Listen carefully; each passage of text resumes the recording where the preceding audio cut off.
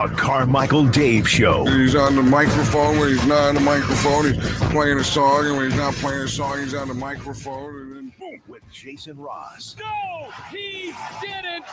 Yes, he did. Call or text at 916-339-1140. It's the Carmichael Dave Show with Jason Ross on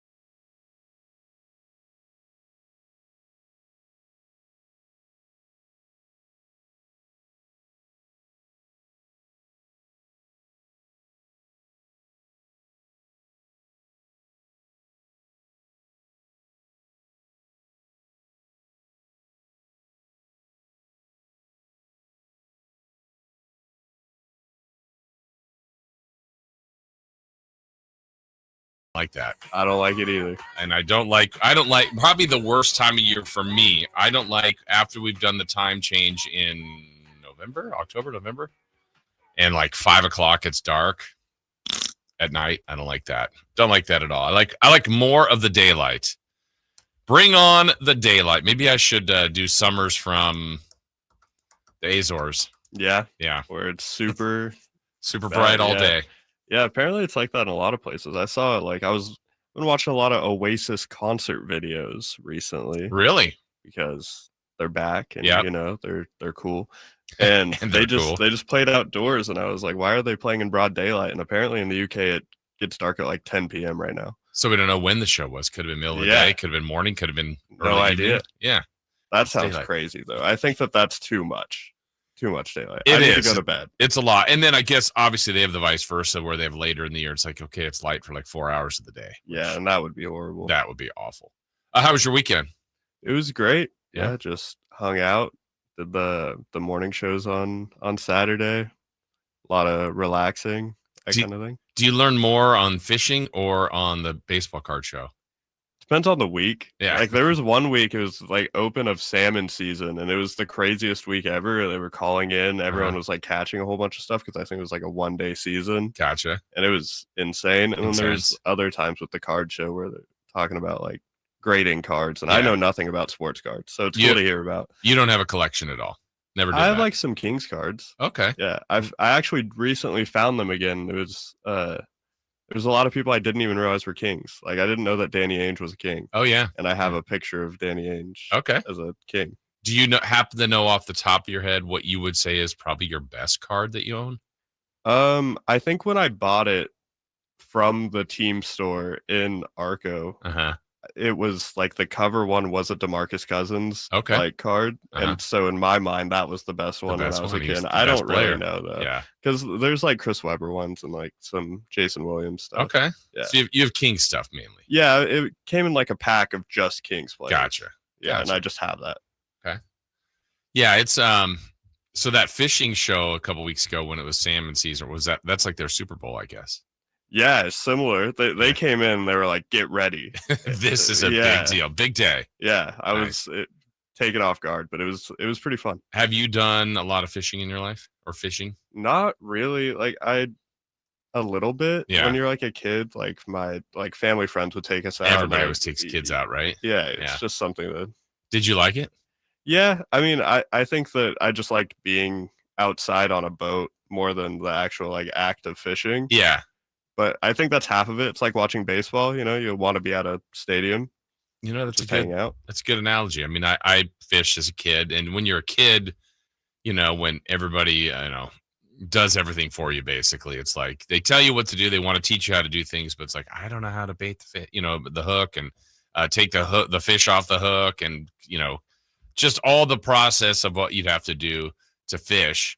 And then when you're old enough to kind of know how to do all that, I think my experiences were just like yours. It was like, oh, I'm with family or I'm with friends. Yeah.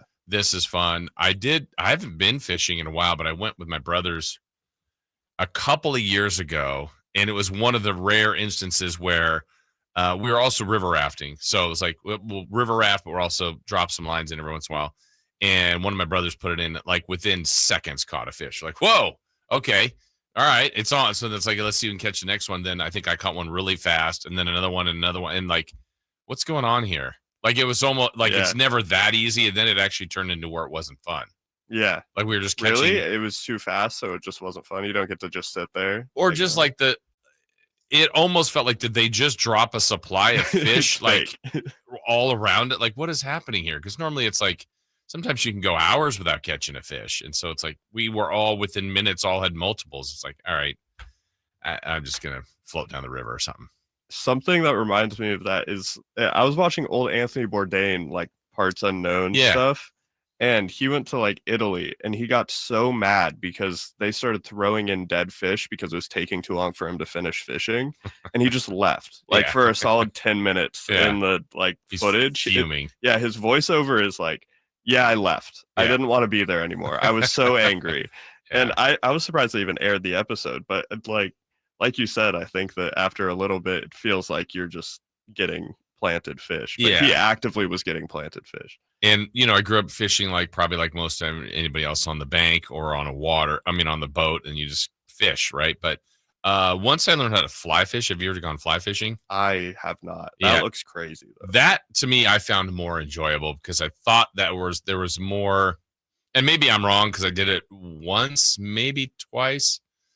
I just felt like there was more to it, a little bit more to the sport than fishing. But, there's people that love fishing, that love deep sea fish. Like, there's all different versions of it. We went deep sea fishing once. That was kind of intense. I was a little bit old. I was a kid, but I was probably 12 to 14 in that range. And like the rods are like bolted in, and you're kind of just sitting on the boat, not really paying attention. Then there's a bite, and like everybody jumps in, and it's like all hands on deck. And and then if you catch something, it's you've worked to bring that in, and it's a big fish. But it's like, I don't know. That's just, they're all kind of a little bit different subtleties. But I haven't been fishing in a long time. But those guys got to take you, Sepp and them, and Kent. Oh, I'll make them. Yeah, I will make them. Yeah, I will make them. Hopefully everybody had a good weekend. We've got a fun show planned your way as always. One more week of vacation for Carmichael Dave. Dave hates this because people are like, "You're always on vacation. You're always gone." I ran into multiple people out in Vegas at the Kings Summer League, and they're like, "Hey, Dave's always on vacation." I went, "Oh, I'm not going to tell him that." That's so funny. I'm not going to tell him that. You don't think he's listening right now? I don't think he's listening right now. Let's hope not. But that was funny that, and actually a couple other people said, which appreciate, very nice things about the show. So thank you. It was good to run into Kings fans in Vegas. When was the last time you were in Vegas? My friend's girlfriend's 21st birthday. Okay. Was the last time I was in Vegas. Yeah.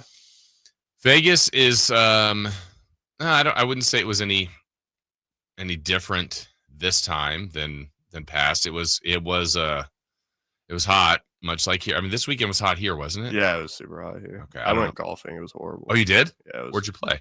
At Hagen. Oh, nice. Okay. Yeah. It was, I was dying on Saturday. I was just like, I need to not be doing this right now. Okay. Here's my playing a golf theory, and we'll see if it holds up with you. I don't know. Yeah, it's hot. It's not like, hey, it wasn't that bad. No, it's hot. But do you find that whenever you reach that temperature of like, it's kind of miserable, or you're sweating or whatever, you've reached your peak heat, like that you're good, or no? Yeah, I mean, like past 95, I'm just like, you're hot. You're gonna sweat. There, yeah. I'm gonna, as long as I keep having like water. Yeah, it's gonna be bad no matter what. And then once you're kind of done, then it's like, and back into a car AC or something, like, whew, that was pretty hot out there. But like, I don't know. I feel like once you've reached that baking point, I don't know, you just keep going. Like, I'm golfing. Maybe every once in a while, were you walking or driving? I was driving. Yeah, then even just a little bit of breeze in the golf cart, even though it might be hot, feels like an oven. No, that was all that you got to be alive. Find the shade every once in a while. Like, I could do this. But how'd you play? Horrible. I'm not very good at golfing. Well, good for you for playing, though. Yeah, I just go out there with friends. Nice. Have a good time. Yeah. Yeah. not the most competitive golfer in the world. You don't have to. I mean, it was actually, I was thinking about trying to golf in Vegas. It was warmer there. I think every day was, the last day might have been 111, 110, 111. So it's hot and it's just nowhere to go. But did not golf. Watched obviously a lot of Kings. We'll have some opinions and evaluations on their first 2 summer league games. They play tonight too. Look, we're looking at a three-time champions, guys. Actually, they've played pretty well the last 2 games, and we were on Friday from Vegas talking about game 1 evaluations, which is always dangerous because it's one game. Well, we're going to do the same today about game 2 evaluations, which is equally as dangerous. Doesn't mean, from one game to the next that, you build all your opinions, but there were certainly some things that were better that we were concerned about on Friday that we will talk about today. But yeah, Vegas was a good time. I always enjoy it. A mix of just not knowing what time it ever is. I mean, Vegas is really good. Casinos are brilliant at that and I forget, I've seen things, Anthony, where there's like shows where they've got kind of loud carpet, so it kind of draws your eye up, kind of muted ceilings, so it brings your eyes down. Everything on the casino, there's lights and, and all the extra oxygen they pump in. It's like everybody's kind of got enough energy, and then there's no clocks anywhere, which we all have phones and stuff. But, it in there, it could be, is it 9 a.m.? Is it 3 in the morning? Is it 4 in the afternoon? Is it noon? Like, it's a mystery in the casino what time it is. Yeah, it's weird. Vegas is a whole different world. Like, it is. You're coming from the airport, and it's like a mirage. Mm-hmm. It's just desert and then golden buildings. Yes. It's the most insane place I've ever been. And then lights everywhere, action, cars, people. It is a fabulous people-watching place. Oh, yeah. I like to people watch, just observe. And, we all come literally in all shapes, sizes, ideas of, I was there on a Friday night and a Saturday night, and it's to each their own. It's like, hey, they chose to wear that. Interesting. Oh, they chose to wear that. Interesting. You see, and then now you have, there were conferences and other things. And of course the NBA was in town, and it's a great people watching place. And then to me, the funny part is I'm pretty good at faces. And then if I've seen you before, or, if you were an NBA player, but there was every once in a while, I'm like, oh man, gosh, did they play 5 years ago or 20 years ago? And I know them. Where do I know them from? What team? And so there was a lot of that. And it's just seeing the different collection of people is pretty awesome. Have you been to Vegas Summer League at all? I haven't been to Summer League. Okay. No, I would love to. That seems like such a fun time. It seems like going to an AAU tournament just with like really, really good basketball players. Yeah, it's very similar to that, I would say. And then you could just tell, I mean, there is really a discrepancy in Summer League teams. Like, to be honest, I know Cooper Flagg, and we're talking about him a little bit today, played in his 2 games, and they're shutting him down. They didn't give him a lot of a roster around him. And he's the centerpiece. He's the guy that they're worried about for next year. And then other teams are like, man, that guy played last year. That guy played in the league. That guy played. They've got like 4 guys that played on the team last. This team's going to do great. So, and the Kings are a little bit of that way. I mean, Devin Carter played in the league, and not a ton last year, but he played. Isaac Jones, Mason Jones has been around. But you can just tell the teams that are kind of have some people that can function and get things going to help the rookies, and others that you're like, ooh, I don't know that there's an NBA player on this team. And they're trying to make an impression, but the fact that it's game after game after game, and it literally ends, horn, 30 minutes. That team's kind of trying to get off the court. Next 2 teams are coming in, warming up. People are coming in and out of the gym. It's a little bit of controlled chaos, but it's kind of fun. Yeah, I would love to go. That sounds super fun. Just nonstop basketball. Yeah, and then you can bounce between the 2 arenas are connected. So if you go out of Cox Pavilion, which is the smaller one, it connects right into the concourse of Thomas and Mack, which is the bigger one. So you can go back and forth between the arenas. Once you get in, I do think some people get there at the first game, which is 12 or so, and then the last one's at 7. So some days there's about 10 games. They're about 30 minutes apart, bounce back between arenas, and basketball junkies love it. So they're all over the place. Yeah, it sounds insane. I've been to the California Classic. Yeah, so that's it's similar. that like, times you get to watch multiple games. Yeah, it would be that with a second arena and more teams. I mean, basically an arena right there connected to Golden One if they had it. Sounds like heaven. Yeah, exactly. There we go. Exactly. So we will tell more stories about how that trip went. Certainly would love to hear from you guys at 916-339-1140. We have 1-800-920-1140 if you'd like to get in on the phone lines as well. Like we said, we got a normal Monday show coming your way. We will have Safer Out now that baseball has reached the midway point. We will have a reaction from the Kings on their second game. We will also have Three for Madness. We'll kind of try to make an assessment on where the Kings are now, now that we're a little bit into free agency and the movement is it has slowed down substantially. And we'll get into all that and so much more. Alan is still in Las Vegas. We'll get stories from him. That guy was everywhere. He's a hustler. Appreciate Alan. He'll join us, and we'll end it up with celebrity birthdays all at the end of the day. But let's do it. Let's get you started off with Leading Off. Let's do it. Leading off, the 3 top stories in the morning. Huge news. This is very important. Here's cut number 1. They're going to prove the 2-0. And once you see that, we start talking about a team that could end up in the playoffs and playing for that Summer League championship. We know that the Kings franchise, the Stockton Kings, won the G League championship. Yeah, that is the call after the Kings' second win. So they took out Orlando. They took out Chicago. They play Phoenix tonight in trying to go 3-0. Again, I will reiterate this. I will say this in a few months when the Kings are in the preseason. I personally, I do not care if they win or lose in Summer League or in preseason. What I look for is the players that we're watching, the players that they've added, they've drafted that are in year 2 that are trying to make an impact on the team. How do they look? How have they developed? How are they playing? Do they look like they belong? And we're going to talk more about that all in detail throughout this show. And certainly they've checked a lot of those boxes. Now, that's me, the organization, the players that are playing. It's competition. I know if I was playing, I'm a competitor, I'd want to win. They put a score, they have a clock, they keep the score, there's referees. Why not try to win? And that's, I would try to win everything you play in. So does it matter if they win the Summer League championship? No, but it's another bragging rights. It's another thing that you're trying to achieve. And so they've won their first 2. They've changed the way this is formatted the last couple of years. So everybody's guaranteed 4 games. And after that, there's, kind of the teams that advance. And so at 2-0, that puts the Kings in a good spot. If they win tonight, that puts them in an even better spot. And then they've got another game. I believe it's Wednesday. And then kind of when that last little piece of the tournament will get going. So they've been able to practice in Vegas. They've been able to work out. They're going through all the regular routines. They're watching film. They obviously have shoot-arounds.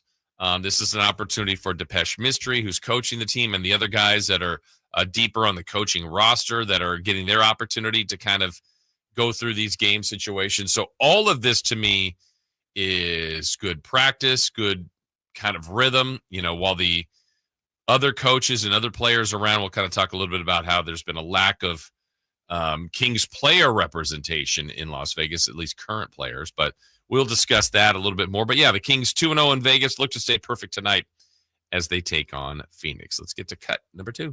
Cut number 2.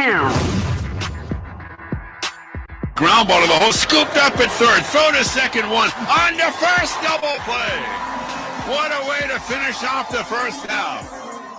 Bears get a 5-4-3 on Guerrero Jr. They win the series against the Blue Jays.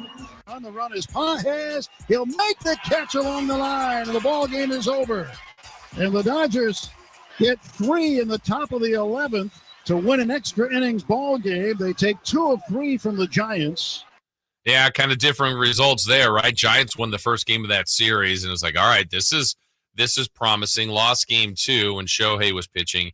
And then yesterday, the Giants had what I would say would be a difficult loss there, obviously losing in extras, as you heard. Not a lot of hits in that game. They go 11 innings, 5-2 was the final, but really it was more about, the Giants creating that opportunity, getting 2 runs in the 9th, ultimately to give up 3 in the 11th. So they lose 2 of 3. I said it on Friday. It's a nice series to try to win. It's not a killer if they don't, but they're getting further and further removed from the Dodgers, who to me still, even through some of their bumps and bruises, are the best team in the National League West, the defending World Series champs. Giants have had, I would say, a good first half. There's been some bumps in the road there too. They've already made the big move of getting Rafael Devers, and we'll see what they do come trade deadline. But the Giants right there in the mix in the wild card race. With that loss going into the All-Star break, they're technically just a half back. Now, the A's, on the other hand, it has the beginning, maybe the first, about early May, they were becoming one of the teams of baseball. It's like, look, this team's not going to be very good. They're 4 games above 500. They were leading the division. It's like, what is happening with the A's? Then they just had that brutal 3-week stretch. I mean, what did they lose? 20 of 21, something just absurd. And I would say since then, they've played, probably closer to a little below 500, but winning a series against Toronto, who was crazy hot coming in. And to me, the A's are about what they're building around the diamond, because they have a roster filled with their own products. A guy like Nick Kurtz, who homered again yesterday, as 17, I think, which leads all rookies after missing. I don't think he was called up till about mid-May. So there are things that they could be excited about, things that they can build upon. But, yeah, they're 11 out of the wild card. They're 16 below 500. It's not going to be a postseason for them, but it's about getting better and seeing what they'll do at the trade deadline. I hope they're not massive sellers. I mean, there's some people that I think some teams will want, but I think there's some young pieces that if the A's kind of stick with it, I think they actually got a bright future. But that's the big mystery. We'll get a little bit more into the A's before we wrap things up here today for sure. But let's get our last cut in leading off. Cut number 3.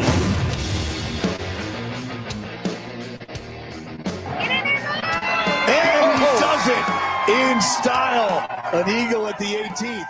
After a tie for second, a third, and a second the last 3 years, Joe Pavelski finally has his American Century Championship title. Was that a walk-off eagle? Do you have any eagles yesterday, Anthony? Oh, no. I had 1 par. Nice. Yeah. And how'd that feel? Great. Yeah, right? Yeah. That's the beauty of golf. A walk-off eagle to win the American Century Championship for Joe Pavelski. As you heard, he's been so close. I like that tournament. I used to cover that tournament years and years ago. It's gotten bigger and better, and Tahoe's always so beautiful. Edgewood's such a great course. And just to see, I mean, I feel like the one bummer for me the last couple of years, I've gone to Vegas Summer League more than the Tahoe Celebrity Championship lately. They're usually at the same time. And it's such a great talk about people watching place. Tahoe's fun, a lot of people up there, but to see the celebrities in a different element, the amount of times I've been up there before, and if you're in any of the casinos, I forget where the players stay, but it's like, hey, there's Lawrence Taylor. Hey, there's Aaron Rodgers. Hey, there's, John Elway, and they're gambling or playing or walking through the casino. It's just cool to see these athletes that you've either grown up watching or watch on TV currently, and there they are just chilling and hanging out and living life, which they're real people. We get to see them out in the wild. It's kind of cool. Yeah, my mom's always talked about going. I've never been, but she's always like, Michael Jordan used to go there. Yeah. That kind of thing. And so she always wants to go, and eventually we will, but it's just, sometimes it just sneaks up on you. Like, it does. I didn't realize it was even happening until my friends were like, I'm in Tahoe. Oh, they were already there. Yeah. And I'm like, oh, okay. Okay, cool. Yeah. So if anyone made the trip up there or had some, brushes with celebrities up there, certainly let us know at 916-339-1140, 1-800-920-1140.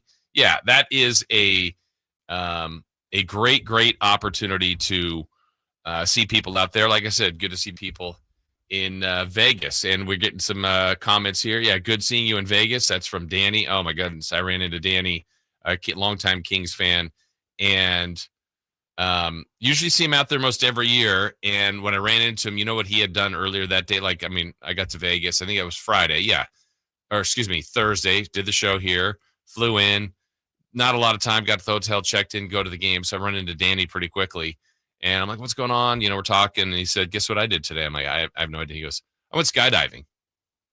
Vegas thing. I'm like, what? What a Vegas thing to do. He went skydiving, first time for him, and he said it was absolutely incredible. Speaking of skydiving, we're going to hear this interview tomorrow, but Kings rookie Maxime Reynaud shares a story about going skydiving with me, not with me, to me, shares that story.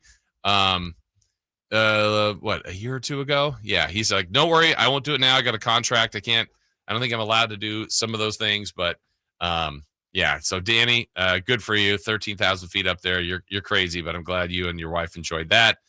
Let's see a couple other before we break. Went golfing in Mesquite last weekend midday. Do not recommend it, but Wolf Creek is amazing. Okay, maybe the temperatures were a bit hot. And then another one, you always want to win, but it's all about development. That's probably the better way to put it. That's what Vegas is about to me, and preseason. Development. Are you checking those boxes? Are you looking like you're progressing to something? And as a byproduct, if you win, it's nice. You'll take it. All right, first break of the show today. Again, Jason Ross is here. That's me. I spoke in the third person. What just happened there?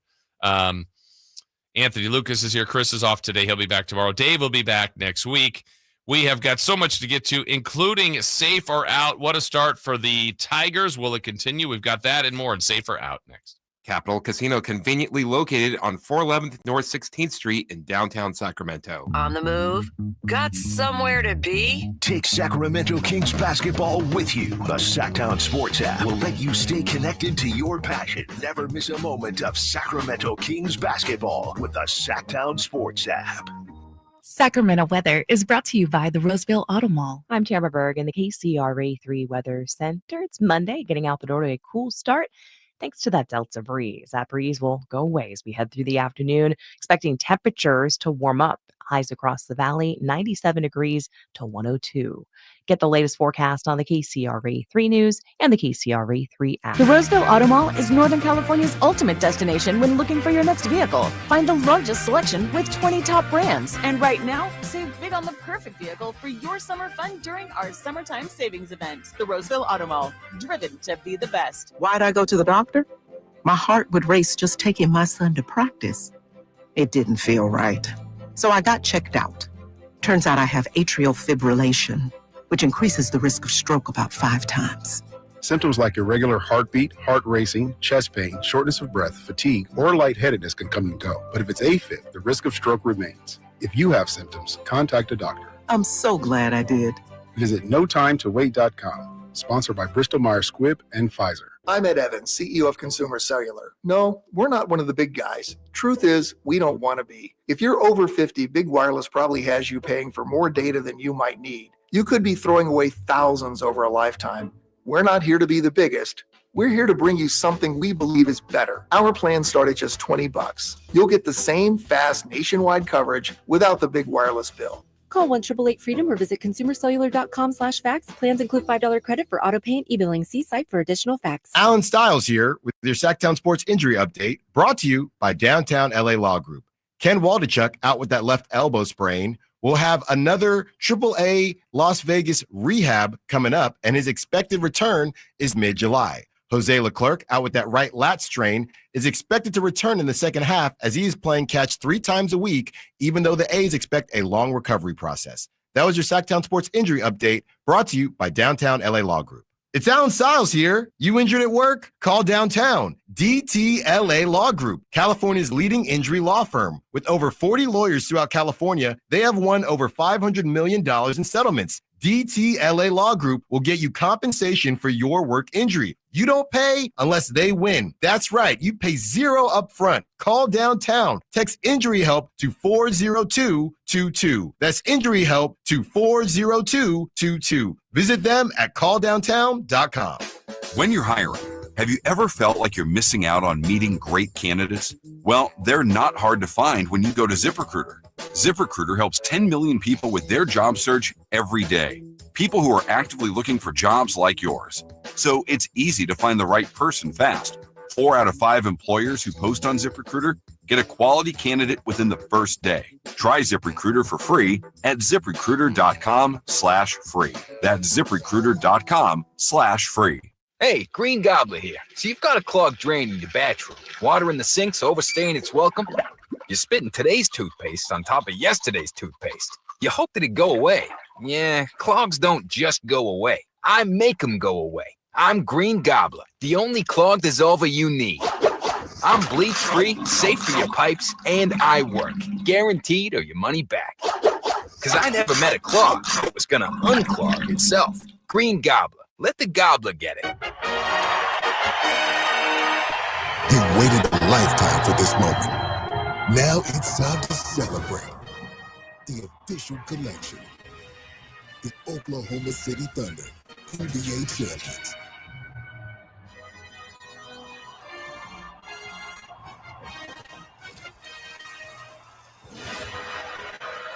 Available now at NBA Store.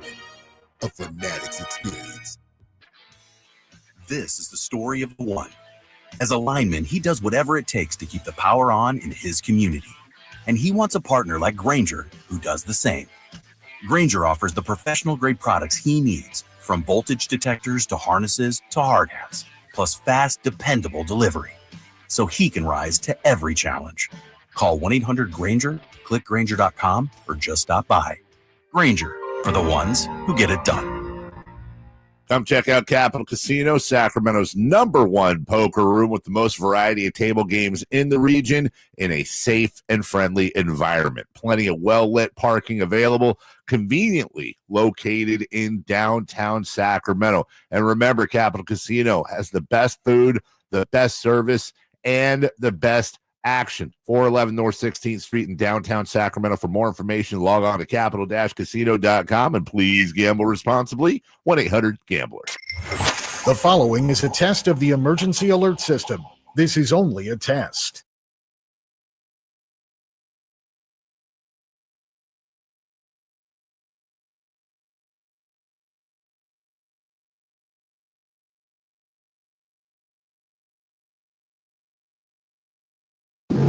Safe or out? It's time to go around baseball. 3 pitches, 3 swings. It's safe or out on the Carmichael Dave Show with Jason Ross.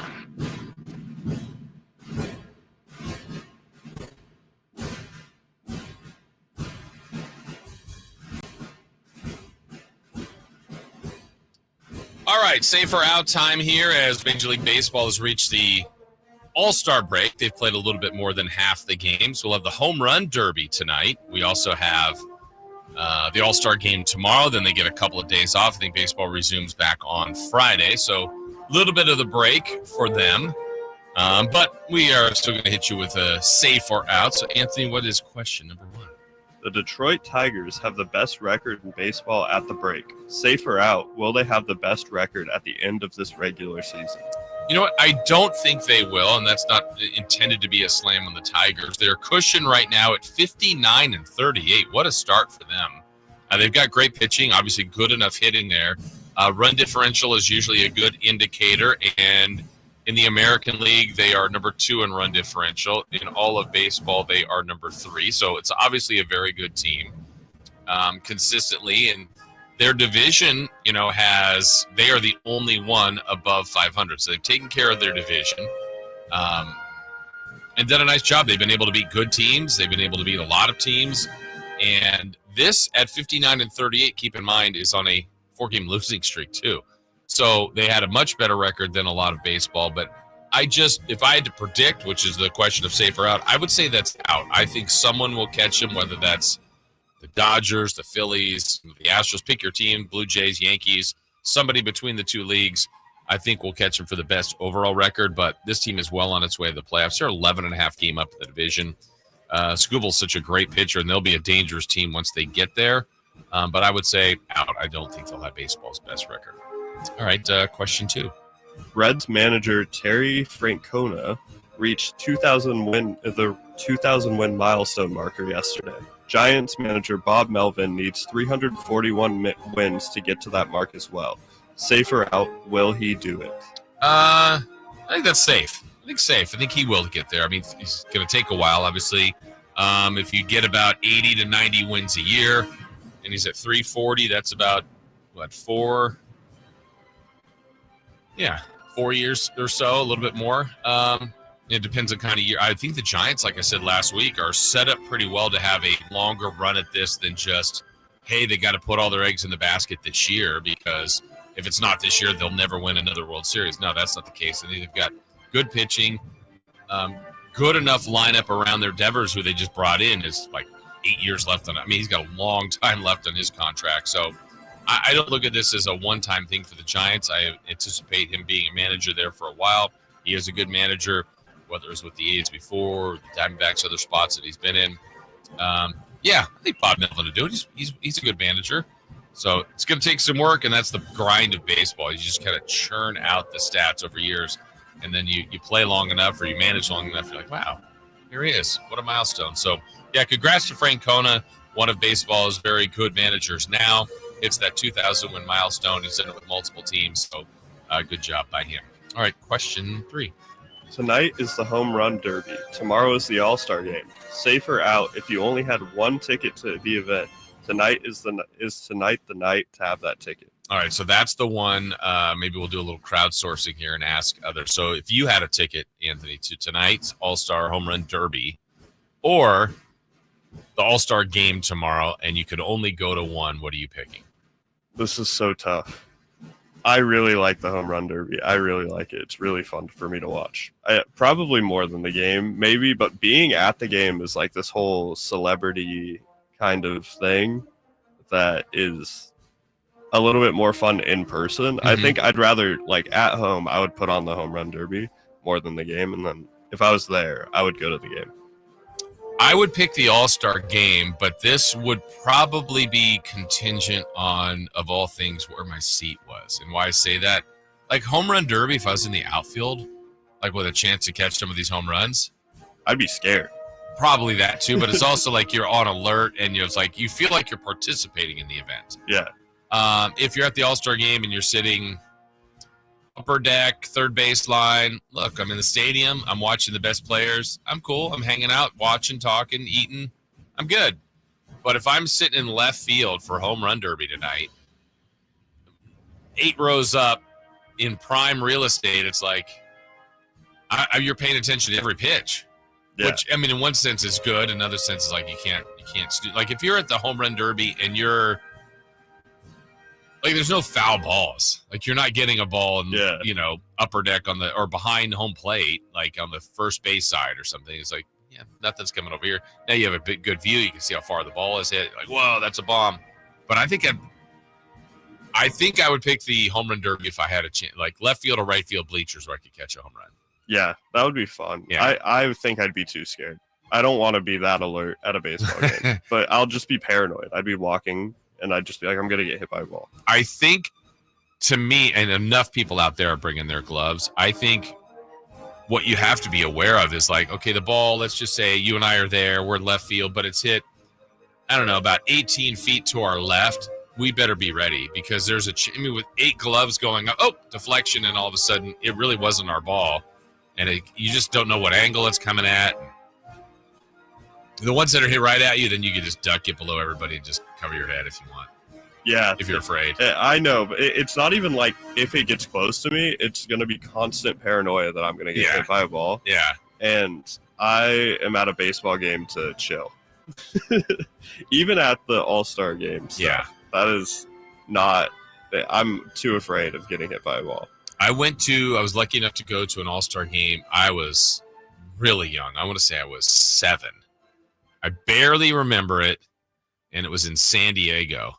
So a long time ago, Jack Murphy Stadium. That's how long ago it was. So long time ago, I'm sure like Johnny Bench and Ozzie Smith and Mike Schmidt, I don't know, all those guys were probably in it, but I was really, really young. I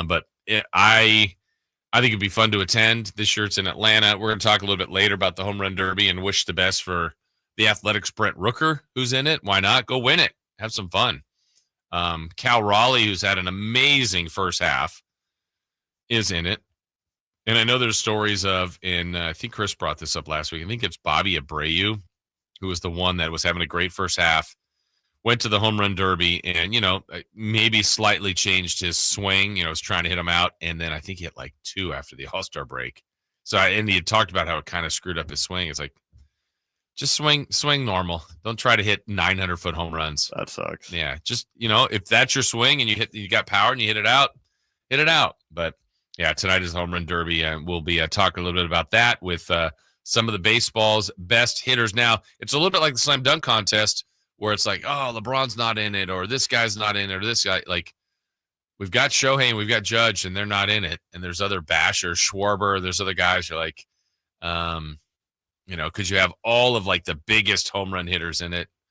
They don't this year, but it still will be entertaining, and it's always fun. We'll see who puts on a show today. All right, break time for us. When we come back, final segment of this first hour. Again, you can reach us at 916-339-1140, 1-800-920-1140. Those of you that are checking on YouTube, good morning. Thank you for being here. Hit that thumbs up, like, and subscribe. While you are here, we greatly appreciate it, as do our bosses as well. All right, break time for us. When we come back, some notes from around the weekend, including a Kings trade that became official and a rivalry that's brewing that I think will be good for the next few years. We'll discuss that next. The Sacktown Sports 1140 newsletter, right to your email. Get your latest on Sacramento Kings, UC Davis, and Sac State with the Sacktown Sports 1140 newsletter. Visit SacktownSports.com to join. The San Francisco Giants are grown right here in Sacramento, California. Watch the future stars of Oracle Park take the field with the Sacramento River Cats right here at Sutter Health Park. From power hitters launching home runs to ace pitchers dominating the mound, don't miss your chance to experience the next generation of Giants baseball up close. It's exciting, affordable, family-friendly fun. Catch the Sacramento River Cats in action all season long. Get your baseball tickets today at rivercats.com. The Giant Summer Sale is here. Get giant savings on our Giant selection only at Folsom Lake Honda, your one-stop Honda shop. Looking to own or lease? Save during the Honda Summer Event and drive a brand new Accord or Civic. See all our specials at FolsomLakeHonda.com. As a family-owned and operated dealership since 2009, customer service is our number one priority. Our customers love doing business with us, and you will too. Folsom Lake Honda. Go to FolsomLakeHonda.com. Your one-stop Honda stop. Hey, it's Mike Rohn. If I have a choice, I like to do business with companies that actually stand for something. That's why I switched from Verizon to Pure Talk. No offense to Verizon, I'm sure they stand for something. I just don't know what it is. Pure Talk, on the other hand, is a veteran-owned company that supports our military in a big way, and I appreciate that. Yeah, I also appreciate unlimited talk and text and plenty of data for half the cost of the big guys, and I do like being on America's most dependable 5G network for just $20 a month. But what I really appreciate is no contract, no cancellation fees, and Pure Talk's commitment to handle all their customer service in this country. I saw it for myself. I went to Georgia. I got a tour of their headquarters. I met their CEO, and I talked to the same customer service folks that you'll talk to when you dial pound 250 and say keyword Mike Rowe. Switch today and save 50% off your first month when you dial pound 250 and say keyword Mike Rowe. Pure Talk, a wireless company that actually stands for something. If you're 55 or older and into that whole saving money thing, T-Mobile has an exclusive phone and internet bundle just for you. Right now, get 2 unlimited phone lines plus 5G home internet for just $30 each per month with autopay, plus taxes and fees. And with 5G home internet, setup is easy with just one cord and no technician needed, which is great if you're also into that whole keeping it simple thing. Switch now and experience the best mobile network in the U.S. Visit your local store to start saving. T-Mobile, it's better over here. Based on analysis by Ookla of speed test intelligence data Q4 2024 to Q1 2025. Ookla trademarks used under license. Unlimited on our network. Customers on voice plan may notice speeds lower than other customers and further reduction if using more than 50 gigs a month due to data prioritization. Video streams and SD on this plan. Home internet pricing after $20 a monthly bill credit plus $5 per line without autopay. Debit or bank account required. See 5G device coverage and access details at T-Mobile.com. Did you know about 1/3 of our lives are spent sleeping? Hi, this is Franklin Rosen with a word about Naturewood Home Furnishings. If we're going to spend that much time in our bedrooms, then our bedrooms ought to reflect our personalities. I remember many weekend mornings when our kids would jump into our beds trying to coax us to start our days more on their schedules than ours. Naturewood Home Furnishings' huge bedroom sale is here, and there's no better time to find the perfect accent piece for your bedroom, or even better, to start fresh by designing your bedroom to fit your lifestyle. From a new mattress and foundation to dressers to nightstands to lamps and more. Naturewood Home Furnishings will help you create a space from simple to luxurious and anything in between. Just drop by and let Naturewood's team help you envision a bedroom fit for 1/3 of your life. Visit Naturewood Home Furnishings right now for this remarkable bedroom sale. Off Highway 50 at Hazel, look for the water wheel. Carmichael Dave here for my friends at American Energy Heating and Air. Yes, I always tell you they are a family-owned operation, been in business since 81, A-plus Better Business Bureau, but it is hot. We are in those Sacramento hot months. I want to focus on them being your second opinion partner. What does that mean? Maybe you've got somebody you're working with or you've worked with in the past in the HVAC world. Guess what? They want to give you a second opinion. How much does it cost? Nothing. You call them up and say, hey, can I get a second opinion on this deal? They come out and they either say, wow, that's a great deal. You should feel better about that. Or they say, we can beat that price. And usually they're going to beat it by a lot. Guess what? You just saved money and it didn't cost you anything to find out. It's a no-lose situation. Go with a trusted company. American Energy, 916-520-9990. That's 916-520-9990 or AmericanEnergyAir.com. Jingle Singers, take it away. Call 916-520-9990 now.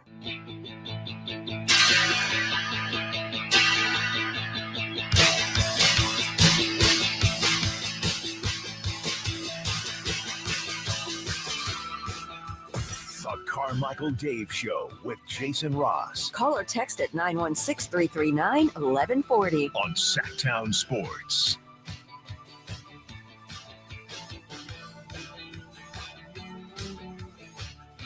All right, rolling along here this morning. Happy Monday to everybody. July 14th. Jason Rossi and Lucas here. Christopher Lott back tomorrow. Dave back next week. Back from Vegas. Got in yesterday. Finally learned on that one. I didn't do the first flight out yesterday. Nah.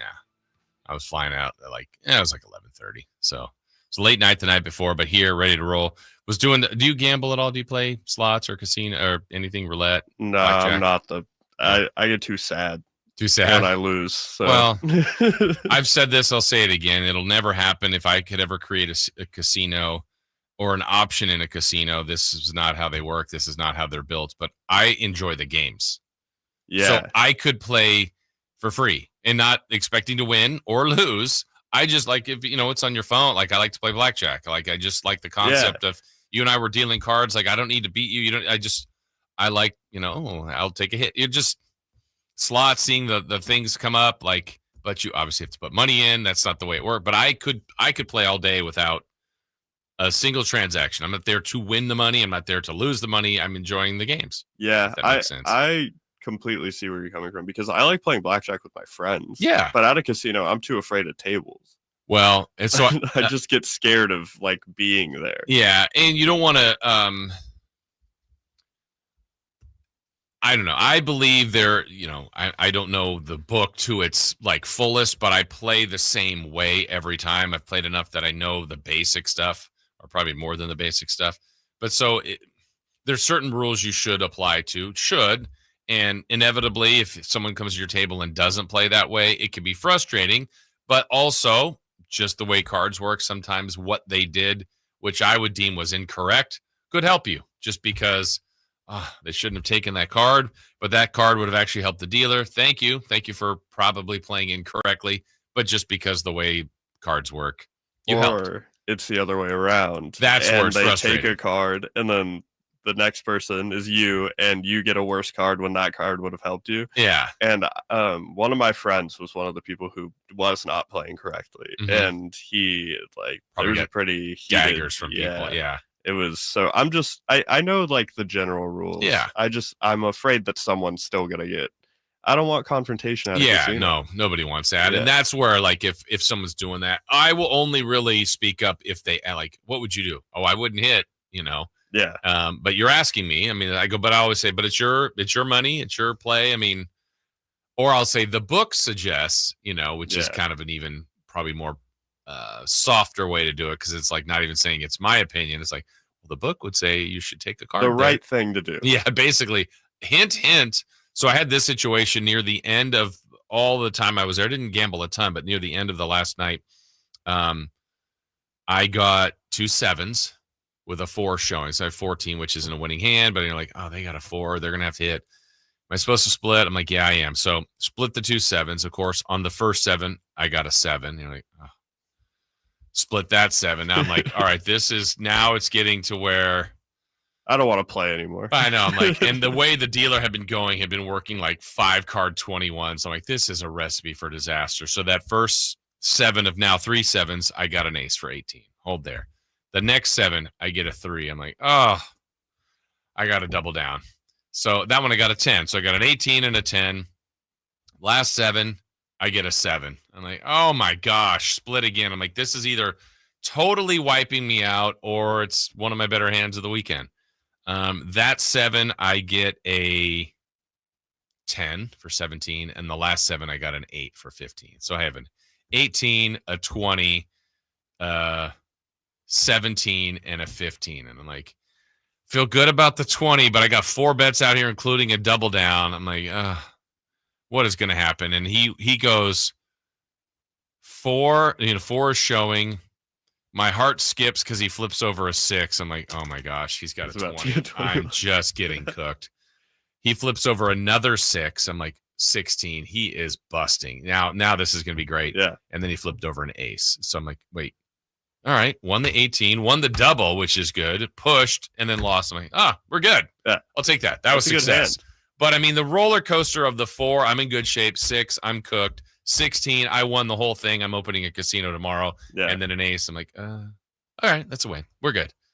Too stressful. That is way too stressful. Yeah, just one hand at a time is easier for me. Yeah. Yesterday in the morning was watching. I am a fan of tennis. I don't watch all of the tournaments. I've always liked Wimbledon. Watched Wimbledon yesterday, the men's final, which was great again. And we're seeing a pretty good rivalry here with Jannik Sinner and Carlos Alcaraz, number 1 and number 2. I know Djokovic got knocked out the other day, but these two young guys have met in a couple of finals now.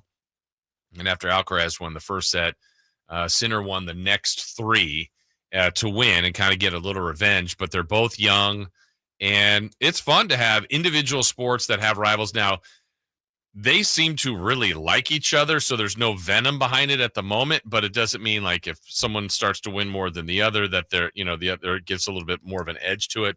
But the tennis was really good. And so that was a fun rivalry I think we're watching it start to develop. And the more and more times it happens, the more and more times they meet in finals, I think that story will continue to write itself. Some other notes from around the weekend in Vegas, this came out where it looks like Cole Anthony, who was acquired in a deal by the Grizzlies, is going to be bought out, is likely going to sign with the Milwaukee Bucks. So Milwaukee's been aggressive to try to do their part to keep Giannis. I don't know if they're good enough, but they might be in the East, but I don't know. It's kind of an odd collection of players that's good. It'll be a good team, and Giannis will make him go, but I don't know if they got another run in them or not. Yeah, I don't know either. I think they've been aggressively making lateral moves. Yeah. Just to show that they're making an effort, maybe. But there hasn't been a wow where you go, that move right there is a difference. Where you go, yeah, I mean, these players all may help. Gary Trent, I mean, everything they've done makes some sense, but you just go. Yeah, I think maybe they're hoping that if Giannis sees that they're trying and just like doing something, then maybe it'll like renew the doubt leader, because he started doubting, and then if you kept it the same, then that's really bad. Right. Changing anything might help a little bit. I don't know what they're really trying to do. And I think, they probably did need to move on from Lopez at some point. Connaughton's gone, Lillard via injury and a buyout, but they went for Kuzma last year. Porter came in, kept Portis, kept Gary Trent, now getting Cole Anthony. Solid team. And in the East that, it's going through a little turmoil, so we'll see where that happens there. And then the Kings and Nuggets trade officially went through. This is the one that was a bit of a surprise to a lot of us. And when found out that Valanciunas was being dealt, that whole story too, interesting, because I had heard some rumors about Valanciunas maybe looking to go overseas.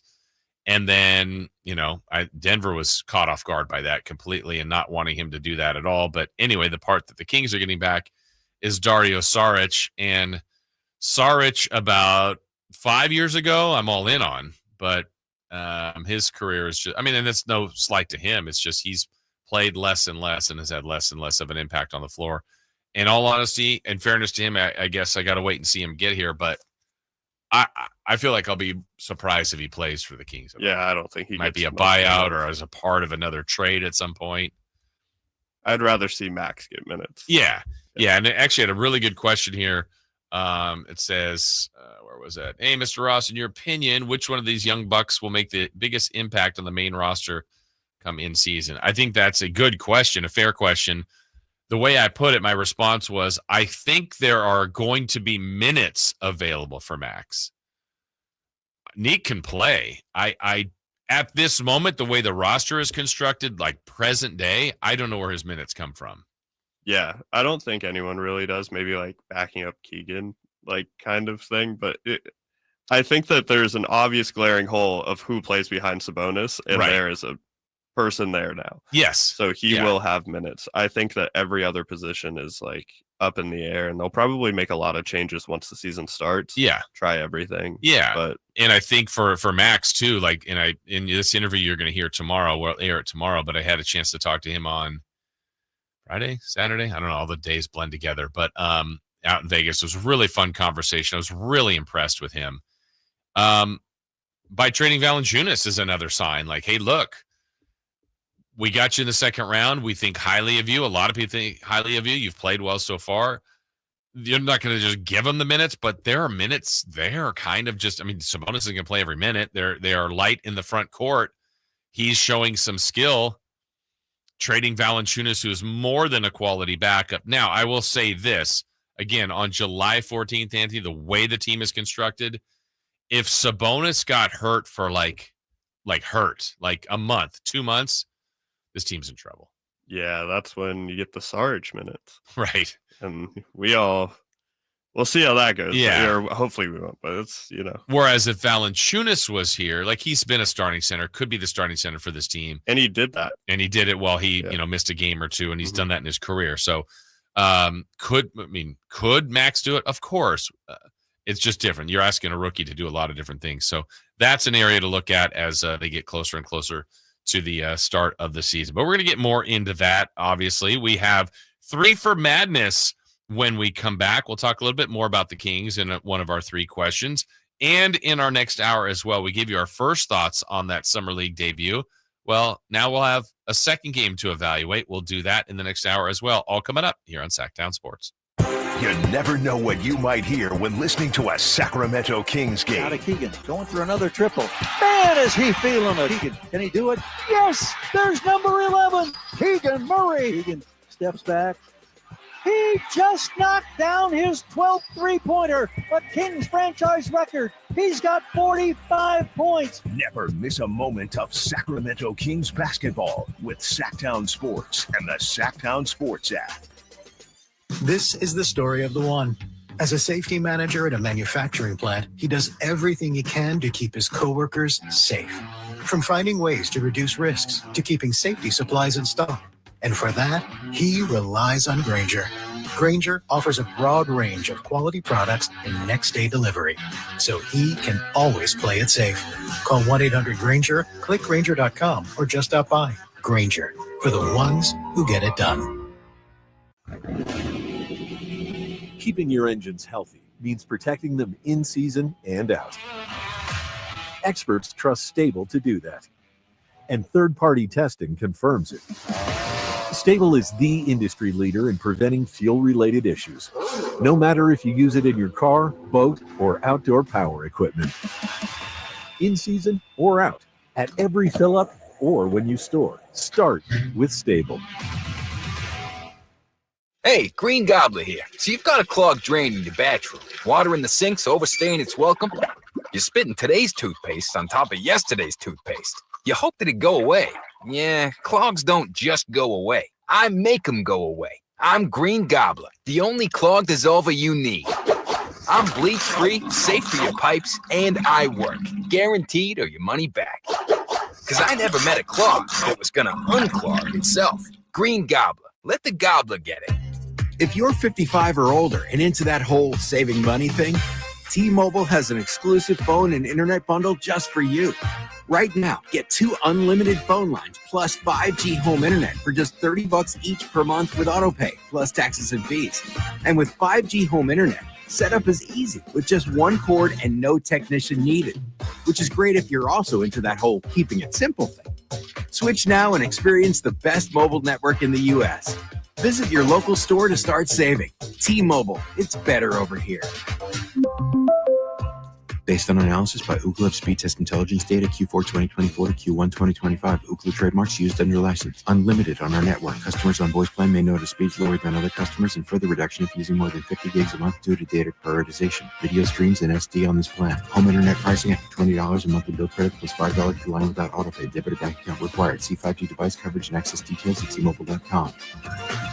Summer's flying by, and that back-to-school checklist, it's growing fast. New backpack? Check. School supplies? Check. Dentist appointment? Let's fix that. Kids Care Dental and Orthodontics is making it easy to cross dental checkups off your summer list fast with priority scheduling for new patients and kid-friendly care that makes them smile. It's one less thing to worry about before fall. Call now or book online at kidscaredental.com. That's kidscaredental.com because healthy smiles should be the easiest thing to check off your summer list. Hello, Sacramento. I'm Emran Pilati, owner of True Sports Cards and Collectible Store here in Rockland, California, and the host of the True Sports Cards Show that airs right here on Sacktown Sports 1140 every Saturday from 10 to 11 a.m., where we discuss the latest trends, hottest products, and deliver exclusive interviews with other industry leaders. And don't forget to visit our shop, True Sports Cards, at 6661 Stanford Ranch Road in Rockland and see what we have for all your sports card and memorabilia needs. What's up? We're talking to Chad Hobbit, a Hobbit Dodge Chrysler Jeep Ram in Woodland. What's happening for the Hobbit Employee Pricing Plus sales event? We're going all in on Ram this month with not just employee pricing, but huge emphasis on the plus. You can only get at Hobbit.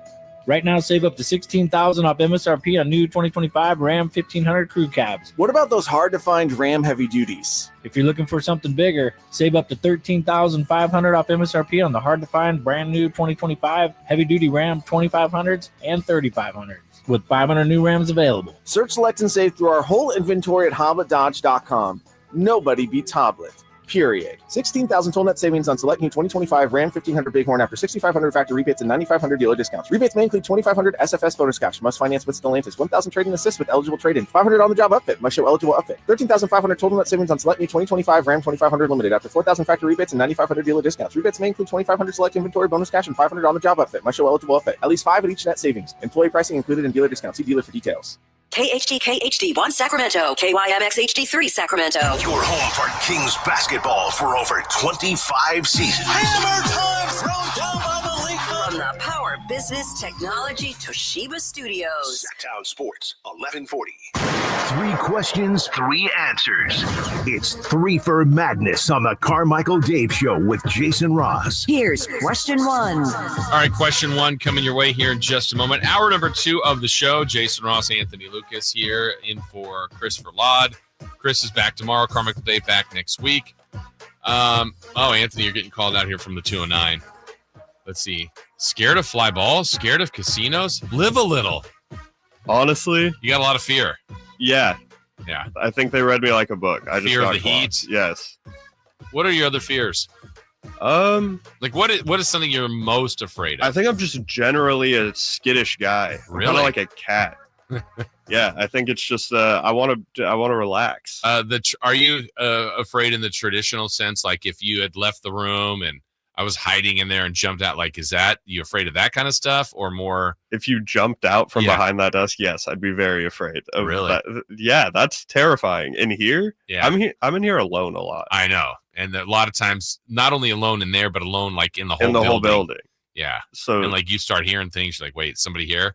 Yeah, honestly, I haven't gotten maybe I'm being hyperbolic. Like I'm not the most skittish, but I'm scared of fly balls. Yes, I'm afraid of getting hit by a baseball. I think that's a fair fear.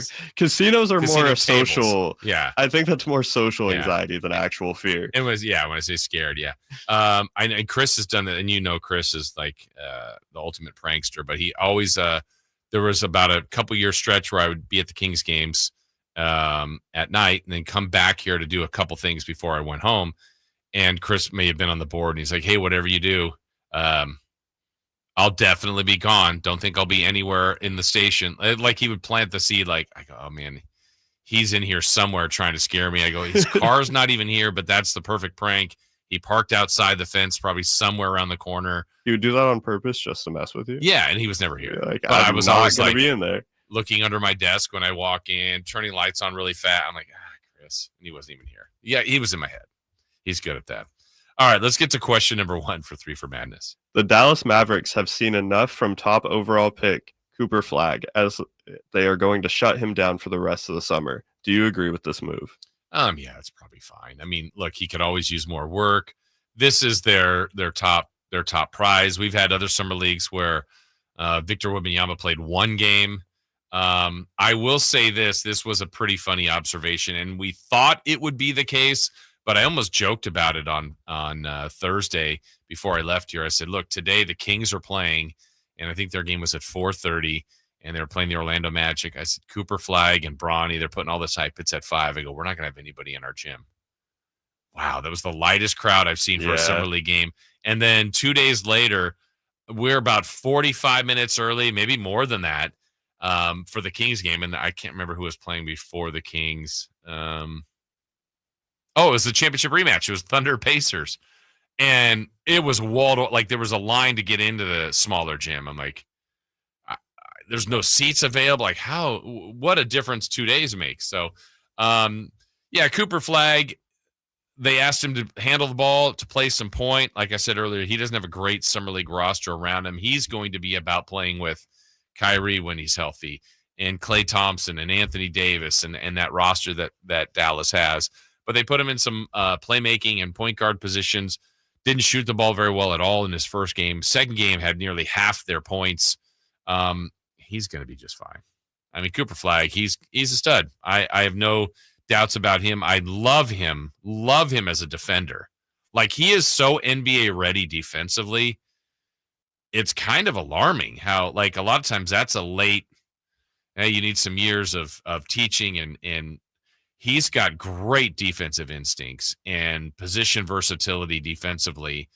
And he's already got offense. I mean, it's not like they want to wait on his offense to develop. He's a really good offensive player, but I think he's going to make a huge impact for that team defensively. Yeah, his instincts, like you said, are insane. His communication is always what I like to see from defense in Summer League. We talked about it before, but in Summer League, I look at defense a lot more than I look at anything else. Yeah. Because you can get as many fouls, 10 fouls. Yeah, 10 fouls. You can do whatever you want. Just like try really hard defensively.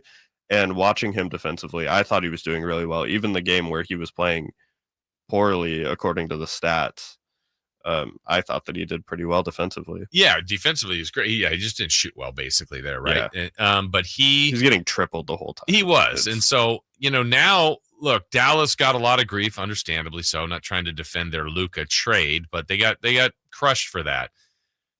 If you go on what the premise was, let's go to that. The premise was Dallas believes defense wins championships. They're not alone in that. A lot of people believe that. Anthony Davis is a better player defensively than Luka. Max Christie's a nice player there. They also got other defensive players on their roster, and to add Cooper Flagg. When last week we were on the show talking about NBA over-unders, and Dallas was the same as the Kings at 38.5, I think that's criminally low. Me personally. I think Dallas is going to be very good. I mean, it all depends on health, right? I think that it's always weird to kind of see when Anthony Davis will be playing and when he won't be playing. And then Kyrie gets back, hopefully, after the All-Star break, is what I've heard. So until then, it's young guys and Cooper Flagg for half the season. I mean, Anthony Davis is back. Yeah. So, but who knows? Like, I'm always skeptical about Anthony Davis. So that's fair. Maybe that's what they're thinking is injuries, but I don't know. Vegas knows more than me about most things. They're usually pretty good. Yeah. But if I go off of that premise, I would bet the over, which isn't a wrong one to do. This will probably be what they do on most of the night basis. We'll take them to the All-Star break of this. Derek Lively, Daniel Gafford in some way at center position. Anthony Davis, PJ Washington at the power forward position. Cooper Flagg, Najee Marshall at the small forward position. Klay Thompson, Max Christie, and then D'Angelo Russell and Dante Exum. I'm like, I like that team. That's not even saying Kyrie Irving. Maybe I'm lower on them than you are. Yeah. I still think that they're really good. Yeah. But I think that like around a 500 team is fair. Okay. Yeah, and last year they won 39, which would have been over. I mean, now if you're going over, all you need is 39. Yeah. And they went through a lot of stuff too, and they traded Luka and got AD, and then he, missed a bunch of games, came back at the end. I just think there's more there. I think they're well coached, and Jason Kidd, I think they're big. A lot of teams aren't going to be nearly as big as them. Yeah. Now it might hurt them in some games, but I think that's still going to be a beneficiary for them. I think D'Angelo Russell around that group will be fine. I don't know. We'll see. But yeah, shutting down Cooper Flagg totally makes sense. He doesn't need to play anymore, doesn't need to get hurt, certainly, and may still be going through workouts and other things with the team, but won't be playing in any more Summer League games out there. So it makes sense to me. All right, let's get to 3 for Madness. Question number 2.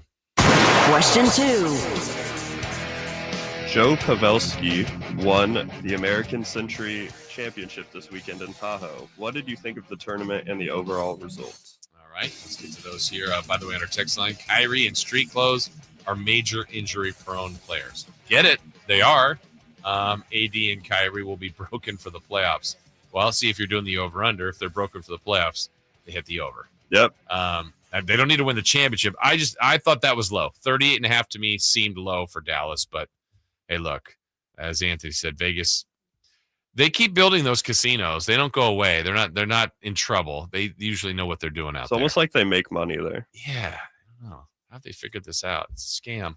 The American Century Golf Championship is fun. To me, it's an awesome atmosphere to see athletes go out there and play a game that Anthony played this weekend, that I'll hopefully play some this week, that we all can play, hopefully have played and enjoy golf. And I can say this, I can't imagine going out there and like just the first tee shot, if like, ladies and gentlemen, welcome to the first tee, Jason Ross, or boo. Like, hey, might want to, I might spray one over there to the left. I wouldn't stand in front of me right there. I don't want to be the one that hits you. But, hopefully they pipe it right down the middle and everyone goes, ooh, nice shot. But Joe Pavelski wins on a walk-off eagle. He's been so close to winning this thing. John Smoltz is a really good golfer, finished second. Where did Steph last year? Was he last year's winner or the year before? I think he was last year. Fifth. Mark Mulder, who's won before, was sixth. Annika Sorenstam was up there. Tony Romo. Actor Michael Pena finished 10th. How about that? Let's kind of go down the list and look at Austin Reeves was up there. At one point, I think in the first day, it was like Caruso, Reeves, and there was another basketball player. I don't even think it was Steph. Or maybe it was Steph. It's like 3 of the top 5 were basketball players. Caruso finished 17th. It's the modified Stableford scoring system, too, so it's a little bit different. It's points for bogeys, or negative points, basically, but points for birdies. I think 8 points for an eagle. So, yeah, different ways to get total points here. But it's like anything in golf. You want par or better if you can. As we go down the list, there's Carson Daly in 22nd. He's been a pretty good golfer. Derek Carr, Jerry Rice. We're continuing to move down. So I'm going to grab someone. I think there were how many golfers here? There was 90 golfers. I'm going to go to 45th. Okay, Sam Darnold and Nate Bargatze. So you got a quarterback and a comedian. They finished +6 in the modified scoring system. All right, but I wanted to know what they shot. So Nate Bargatze shot, like this is what he shot an 87 in round 1, an 88 in round 2, but an 80 yesterday. So that got him to, he was at -1, -3, then he ended up at 6 total points. So that's how it was. So, all right. I feel like, do you know what you would roughly shoot out there, you think? Not even. I'd stroke out. Not even joking. I have no idea what I would shoot there. Okay, let's see. Let's go to the very bottom here. Let's see. After we said 45th, so we're just going to keep moving down. Gary Sheffield, Emmett Smith. All right, here's another one. We got to pick this one that is in 57th. Zach LaVine of your Sacramento Kings shot an 88, an 89, and an 87. I don't think that's too bad. Where's Barkley? I feel like I'd be there with Barkley. Well, Barkley's gotten better. At one point on the first day, I'm like, what is going on? Barkley was like in 10th. Oh, never mind. No, I would not be shooting with Barkley. Well, I'm gonna look because I don't see him anymore. I don't know if that was just some weird day. A fluke. All right, there he is. Barkley, 69th. He shot a 93, 96, and an 81. Yeah, he had a good day. All right. So that was round one. Sorry. Yeah, that's the one. Yeah. So he started with a bogey. Then he had an eagle. Wow. Bogey, eagle, double bogey, par, double bogey, par, birdie, par, bogey, par. Good for him. Double bogey, par, double bogey. Okay, 81. Impressive. But that helped him. Then he went to 81 to 96 to 93. He's a funny golfer. We keep moving down. Colin Jost. George Kittle playing this year. He shot 93, 94, 96. That's probably more most people's pace there. And George Kittle was 81st out of 90. Baker Mayfield was an 83rd. Jason Kelsey, 86th. Grant Hill, 87. Let's see what Grant Hill shot. 92, 104, 97. And bringing up the rear from the Today Show, Dylan Dreyer. She's one of the anchor or weather people there. She shot a 100, a 99, and a 99. I don't see any birdies. No birdies. 1, 2, 3, 4, 5, 6. 6 pars. Where do you think you would have landed in there? I think I generally shoot. Now, I'm assuming they played from the tips, which I don't. I'm assuming. And then the other thing is, I don't know when you play with your friends, a 4-foot putt, they're like, that's good. Pick it up. Do you do that some? Sometimes. It depends on how many times. Like sometimes we're just more like, we got to get out of the way. Oh yeah, no, and that's true. So if you pick it up though, it's like you pick up, I probably would have made that but you don't always make those. So I got to add a few, but it doesn't happen all the time like that. But sometimes, you might miss a 2-footer just because I'm not a golfer. Yeah. But generally I shoot mid 80s, 85, okay, 86, 83, 88. I mean, it's Barkley range. Can be, but again, now he's in the tips and and in front of people. So I don't know. I'd be near the bottom. That's safe to say. Yeah. But I'd have a good time. I'd be last for sure. But having a good time, but just not going to the tables after that. Yeah. Yeah. All right. Hopefully if you went out there, like I said, if you had any brushes with the celebrities out there, got some autographs, got some pictures, part of all the festivities where they got the hoops up there, they got the boats, the football. I mean, it's just a show. It's a spectacle out there. I forgot what trio went by where they had the basketball hoops set up. I know it was Ray Allen. Vince Carter. Oh, I think it was Vince Carter, Ray Allen, and then Grant Hill, and they Yeah. all made the shots. Mhm. It was like great. And then who hit the hole? Jimmy Rollins hit the hole in one to win a boat. I did not see that. That's Yeah, crazy. His first ever hole in one, he won a boat. Wow. Like just what he needs. But good for him. Good for him. All right, question number 3. Question 3. The Sacramento Kings have now played 2 Summer League games, and unlike many other teams in attendance, they did not have a lot of current players representing the team. What gives? What gives? Yeah, is it absolutely imperative? No. But it was odd on Thursday. Kings played Orlando. Now, Orlando didn't have a bunch of team representation either. I think they had Jalen Suggs, and I don't remember seeing a lot of other guys now to think about it. But when they played Chicago, there's Patrick Williams, there's Kevin Huerter, the former King, there's the Colby White. I don't know. They had like 4, 5, 6 guys from the team that were there. Now, again, they might be working out, but the point is they were supporting. The Spurs were there. De'Aaron Fox, Harrison Barnes, Jeremy Sohan, Castle was and the Kings, game 1, there was not a current player there. Game 2, Terrence Davis was there. Is he on the team? Is he not? There's a roster spot. He was signed at the end of the year. Everybody likes Terrence Davis, but I mean, another backcourt guy that's not a point guard. So he might be there like, hey, sign me, just trying to get a look that way. I will say this, leaving yesterday morning, going to the airport, I was walking in, Keon Ellis. So Keon's now there. I don't know that I'm not reading any more into it than that. Now, part of it, look, we just talked about Zach LaVine. He was in Tahoe playing in the celebrity tournament. In fairness, maybe to some of the guys that are currently on the roster, and who would that be? Who are we talking about? Sabonis, Keegan, Malik, DeMar, kind of that group. And they don't have a lot of players that are currently, I mean, I guess you could add, well, Sarge became official yesterday, I guess Eubanks, but a lot of the other guys that may be around are playing there already.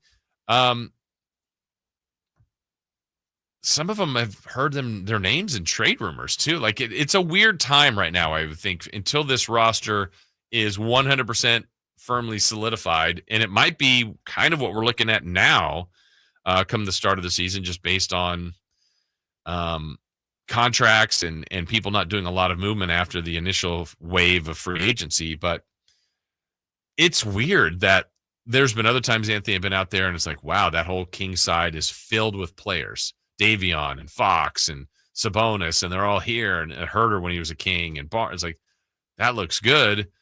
And then it's basically front office people for the Kings, which is okay. I'm glad they're out there supporting the team, but you just don't see current players out there. Yeah, I think it's exactly what you said. People have seen themselves in trade rumors, and you're in the middle of like a regime change with Scott Perry, and maybe they just don't feel very secure in the team. They don't feel that. I think that's obviously it's speculation. I don't know. They could just be with their family on vacation. And I'm sure they're working out and doing. I mean, all those guys are getting ready for. I mean, they've been all. It's not like, to me, and you've heard Doug say this on the show before when I was working with him in the afternoon, and even as before that when he would come on as a guest.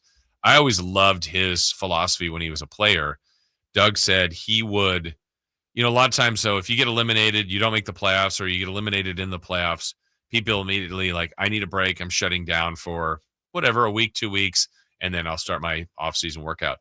Doug's philosophy, which I thought was great, he's like, he always went through the finals because he's like, I got to know what it's like to make this run. And so I don't want to go, oh, we're out in April and I shut down for 3 weeks and then pick up my routine. He's like, no, I got to know what it's like to go if I was OKC this year and have to play till middle of June and game 7 of the finals. It's like, I'm working out as intensely as I was still playing. And then I can take, when the champ's crowned, then I take my time, get my time with my family, regroup, and then, kind of start my next regime. So everybody's different how they do it.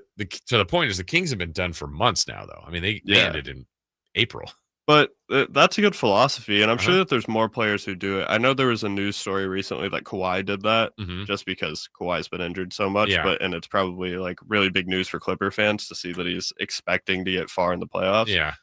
But I'm sure that there's more than just Kawhi who do that. It might not even be a weird thing for Kawhi to do. Right. It might have just been news because it's convenient to kind of make that. So maybe that's what's going on. Like they've been working out and now they're on vacation. Yeah. Happens to be overlapping with summer league. Yeah. Or maybe, like I said, I saw Keon come in. So tonight when they play, are there going to be a few more guys there? Maybe they're, and sometimes they do some other workouts. I know that one time when there were, like I said, 4 or 5 Kings players there, they were also all working out together in Vegas. That could be the case now. I mean, summer league's not over. I mean, they've only played half their games. There's 2 more that are guaranteed. And then, there's kind of the tournament part after that. So still more time to go. Vegas is a long 10 to 12 days out there. So, and then, like I said earlier, you kind of lose track of time. I felt like I was there a long time and I was really there Thursday, Friday, Saturday. So it's still another week left. Yeah. So a week. I'm sure we'll see more people. If Keon's there, maybe we'll see more people there. Yeah, we shall see. So I wouldn't read into that and like say, is this is the team broken up? Is the morale bad? I mean, I don't want to say one way or the other. I don't know. I don't think that's the case, but I know for me personally, I think the main people we've kind of heard in rumors has been like Carter and Monk. Well, Monk's one that I'd be like, Monk's usually kind of a pretty social guy around the guys I would think would like to be in Vegas. I don't know. I don't know if that's bothered him or not, but he has not been traded. He is a King. And for all I know, every plan to go forward with Malik Monk. But I don't know how he feels about that. I don't know how Carter's been asked about that. He's trying to take it as a pro. And I mean, it is the reality. It stinks that we're I think we all thirst for these rumors and the trades and the potentials, but like these are back to the basics. They are human beings and have feelings. And a lot of times it's like, if we go back to a year ago when Malik Monk made the decision to stay as a King, that was probably the peak. Like, I want to be here. I love the city. I got paid well to stay. And then it's within a year. It's like, wait, the coach I agreed to stay with is gone. I like Doug Christie, but now he's in. There's a new GM. Wait, I'm being rumored in a trade. Like, what's happening?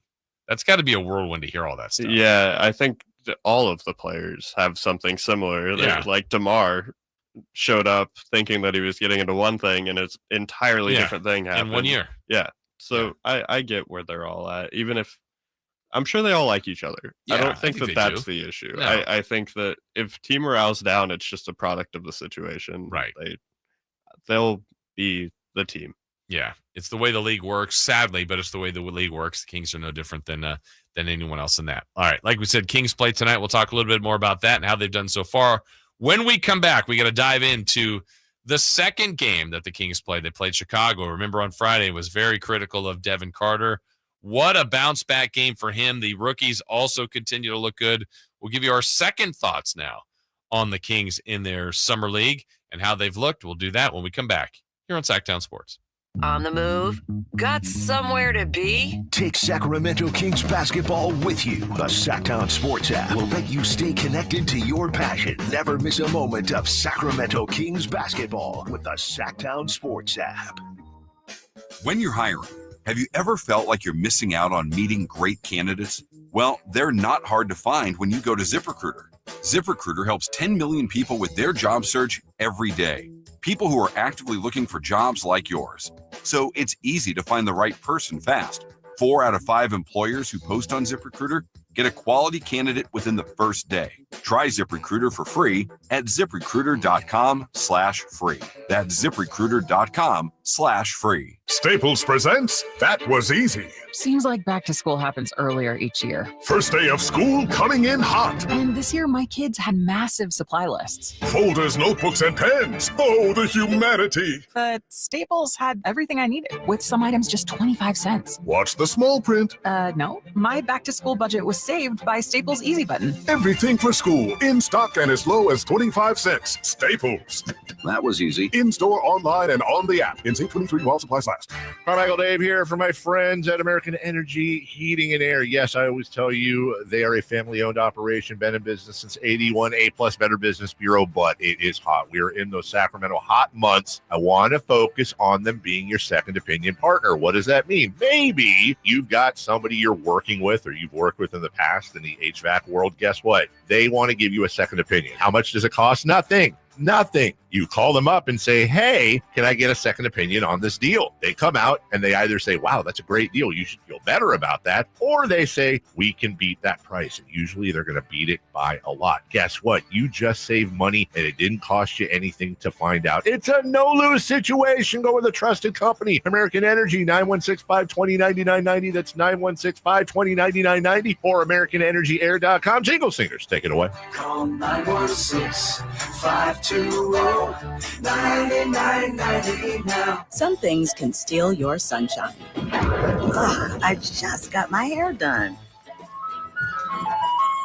Sorry, the cooler's broken. Anyone see my flip-flops? Anyone? But COVID-19 can steal a lot more. I just took a COVID test. Ugh. Prescription medications for COVID exist. If you test positive this summer, ask your doctor if they're right for you. Visit PfizerForAll.com/COVID-19 to learn more. Sponsored by Pfizer. This is the story of the one. As a lineman, he does whatever it takes to keep the power on in his community. And he wants a partner like Grainger who does the same. Grainger offers the professional-grade products he needs, from voltage detectors to harnesses to hard hats, plus fast, dependable delivery, so he can rise to every challenge. Call 1-800-GRAINGER, click Grainger.com, or just stop by. Grainger, for the ones who get it done.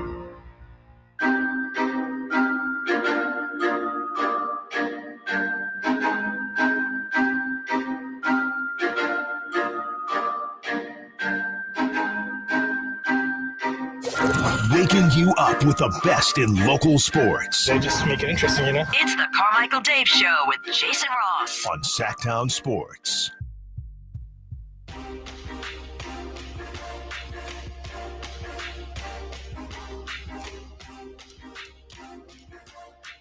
Kings will play tonight, game 3 of the preseason. preseason, summer league, excuse me. Phoenix is the matchup tonight. A lot of us will be watching that. Mark Jones, by the way, will be on the call. So talk to Mark, talk to many others out there. Had a chance to. That's the beauty of the setup in Vegas. It's just way more relaxed. You can get to a lot of different people, and people are there doing their thing. Had a chance, some good conversations with a conversation with Doug Christie. Wanted his opinion on what he's seen from his young guys. He likes them. I can tell you that. Doug likes them a lot. And what's not to like so far of the two games? We'll kind of do a overview of the last game, but really the people that I think are going to have a chance to have an impact on this team that we're really, really looking at. I would say you look at everybody, can someone stand out? Can someone make their name known out there? Like Mason Jones is a really interesting one to me when I watch him. I mean, he's been with the Kings. He won the Stockton with the Stockton Kings, won the MVP down there. He plays so hard. He does contribute. He feels like to me like he is an NBA player somewhere, someplace, sometime. It's just some guys get the opportunity, and when you're given that opportunity, you got to make the most of it. I just don't know where it'll be. Kings do have a roster spot available. The guys I think we're primarily looking at are their draft picks in Nick Clifford and Maxime Reynaud, certainly Devin Carter, Isaac Jones. So if I'm kind of breaking down those four, I'll start with the guys that are returning, and I'll start with Isaac Jones. I thought Isaac Jones in game one was okay.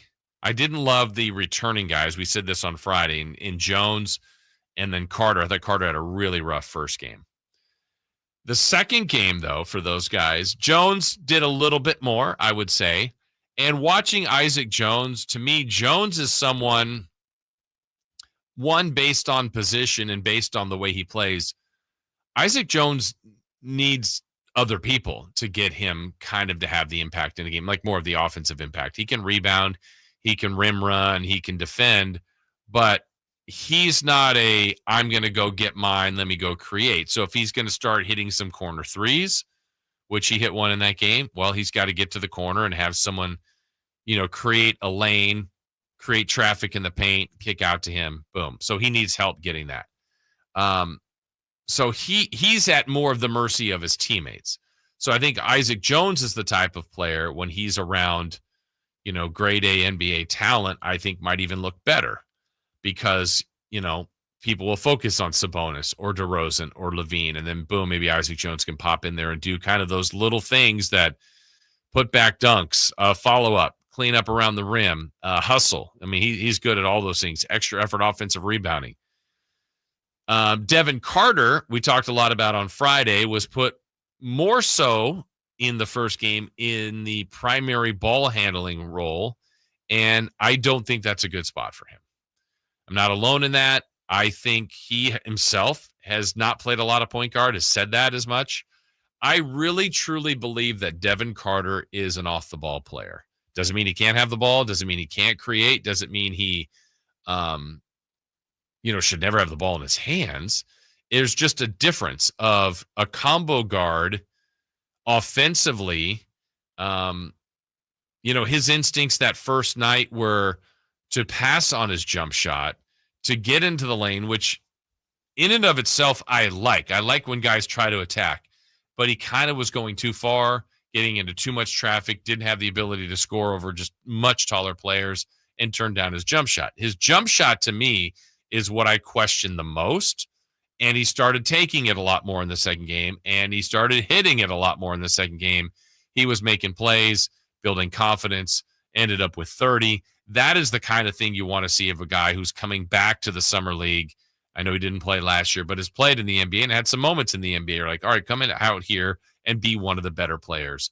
And he was. I have no doubt in my mind that Devin Carter is a NBA player defensively. He is a nuisance. He's physical. He gets a lot of deflections. He jumps in the passing lane. Like, he's in the right spot a lot defensively. Offensively, he's got to give you enough, and certainly last game he gave you more than enough. So he, to me, is still in the growth period of his game. He's a terrific rebounder. I mean, he's got great bounce. He gets tough rebounds. He's a tough, like he's in it. He's in the action. He's not afraid of contact. Like he mixes it up. I like that about Devin Carter. But the offensive game to me is not fully polished, and it doesn't have to be. He's in year 2, but I don't know where he is yet, Anthony, as a offensive player in the league yet. I don't think anyone does. I don't even think that the team does. Yeah. Because the guard situation has been so fluid the entire time he's been here. They're trying to put him on an on-ball situation just to see if he can do it. Yeah. And I don't really like I agree with you that I don't think it's that great. Yeah. And so if they let him just kind of be himself, figure it out, eventually he can fit into where he will be best. Or if it doesn't work on this team, then maybe move off him or someone else will.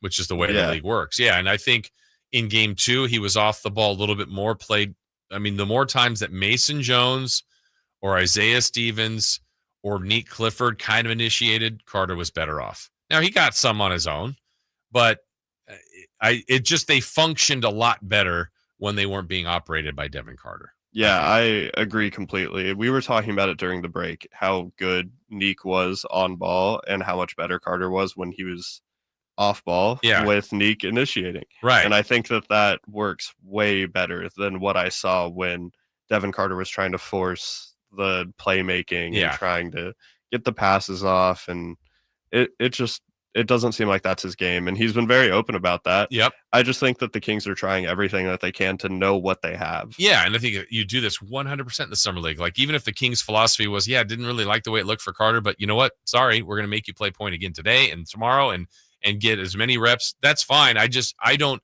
like, sometimes you just see it in someone. I don't think it's just naturally there. Where Clifford, who kind of was drafted as a 2, 3, 4, I don't know where his true position, like maybe 3.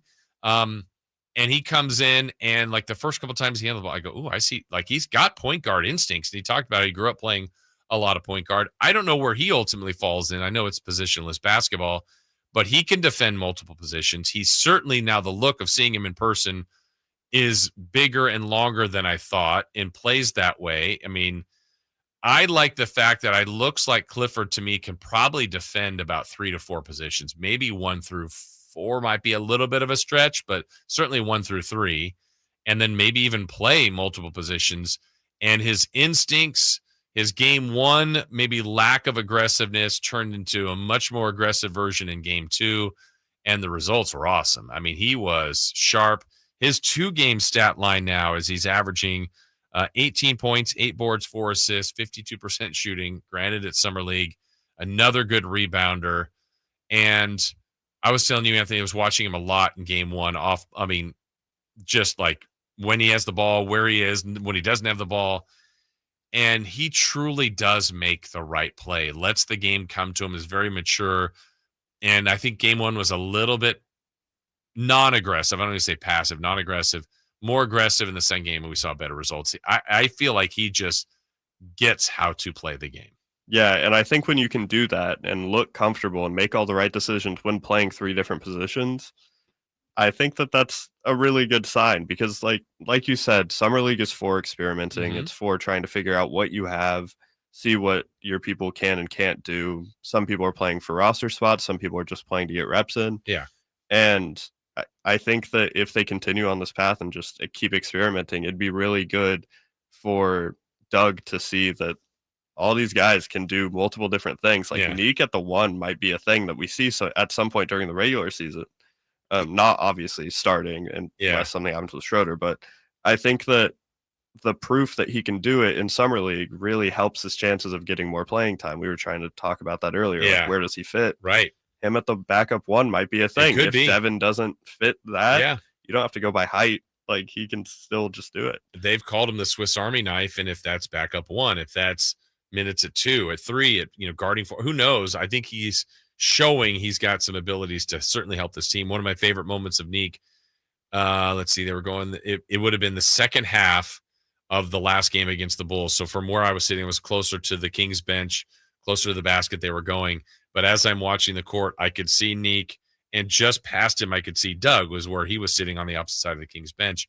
and Neek did one of those things where he was starting to drive, pulled it back. So it was a pretty good kind of step back, but froze the defender. And as he did it and pulled it back, now he's in my line of sight, and Doug's right behind him, and I could just hear Doug go, "Oh yeah!" And like Doug loved the move, and then Neek stop, pop, swish, and you're like, that was nasty. I mean, it was like, so there's things that Neek did that game. And then the last of it that we're talking about is Maxime. And Maxime's first, I said this on Friday, his first 5 minutes of his first game, if Cooper Flagg did that, I mean, the NBA world would have absolutely freaked out. He had like 12 points, 2 boards, score with the left, score with the right, timeout the other team. I'm like, MVP? Like, what are we talking about here? This guy's amazing.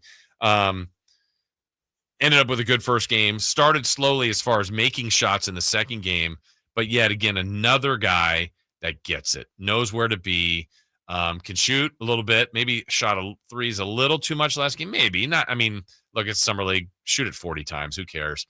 In the right spot, the clearest thing that you could see with Maxime Renaud, especially game one when there was a smaller gym, like that guy is loud. Yeah. And I mean, his voice is booming through the arena. And then even when there was a bunch of people on Saturday, like his communication is very clear, you understand what he's saying, who he's talking to, sets great screens. I love he likes to finish with the left, but the right hand, it's good post moves, footwork, he's smooth. There's a lot to like with him. And I think he's another guy you put him around like DeRozan and Sabonis and like Monk, people that can really get theirs, like he's just going to fit right in nicely. I think that something that really got me excited watching that with the communication was there were times where someone wasn't in the right spot for a set play, like they weren't setting their screen right, and you could see him yelling at like Isaac Jones, like get in your spot, right? And I think that says a lot. You've only been here for a week and you're ready to yell at someone who was on the team like before getting your spot. Yeah, some rookies are kind of shy to doing that. Like communication is really important, especially on defense, and especially when you're running a set play and you got to get this right. Like that's really important to me. I think that his confidence is great. Yeah, I'm ready to put his number in the rafters after the beginning of game one. Supermax. Yeah, he's getting Supermax. We'll get the Supermax. I think, and this is an interview we're going to air tomorrow. I had a chance to talk to him on Friday. It was a really fun conversation. I really, really like him. He opened up about a lot of things. But of all the things I was trying to like, at one point, Anthony, I was trying to get him like, are you like a trash talker in some version? Because I was talking about how he's, basically taller than everybody. He said Victor Wembanyama's the one guy that makes him feel small. But I'm like, do you ever do the small thing? Because you could do that to everybody. He's like, no, I don't really like to talk that way. He goes, but almost like his version of trash talking is how much film study he does. And he loves it when he can like call out the other team's plays. And like, he remembers in college when he did it like 4 times in a row and they were getting mad at him. He's like, I got him. Like, sometimes that's even scarier. Yeah. Like, so he studies. That's scary. Yeah. Have you ever played against someone who did that? In high school, someone used to. Knew your plays? They knew after, like, not from film, but from like earlier in the game. Yeah. That was, yeah. I don't think we had film when I played. Yeah, we didn't have film either. But like they knew from earlier. We would call one play and then they're like, they're gonna do this. Yeah, and it like freaked my coach out. It freaked me out. I'm like, oh my God, you know where I'm about to go. Yeah. I like Max a lot. And that interview, like I said, will be tomorrow. But so far, so good with what we've seen from those guys. But again, it's another night, another test, another opportunity to see what kind of growth they have. We're going to get more into that coming up at 8. More reaction from Devin Carter as he spoke to the media after the game on Saturday. We'll let you hear that coming up at 8. When we come back, one more thought on baseball here is the first half is over. First half thoughts. I know they played a little bit more about that and some of the record pace some guys are on, the standings update, the Giants and A's first half. We got that next. Stay up to date on Sacramento sports. Join the Sacktown Sports 1140 newsletter. Visit SacktownSports.com.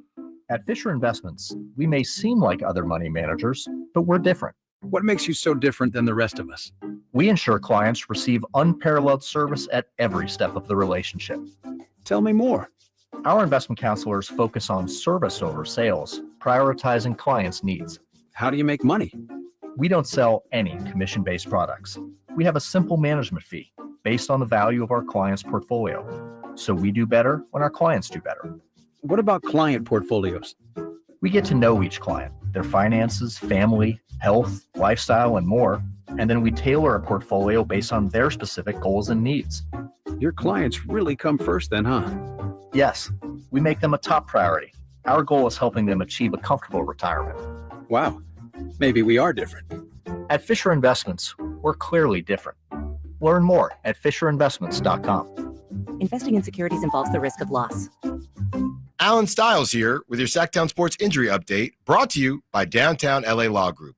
Ken Waldachuk, out with that left elbow sprain, will have another AAA Las Vegas rehab coming up, and his expected return is mid-July.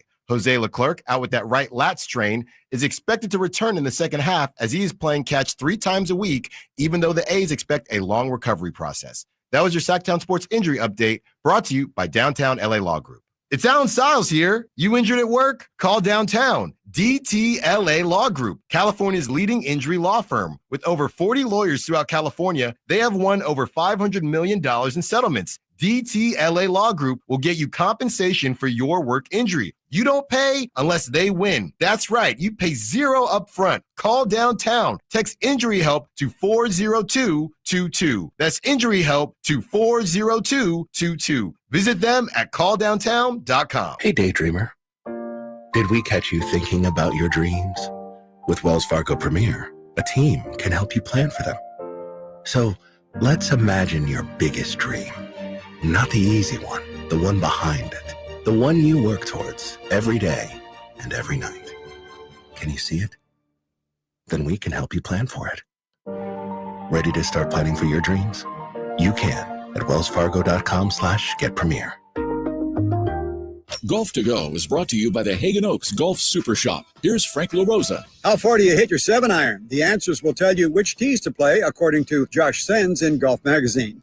Deep down, you know you shouldn't be playing from the tips, but it's common for golfers to play from too far back. Aside from higher scores, rounds become a grind and golf becomes much less fun. After several years of research, the USGA unveiled a new data-driven offering to find the proper tees called Best Tees. If you know how far you hit your 7-iron, Best Tees will tell you which tee boxes to play. A typical male golfer should be playing from 6,100 yards and a typical female golfer from 4,400 yards. Most players have a good idea of their 7-iron distance, with average male's distance of 138 yards and average female's of 100 yards. Throw out the occasional perfect shot, which travels more than those distances, and concentrate on your average. This will allow you to reach the vicinity of most greens in regulation and let you hit a variety of clubs on approach shots. Leave your ego at home and give it a chance. You'll have more fun. That's your Golf to Go. I'm Frank LaRosa. Summer's flying by, and that back-to-school checklist, it's growing fast. New backpack? Check. School supplies? Check. Dentist appointment? Let's fix that. Kids Care Dental and Orthodontics is making it easy to cross dental checkups off your summer list fast, with priority scheduling for new patients and kid-friendly care that makes them smile. It's one less thing to worry about before fall. Call now or book online at kidscaredental.com. That's kidscaredental.com, because healthy smiles should be the easiest thing to check off your summer list. At Power Business Technology, we're not another big box corporation. We're your neighbors, locally owned and operated. We know what businesses like yours need, from reliable printers to high-performance copiers. We'll help you find the right solution with personal service you just can't get online. Need setup or support? We're just down the road and always happy to help. Power Business Technology, family hometown service with big-time solutions. Contact us today for all your business printing needs at 844-POWER-BZ. That's 844-769-3729, or visit us at powercopiers.com.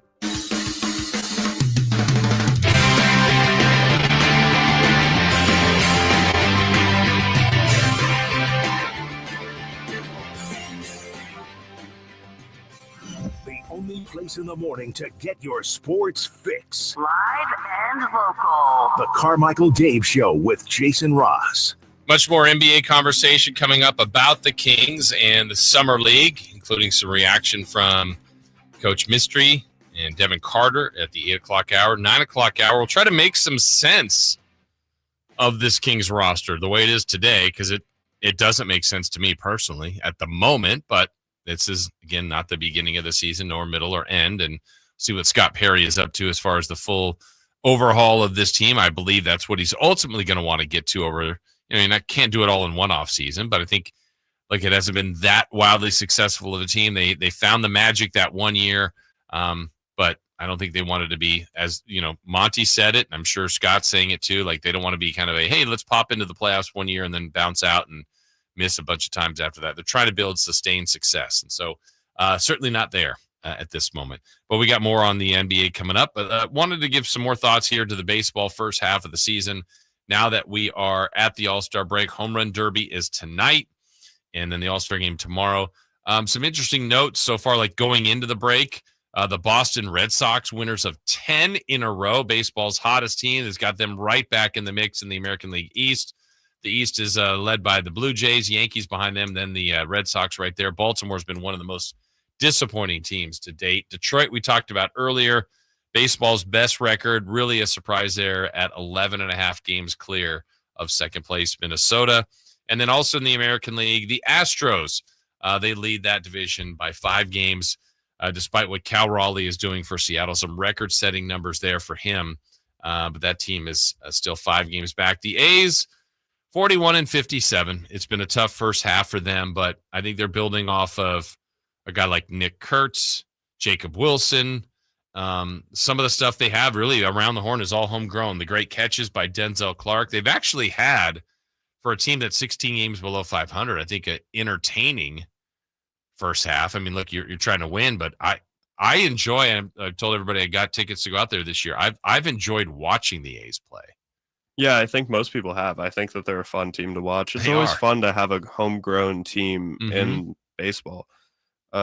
Like you said, I hope they don't sell in the offseason. Yeah, that's the scary part. But as of right now, they're incredibly fun to watch. When it goes down the middle, like I just think Denzel Clark's going to catch it every time. Gosh. Every time.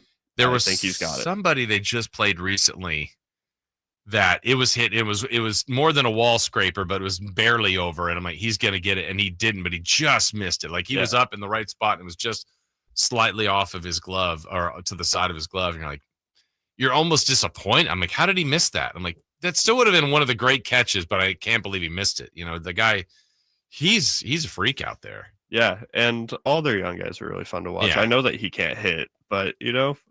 If he could just hit enough, just a little bit. You just have to grow into it a little bit. They're all young. Yeah, I think it'll be fun to watch as they get better. If history repeats itself, though, it would suggest that they would trade these guys. And that's the hard part. I don't want to say they won't because I don't know. 2, history would suggest that they would. I will say, being in Las Vegas, I kind of do this every year when I go down there, whether it's cabs or Uber drivers, and I ask them about the A's.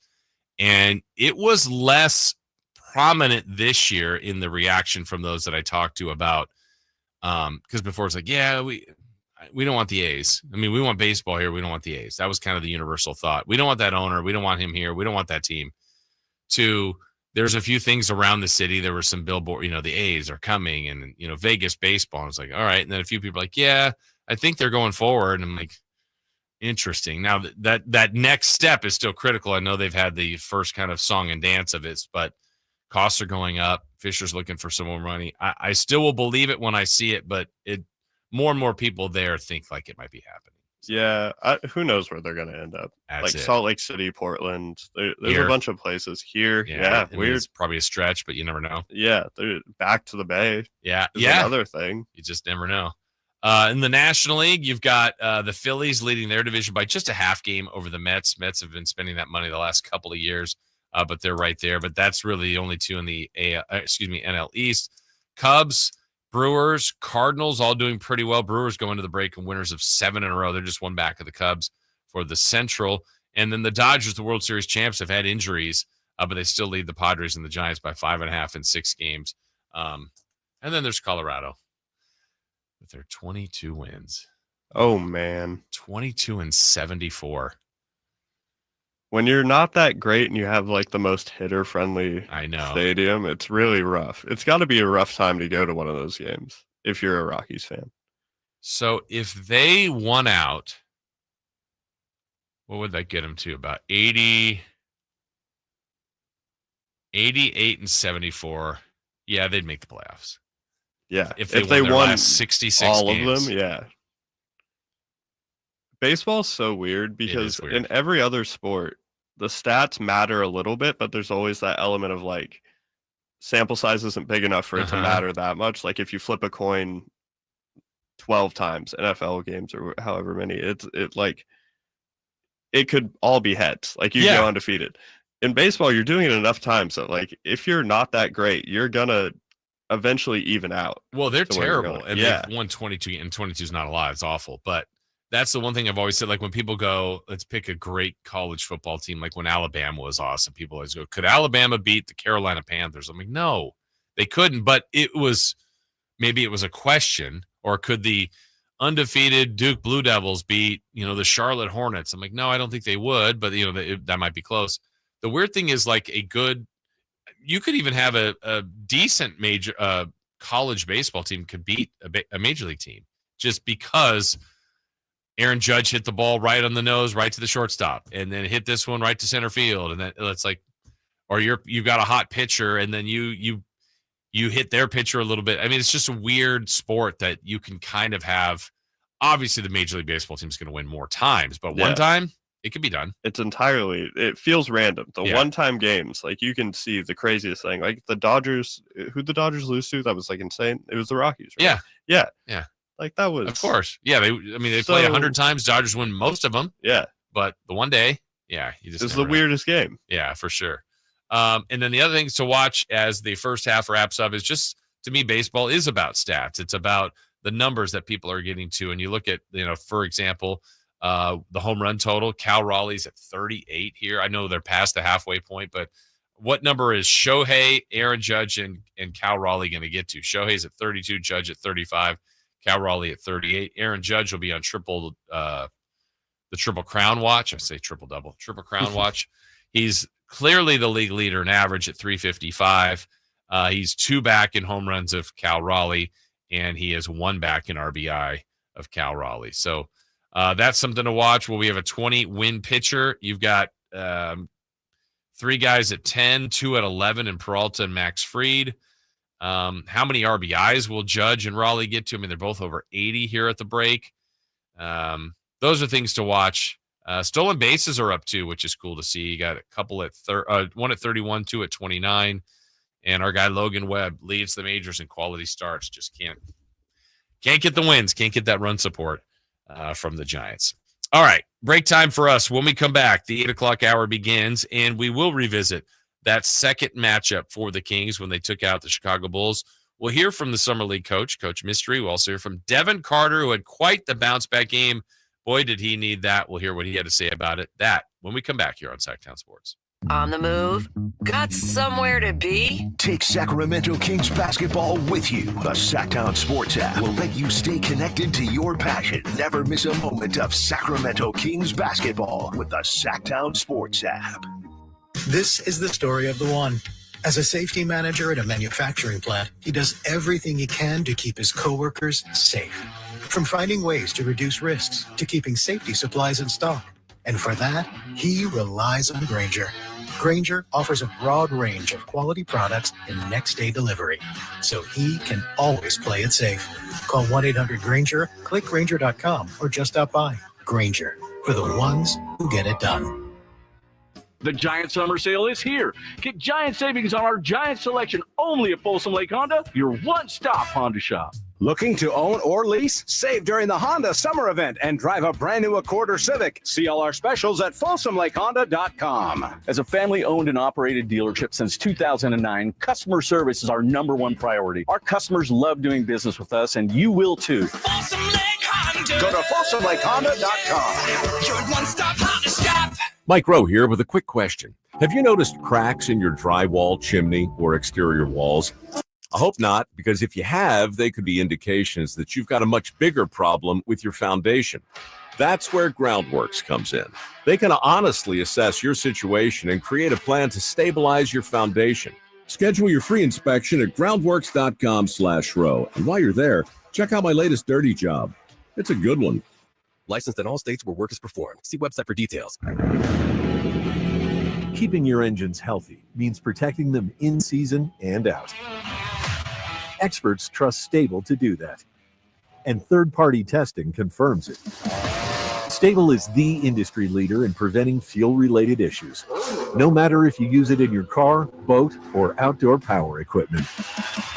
In season or out, at every fill-up or when you store, start with Stable.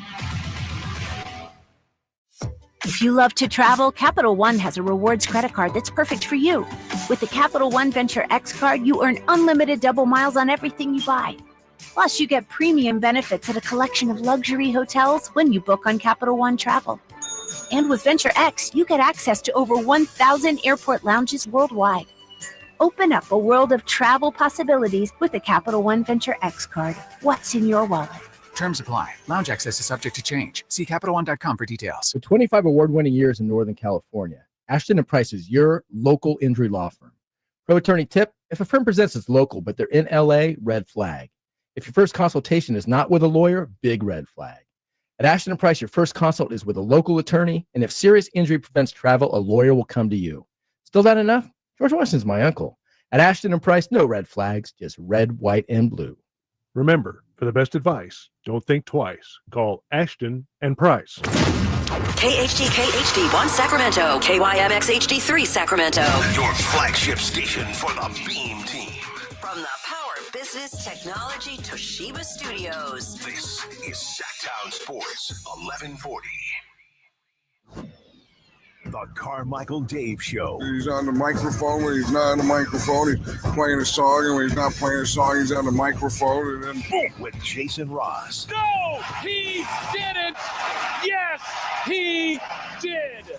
Call or text at 916-339-1140. It's the Carmichael Dave Show with Jason Ross on Sacktown Sports.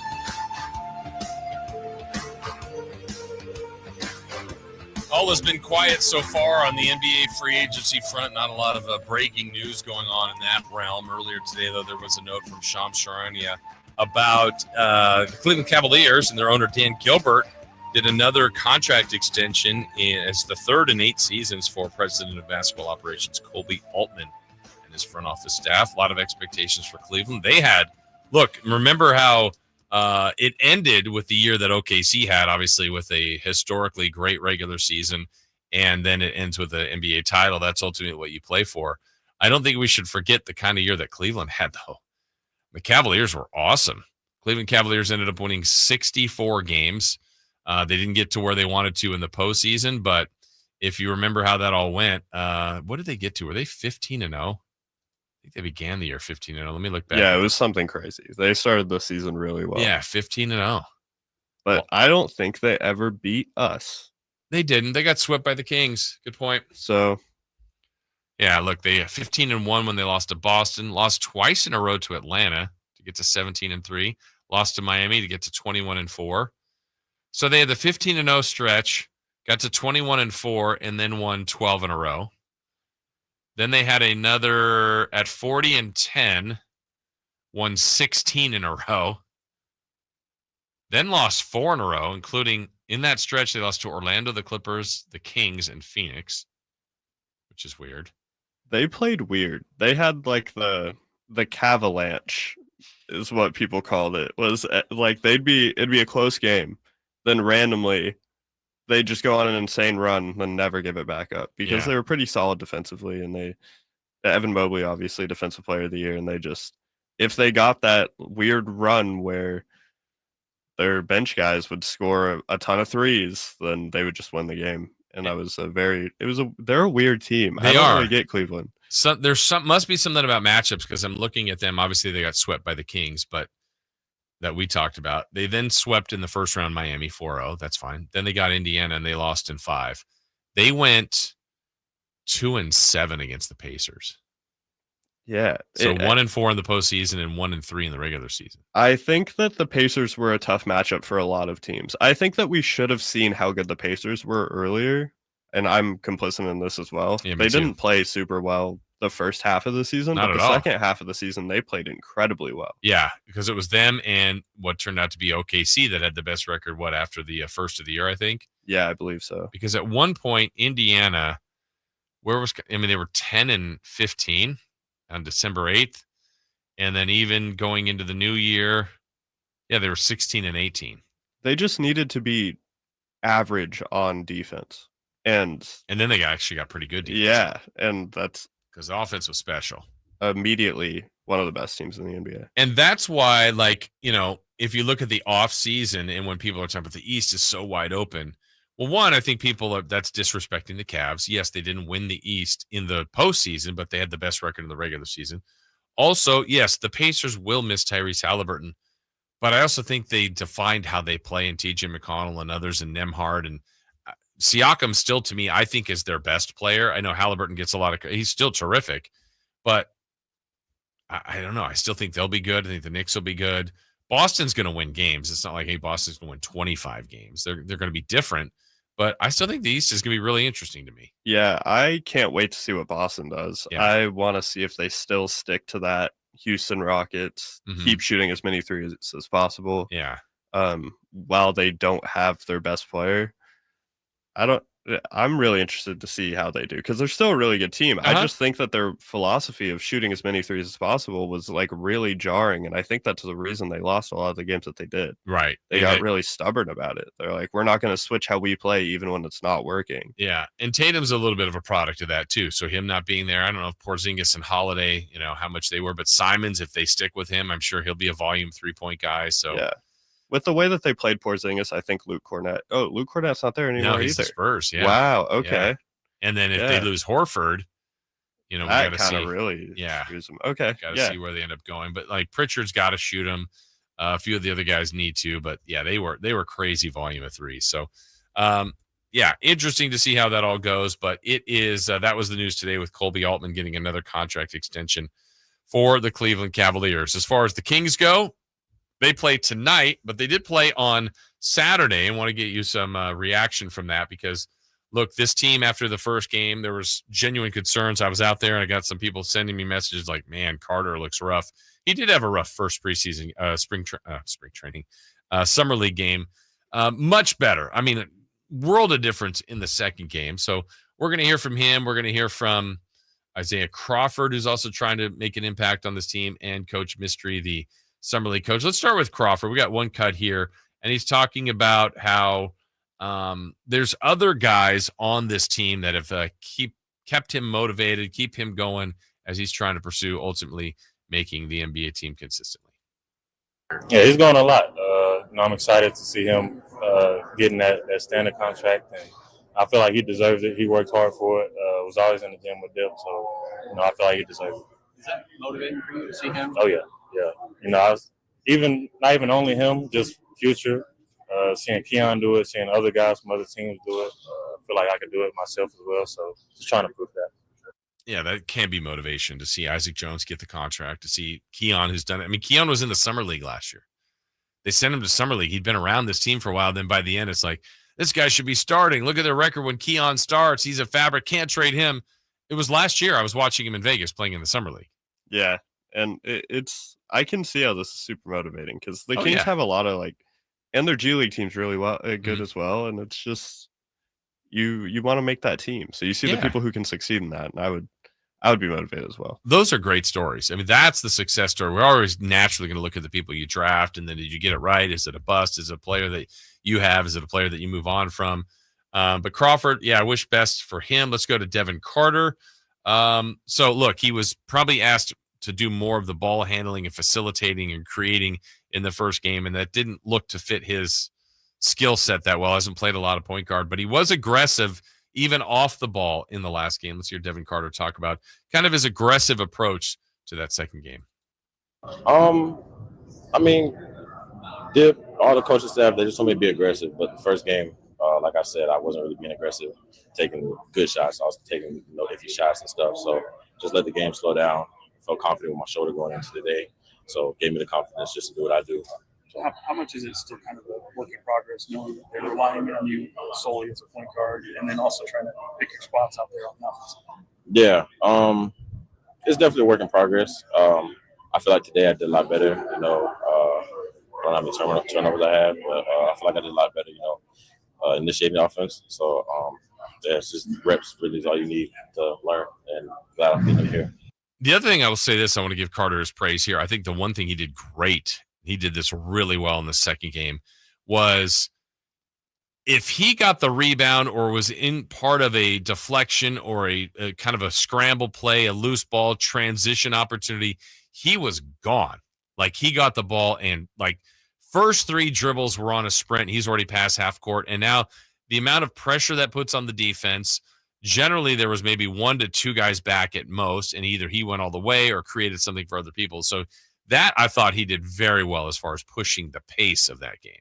Yeah, I always love seeing how they push, because that's always been a really core part of the identity for the Kings for as long as, like, at least since the Beam team. Yeah. And it's really good to see when someone can do that, even though, as we've been talking about, he's not great on ball. Yeah. Or he doesn't look as comfortable on ball. Yeah. But pushing the pace, getting out in fast break, good. Always a good thing. Yeah. Always cool to see. Absolutely. It's needed. I mean, they need it, and they're going to need him if he's going to get reps on this team.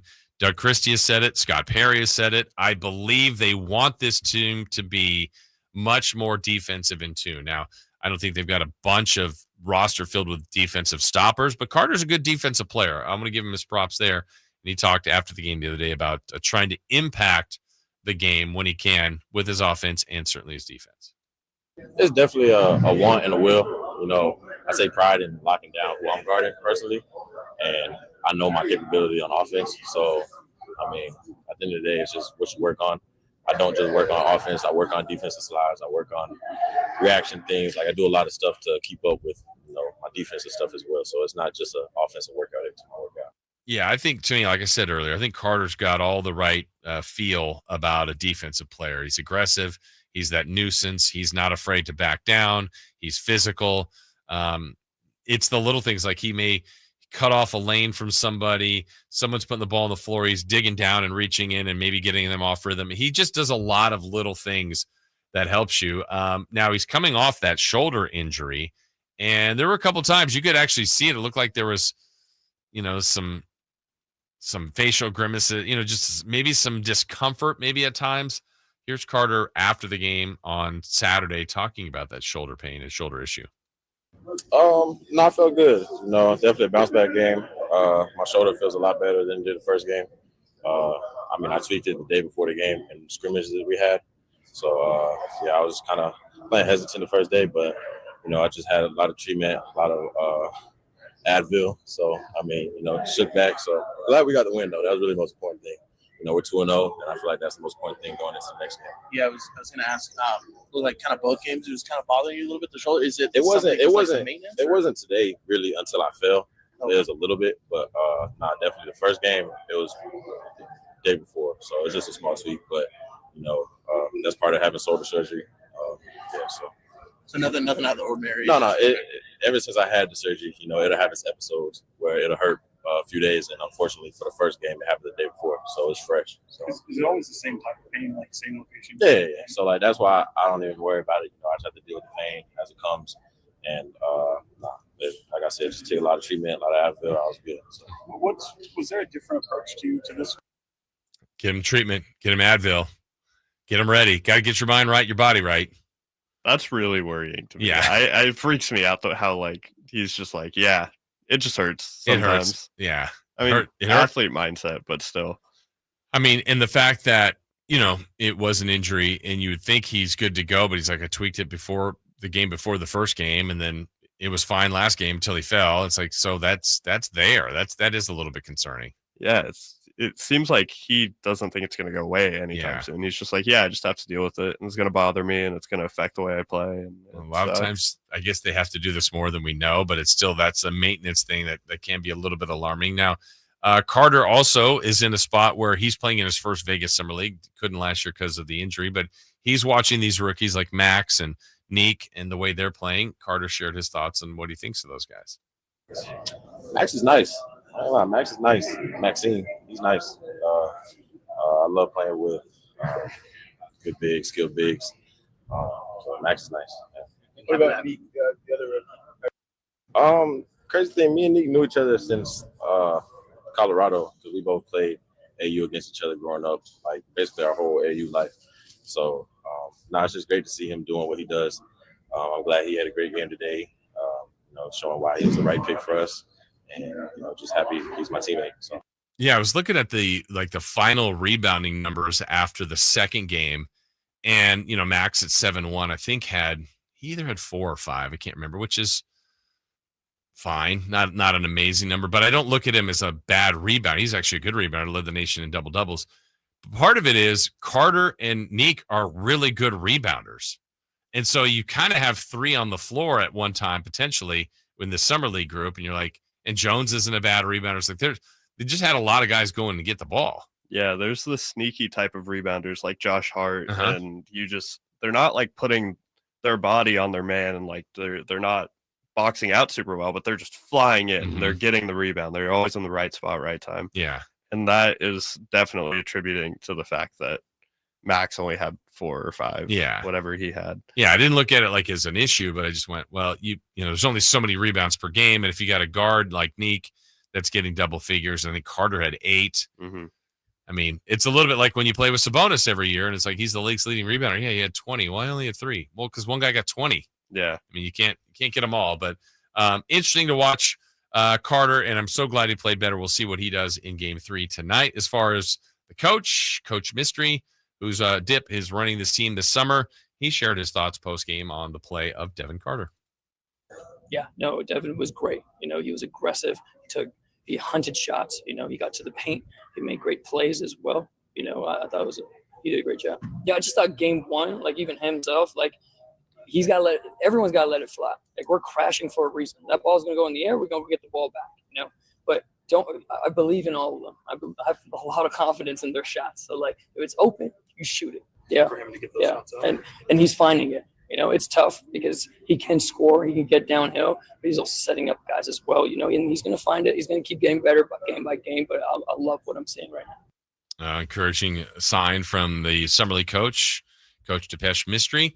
All right, now, how about what he wants as this Summer League team to look like? He mentioned there, you know, pushing the pace. I mean, they're really trying to run as effectively as possible. Let's hear him share his thoughts on what he'd like this team's identity to be.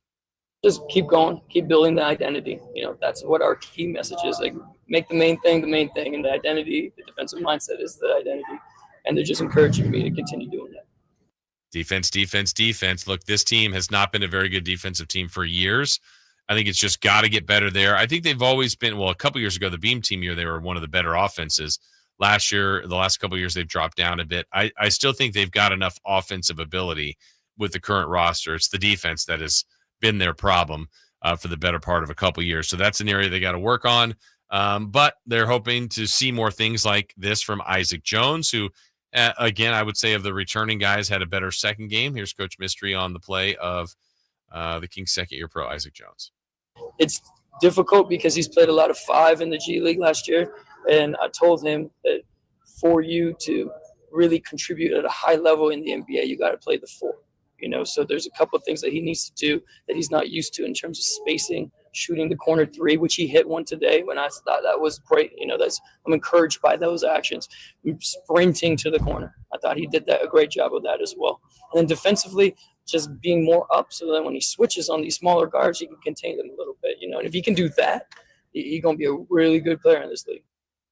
Yeah, you know, and I look at the way the roster is constructed, and it is probably a pretty fair argument, even though we talk about it is positionless basketball.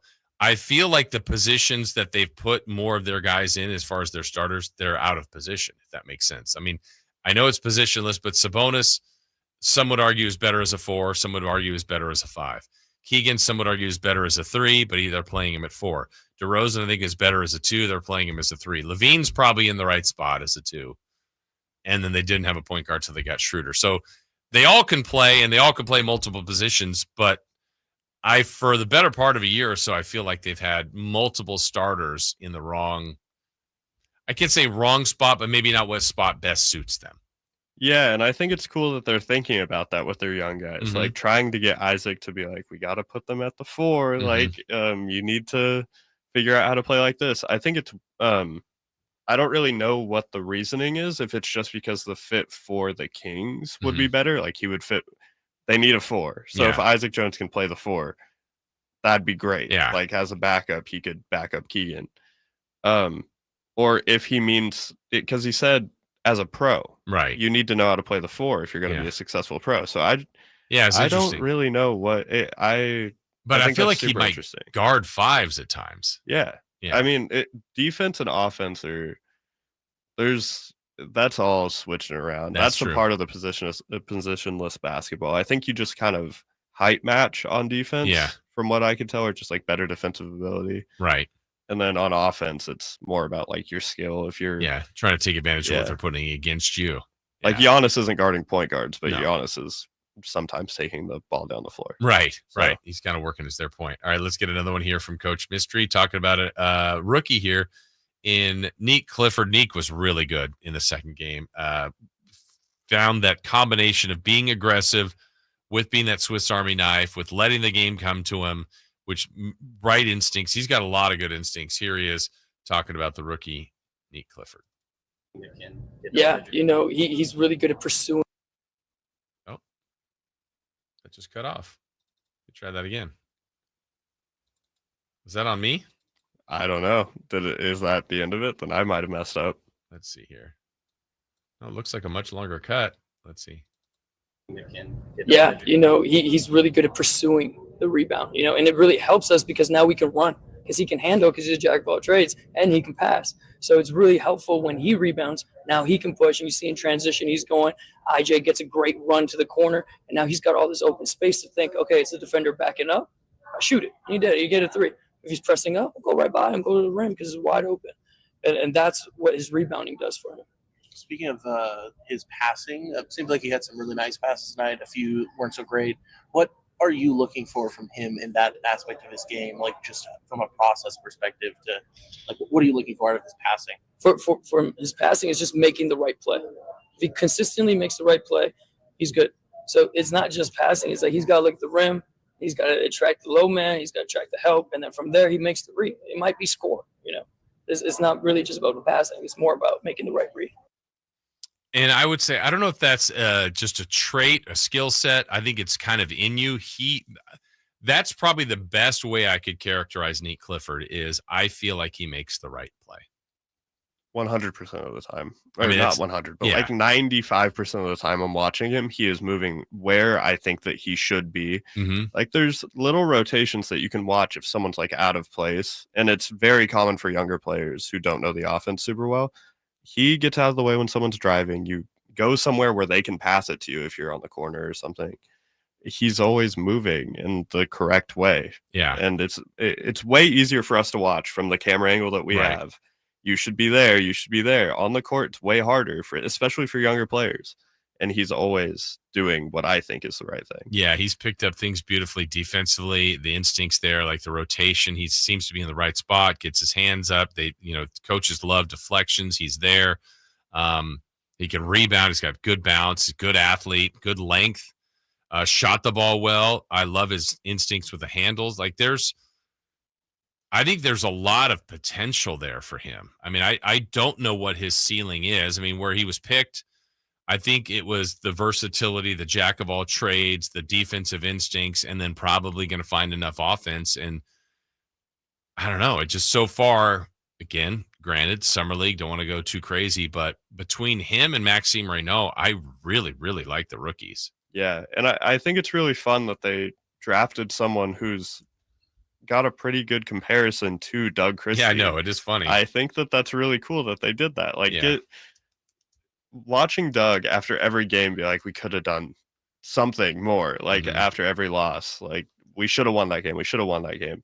I think it's good to get some defensive guys. Yeah. They could play defense a little bit better and take some of that, Doug doesn't really know what's going on kind of thing. Yeah. That I kind of felt from the last season where he knew what was going on, but why are we not winning these games? Right. They're not doing what's happening. I think that Neek will definitely help with that. Well, and under more reps, if you get to a spot, they're not there today, but if it was DeRozan gives you this as a professional lifetime scorer, one of the game's great scorers, but he doesn't stop people as well. Levine, all-star, gifted athlete, can score, has trouble guarding guys at times or doesn't commit on that end. If the other guys are giving you, they won't give you the same offense, but if they're giving you, I mean, there's two sides to this.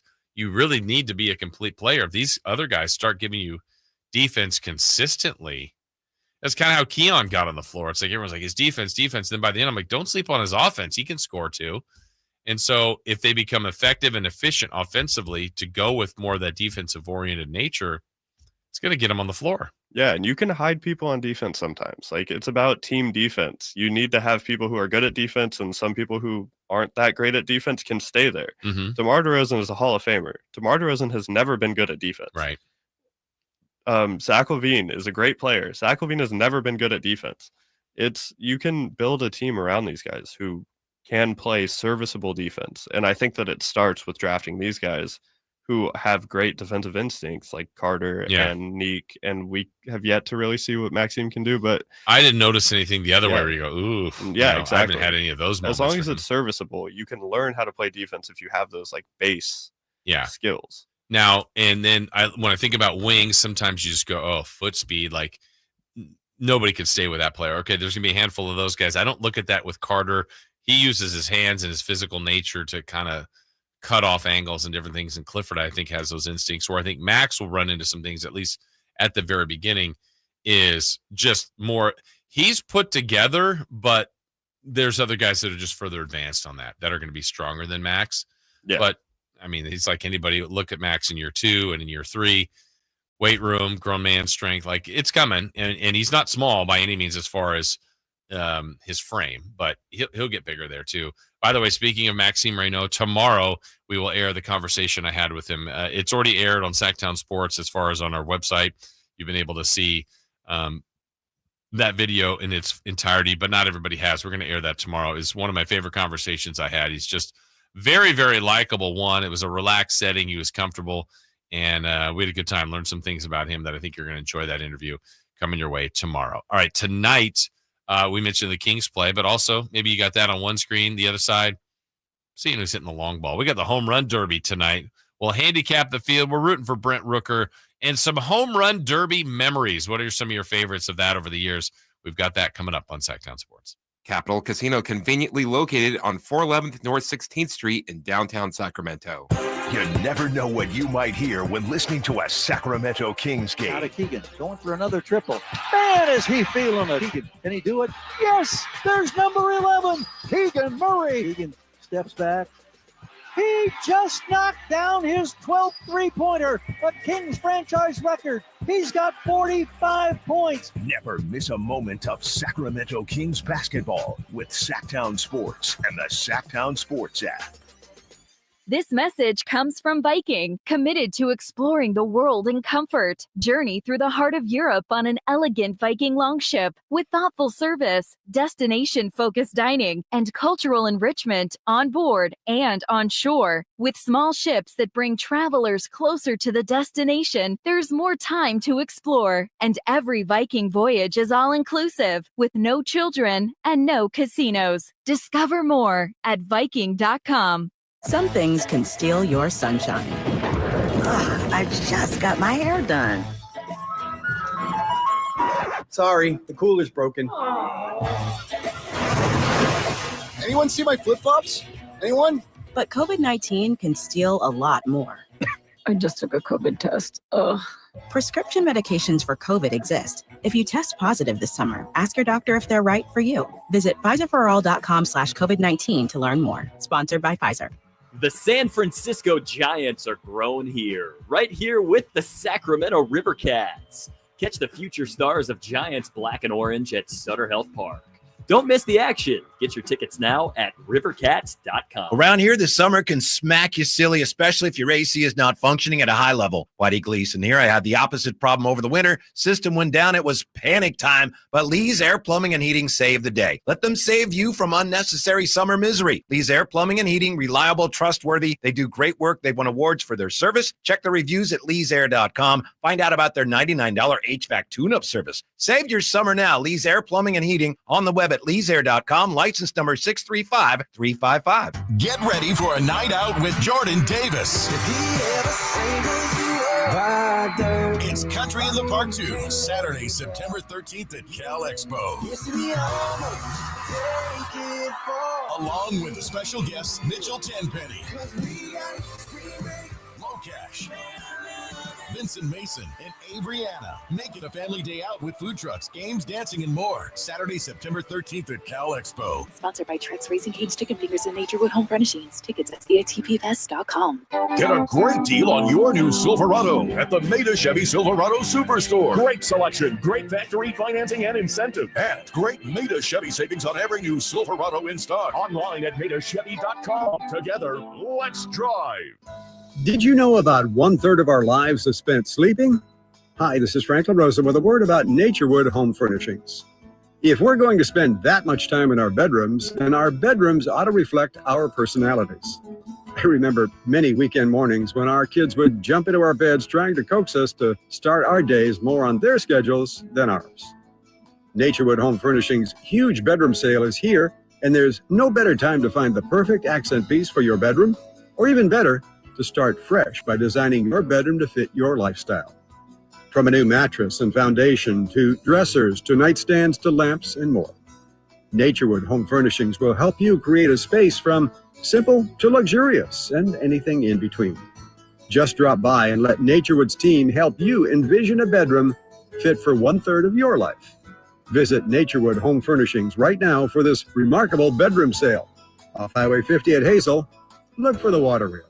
Summer's flying by, and that back-to-school checklist, it's growing fast. New backpack? Check. School supplies? Check. Dentist appointment? Let's fix that. Kids Care Dental and Orthodontics is making it easy to cross dental checkups off your summer list fast, with priority scheduling for new patients and kid-friendly care that makes them smile. It's one less thing to worry about before fall. Call now or book online at kidscaredental.com. That's kidscaredental.com, because healthy smiles should be the easiest thing to check off your summer list.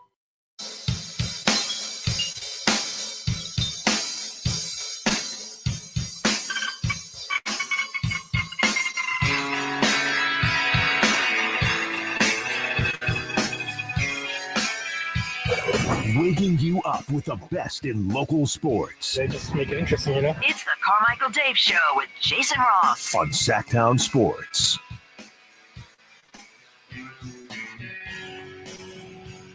Carmichael Dave back next Monday. Chris Roulette will be back with us tomorrow. Anthony Lucas in studio here, or on the other side of the glass with me, Jason Ross here. We take you till 10. Alan Stiles will be joining us live from Las Vegas. Here's some of the stories that Alan had over the last couple of days in Vegas. We had a great time. Las Vegas, I enjoy it.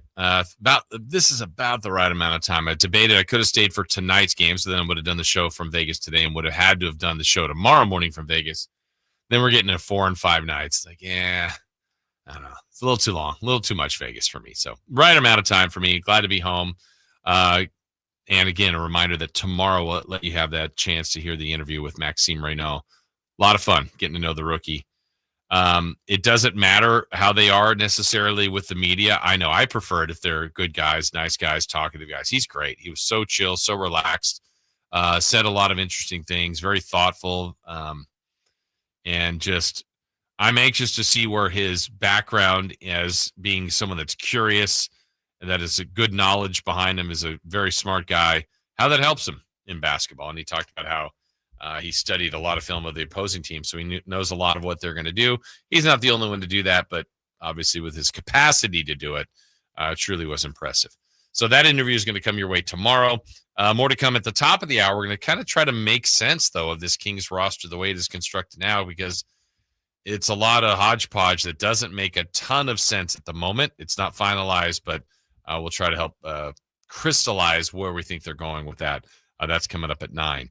Tonight, though, besides the Kings playing, it is the Home Run Derby. And I like the Home Run Derby. I think it's a lot of fun. I think it's to me, it's an entertaining watch. Like, it's an easy, sometimes you watch things and like, wait, how's this go? What do they need to do? It's not a mystery. Hit the ball over the fence, hit the most of them in the round, you move on. Like, it's an easy watch. You don't hit it out, it's an out. They get timeouts and whatever. I know they've tweaked some of the stuff, but it's pretty easy. I always wanted to be one of the fielders out there and shag the balls, but I always thought I'd try to rob a home run, and then I don't think you can do that. Yeah, you'd go out there and grab it. They're like, no, come on now. But that would be fun for me. But then you see all the kids out there, and sometimes are they paying attention? Like 10 of them are running for one, and the next one gets hit by the ball. Are they scared? Are they scared like you? But But the field tonight, here's the 1, 2, 3, 4, 5, 6, 7, 8 that will be participating in Atlanta. Cal Raleigh, who's the major league leader in home runs right now, is the favorite to win the home run derby. And it doesn't work like that, though. The guy who hits the most home runs, it isn't always the guy that's going to hit the most home runs in the home run derby, but he is the favorite. O'Neal Cruz of the Pirates is the second favorite. He has, I believe, the longest home run this year. And when they do a launch angle and velocity, bat velocity out and all that stuff, he has some of the highest numbers there. James Wood from the Nationals is third. Byron Buxton of the Twins. You've got Matt Olson, who is a replacement for Ronald Acuna Jr., kind of the hometown favorite there, playing in Atlanta, getting to hit in the home run derby. Junior Caminero. The A's, Brent Rooker is right now 7th out of 8th as far as the projections and the favorite odds to win the home run derby. And then New York Yankee Jazz Chisholm comes in at 8th.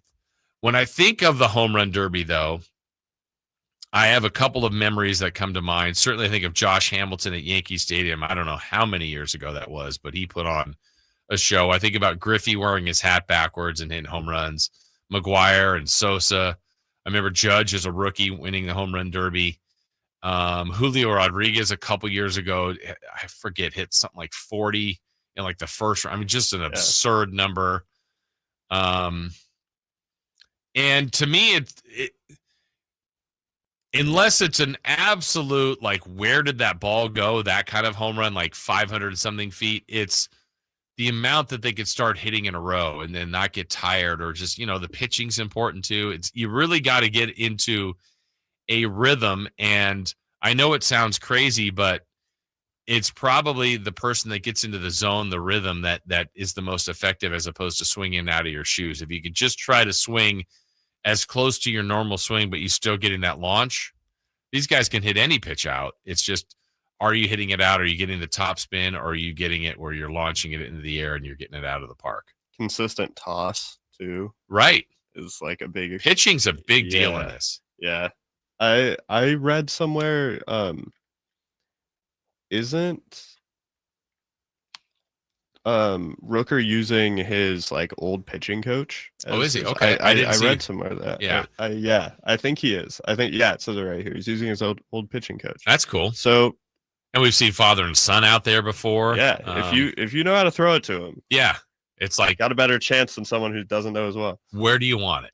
Where's the sweet spot? Where, it's just, and get in a rhythm. And also, I know they've done head-to-head before, per round. So sometimes, maybe the two best players went head-to-head. Someone hit 35 and the other one hit 38, but the 35 guy is out. That, I know they've tweaked that over time, but when it was head-to-head, that seemed a bit unfair. Yeah. Because if you have another one that wins at 17-11, you're like, that dude hit 35 and he's not going on. Yeah. So they've tweaked that, but it's finding the rhythm, the pitching, the stamina too. I mean, they get it, you wouldn't think they get tired, but they do. Oh, I'd get tired after 10. That's a lot. Yeah. And then to not get caught up in, the other all-stars are all around and families and everybody's kind of egging you on. And if you start hitting some bombs, it's it's like anything. If you've played, well, let's go to golf. Probably sometimes someone's hit the ball, perfect connection, feel great. And you're like, I didn't even swing hard. You didn't, but you made perfect contact. Mm-hmm. So then the people I didn't, I hit that 380 or 400 in the baseball stadium. I didn't really swing hard. Exactly. Yeah. Don't try to overswing, which is easier said than done. But to me, it's all about the entertainment, and it's been a wildly entertaining event for me. And when they get into that flow state, similar to watching a 3-point contest, where you're just wow, they're in the groove. They're really jumping. good at this. It's they're just the rhythm of it, and you're just same idea. It's see ball, hit ball, but they're hitting it they're barreling it, and it's just. Yeah, and then you'll see someone every once in a while get out of rhythm, they just popped it up, or they hit a grounder, and you're you'll see ones that they hit really well, but that have top spin and then go to the base of the track. But when someone's kind of off and it's pop up to the infield, grounder, I don't think we see people swing and miss, but not that I know of. Yeah, I don't remember that. That'd be hilarious. Yeah, but the groove of 5 in a row that go out, you're all right, timeout.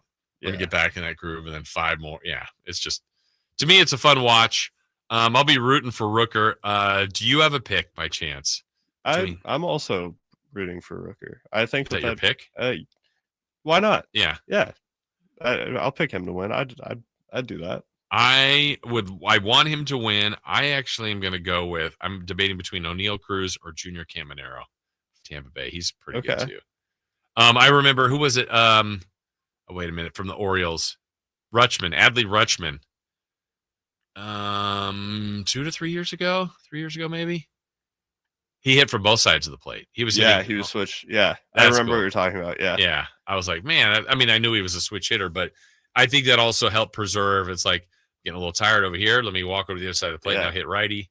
I mean, that's cool. And it's showmanship. It is. You're showing off a little bit. Oh, you hit 23 right-handed. Well, I hit 11 and 14. One lefty and one right. I mean, that's cool.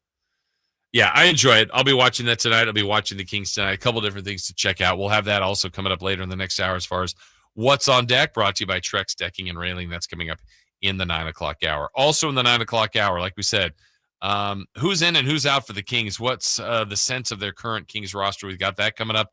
But when we return, we'll ask the question, who's hot? We'll ask the question, who's not? And we'll have a recap to our first half streaking. No players to pick today.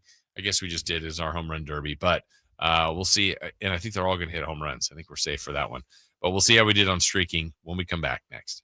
Capital Casino, conveniently located on 411th North 16th Street in downtown Sacramento. The Sacktown Sports 1140 newsletter right to your email. Get your latest on the Sacramento Kings, Athletics, and Republic FC with the Sacktown Sports 1140 newsletter. Visit sacktownsports.com to join. Hey, it's Carmichael Dave for your second opinion partners, American Energy Heating and Air. Here's what they're asking from you. Not much. If you're working with another HVAC company, not a problem. If you called them, if you got some sort of an estimate, just call American Energy. Let them come out. Let them check out the problem. You might be surprised. You might find you don't need all those repairs. But if you do, even a replacement for your air conditioning unit, just let them give you their price. Odds are you're going to find that you're saving a lot of money and a lot of peace of mind because you are working with a company that's been around since 1981, that has an A+ with the Better Business Bureau, and will save you money and will guarantee their work. 916-520-9990. That's 916-520-9990. Don't trust me. Go to Google, go to Yelp, read the reviews, go to AmericanEnergyAir.com and get your second opinion. Jingle singers, here you go. Call 916-520-9990 now. This summer with Kohl's, you can rack up the compliments like, where'd you get that dress? Tell me all your makeup secrets. Or, ooh, my husband needs that polo in every color. Because Kohl's has what you need. Cute dresses, Sephora essentials, stylish polos, comfy kids clothes, and more. Plus, take 20% off some of your faves. Yep, cue the compliments with Kohl's. Select styles, some exclusions apply. Offer ends July 20th. Coupons and Kohl's Cash do not apply to Sephora. See store or kohls.com for details. When you're hiring, have you ever felt like you're missing out on meeting great candidates? Well, they're not hard to find when you go to ZipRecruiter. ZipRecruiter helps 10 million people with their job search every day. People who are actively looking for jobs like yours. So it's easy to find the right person fast. 4 out of 5 employers who post on ZipRecruiter get a quality candidate within the first day. Try ZipRecruiter for free at ZipRecruiter.com/free. That's ZipRecruiter.com/free. Power Business Technology is proud to be a 100% independent, locally owned and managed Toshiba copier dealer. Local ownership cuts out the red tape, allowing ourselves to never be too busy to personally answer the call when our clients need us. Recognized for excellence in service execution, training, and customer service, we're proud to be named a Toshiba ProMasters Elite Dealer since 2021. Contact us today for all of your business printing needs at 844-POWER-BZ. That's 844-769-3729, or visit us at powercopiers.com. Whitey here with another great grilling tip. The Napoleon Stainless Steel Prestige 500 Connected Propane Grill with infrared side and rear burner featuring Wi-Fi and Bluetooth connectivity brings you closer to your grilling experience than ever before. The Napoleon Connected lets you monitor temperatures, set timers, and receive high temp warnings. Boop, boop. All from your smartphone with temperature probes and LCD display. You'll always know exactly what's happening inside your grill. Napoleon Napoleon's LED control knobs even illuminate for nighttime entertaining and feature safety glow. Napoleon grills, simply the best. What's hot and what's not. Brought to you by American Energy Heat and Air, making the uncomfortable comfortable. Head to AmericanEnergyAir.com to find out more. What's hot? Yeah, hot. Real hot. And what's not? It's not good. Brought to you by American Energy Heating and Air, Sacramento's complete heating and cooling company and second opinion partner.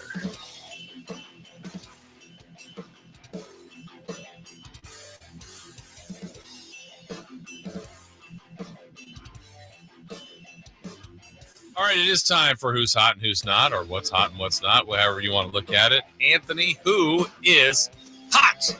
Who's hot? Your Sacramento Kings in Las Vegas. Hey, how about that? They're doing great. 2-0. Rookies are playing well. Devin Carter had a bounce back game. Everyone's happy currently in Kings land. There were, on the first day, there was a Kings fan there that was not going to let that game end without him getting the Light the Beam chant going. I said there weren't as many people at that first game, so you could obviously hear when someone's saying it, and it's not that big of a gym, and you look, he's like 2 sections over, and he was all in. And there were a few others that got behind him. But he was like, Light the Beam, and he's up, and he's like, we should have lit it. We should have. We should be lighting it for Summer League. And then the second game, the arena was packed. And I guess even someone put this on maybe it was in our chat or on the text line. It was like, yeah, the announcers are going, they're chanting something, but we don't know what they're chanting. Come on, you don't know about the Light the Beam chant by now? Man. Yeah. Different guys that do Summer League. Mark Jones will be doing the game tonight. If that happens and the Kings win, he knows about it. He knows about it. By the way, Mark's scheduled to join us tomorrow from Las Vegas, along with the interview with Maxime Reno. But, Kings are hot. 2-0 in Summer League. Maybe one of the best Summer League teams in the history of all the organizations. Look, it's the Kings and the Blazers, I think, that have 2 Summer League championships. We're trying to get a third here. Yeah, I think that we're historic. Historically, the best Summer League team. Historically hot. All right, so if the Kings are hot, who's not? The Colorado Rockies. Oh, come on. Halfway through the season. Got to bring them back up. They have won 22 games. They are 16 games back from the next worst team in the Washington Nationals. They are on pace to win 44 games in the entire MLB season. That's so sad. Let's see. I don't know the exact number of wins they had. I'm going to double check. Will they pass the Denver Nuggets? Probably not. Denver won 50. Yeah, no. I don't think so. Let me check the Colorado Avalanche. Doing better than the Broncos. Yeah. Avalanche won 49. Yeah. And the Broncos had a good year, but yeah, they've already won more than them. But woof, 22 games. And I had this earlier. Let me look just to kind of round out the Colorado Rockies experience. There was a team recently that they won a couple teams that they won a series against. That would be the hard part. Like if you're the team, everybody's going to get one of those. But let's see. They won a series against. No, not Atlanta. They got one from the Giants. It's not a series. Who was it? Oh, they swept Miami. That's who it was. Oh, I didn't even know that they won a series. Yeah, they swept them 3 in a row in Miami. 6-4, 3-2, 3-2. And then they took 3 of 4 from Washington. So maybe they're not cold. They're hot. I mean, yeah. Yeah, but that was a few weeks back. Man, what is their low point? They were 18-65, 21-72. Just bad. Bad all the way around. Their point differential is negative 253. After their second game, when they beat Tampa Bay 2-1, they were 1-1. And fans were probably thinking like, hey, what do we got here? It's kind of like the Saints season last year. Yeah. Oh, man, 2-0, and Carr was like killing it in fantasy. Yeah. Everybody was like, this Everyone is the offense MVP. To have. Yeah. Yeah. That's why you play the whole season. A lot more to go than that. I have 22-74 as they've lost 5 of 6 going into the All-Star break. Yikes. All right, that's who's hot. That's who's not. Let's see how we did in our final batch of streaking going into the All-Star break. It's time to go streaking. We're going streaking! Yeah! Who is the Nostradamus of MLB? Who can keep the streak going? It's time to go streaking. What the hell are you doing? Streaking. We're streaking. All right, Dave's long 10-game hitting streak is over. He's at 0. Chris is at 0. I'm at 5. So now the eyes are on me here going into that game on Friday. Let's start with Carmichael Dave, who submitted via text on his vacation Mookie Betts. Mookie Betts and the Dodgers played the Giants in game 1 of that series. Giants won 8-7 back on Friday. Betts got up 4 times. Betts got 2 hits. So Carmichael Dave ends the first half with a 1-game hitting streak. Dave's first half numbers. We keep these stats. These are real numbers. Didn't make these up. He is batting .257, 16 home runs, 42 RBI. Considering we don't get the weekend games, let's get him on the rock. Yeah, let's get him on the Rockies and let's head into the All-Star game. Chris was at 0, trying to get to 1. He took his favorite guy to take. As someone said the other day on the text line, I'm starting to believe Chris takes Jackson Holiday because he doesn't know anyone else in the league.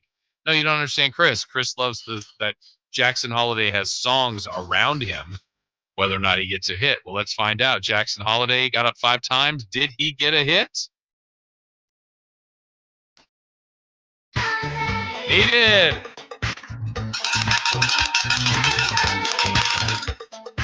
One hit for Jackson Holiday. By the way, congratulations to the Holiday family, because that is Jackson Holiday is the son of Matt Holiday, former Major League Baseball player, who was a very good baseball player. But Jackson was drafted, and then his other son just got drafted yesterday in the first round as well. I mean, that's production right there. Yeah, there you go. 3 soon-to-be baseball players, very productive. Good for them. As the Major League Draft was yesterday. So Chris at 1, Dave at 1, I'm at 5, trying to get to 6. And on Friday, I said, you know what? I need to get a hit going to the All-Star break to make it 6. I'm taking baseball's best player, my hero, Aaron Judge. Aaron Judge and the Yankees. I'm watching this game at the Sportsbook in Casino Resorts World, whatever it is, the Conrad Hotel there, with KCRA Sean Cunningham. He's doing work. I'm just watching baseball. We're hanging out. And the Yankees are getting run upon run. Bellinger's hit 3 home runs. My guy Judge, they're pitching around him. He got up twice. He went 0 for 2.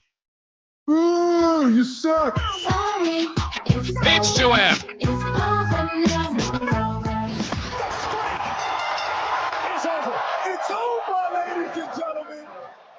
I got there about, I don't know, we were about the 6th inning. I'm like, oh my gosh, Yankees have all these runs. Judge, how many home runs does he hit? And I looked and go, oh, he doesn't even have a hit yet. What's going on? Then I saw, I think, at least 2 more plate appearances.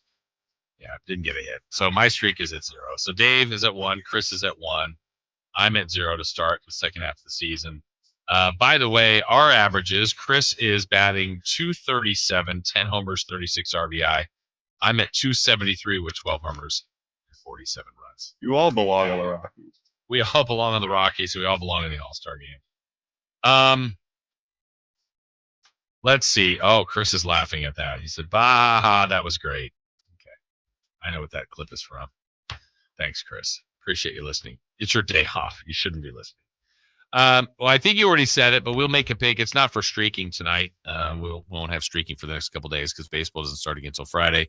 But Anthony, is your official pick for the Home Run Derby Brent Rooker? Yeah, of course. Going with Rooker. All right, I'm writing it in. Now it's official. Now that it's written in. As we said, the favorite is Cal Raleigh. O'Neill Cruz, second favorite. James Wood.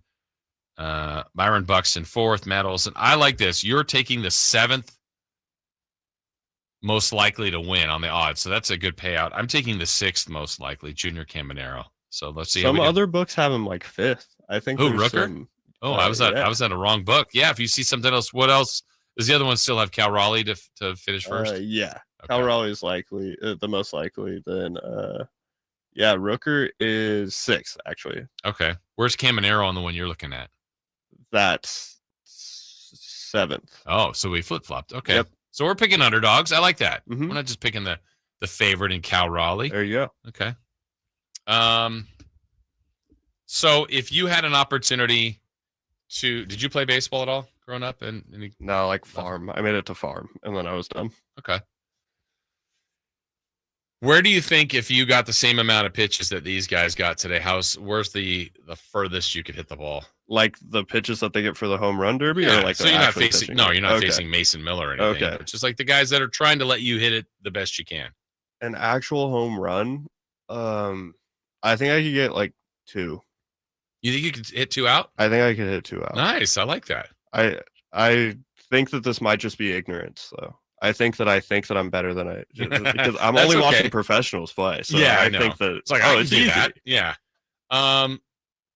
Yeah, I don't know. I mean, years ago I could maybe. I mean, I played a lot of baseball, but I don't know now. I don't even know. I think if you feel like you really get a hold of one, I just don't know. I feel like a certain amount I could get 2 out. Yeah. I have a friend who thinks he could make contact with like 3 of 10 fastballs. Like for real pitching? Like actually make contact with an MLB fastball. See, that's where the trick, that's been brought up before. Like, could you hit, let's just use Mason Miller's through the fastest pitch the other day at 104 of the season. Yeah, I'm not even going to see it. I mean, honestly, I don't know when the last time anybody's gone to a batting cage, but let's just say a batting cage, which basically puts the ball in roughly the same spot, roughly.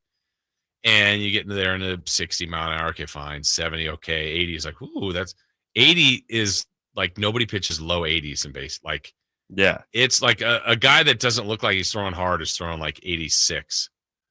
And then 91 is like, that's on the low end. And when you got guys 96, 97, up to 90, I mean, the problem with it, I think where someone would say, like your friend, like if they're somewhat athletic that have played some competitive baseball and the pitcher is telling you I'm throwing it down the mid or trying to at 100 is different than, they just threw a changeup to make my eye, look at something different and then zoom. And then next, you can't even see that one coming in. Yeah.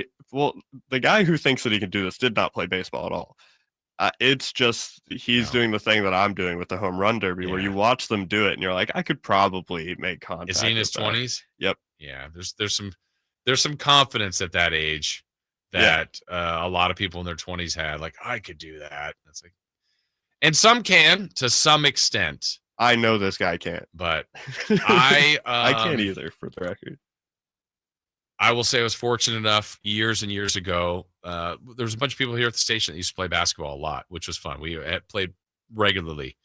And then we got some of the Kings out there over time. Like Jay Will play with us, Bobby Jackson, Jabari Smith.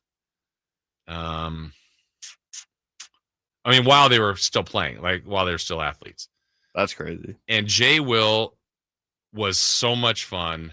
But I would say, Anthony, honestly, he was playing, if we go 1 to 10 and 10 being Jay Will in the NBA, he was probably playing at a 3, which is still the best player out there by far. Yeah. But like when you could just tell when he just turned it up a notch or two, and you're like, all right,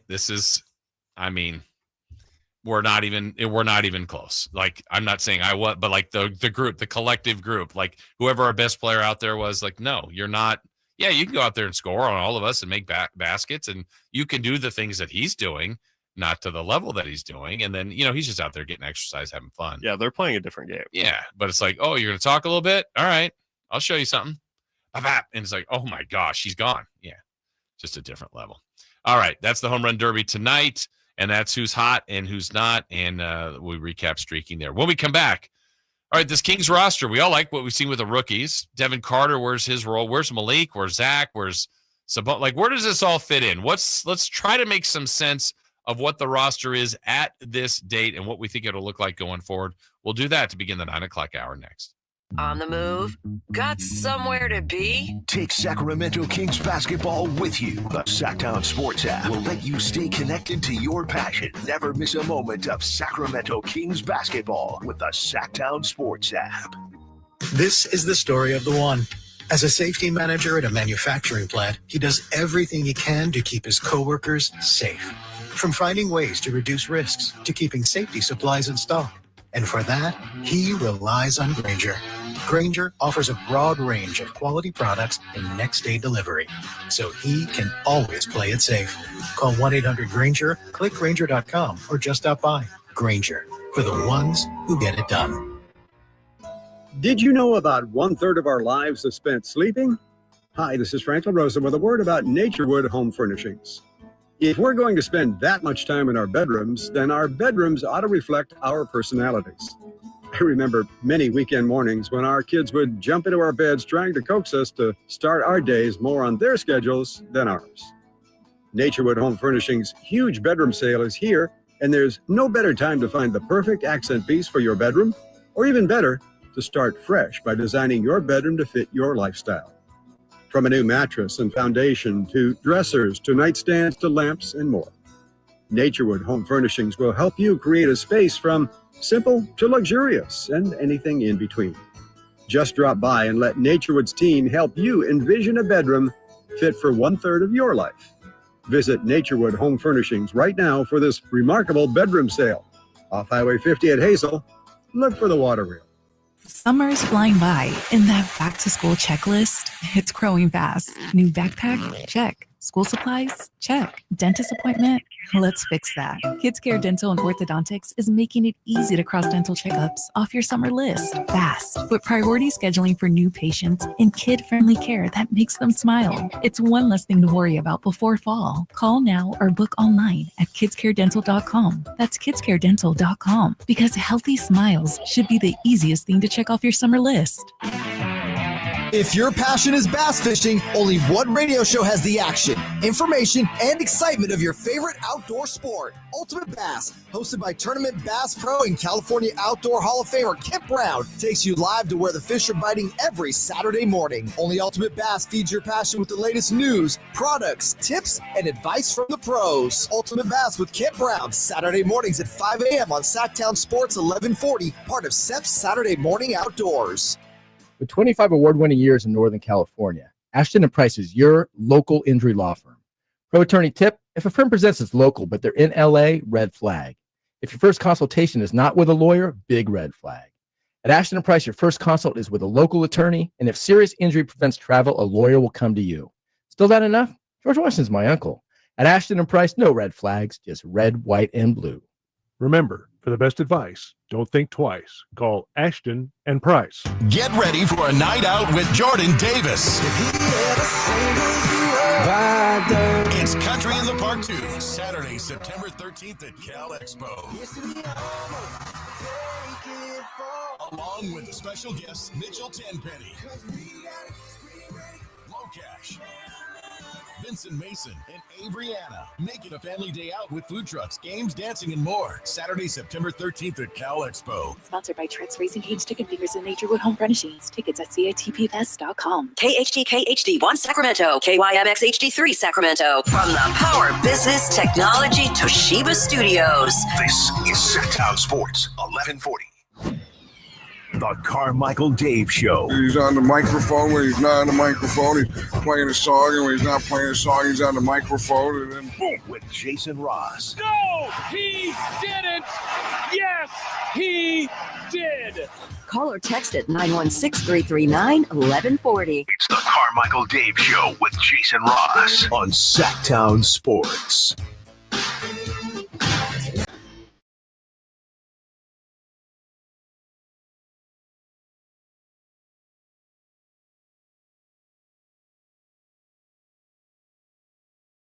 All right, final hour of this Monday show. Jason Ross here with you. Anthony Lucas in for Christopher Ladd.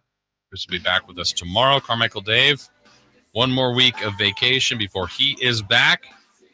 And we'll take you through all this week. As we said, tomorrow looks like Mark Jones will be joining us. He's on the call tonight for the Kings and the Suns. And also our interview with Maxime Reynaud. I can't reiterate enough. I know we've already put it out on Sacktown Sports if you want to see that.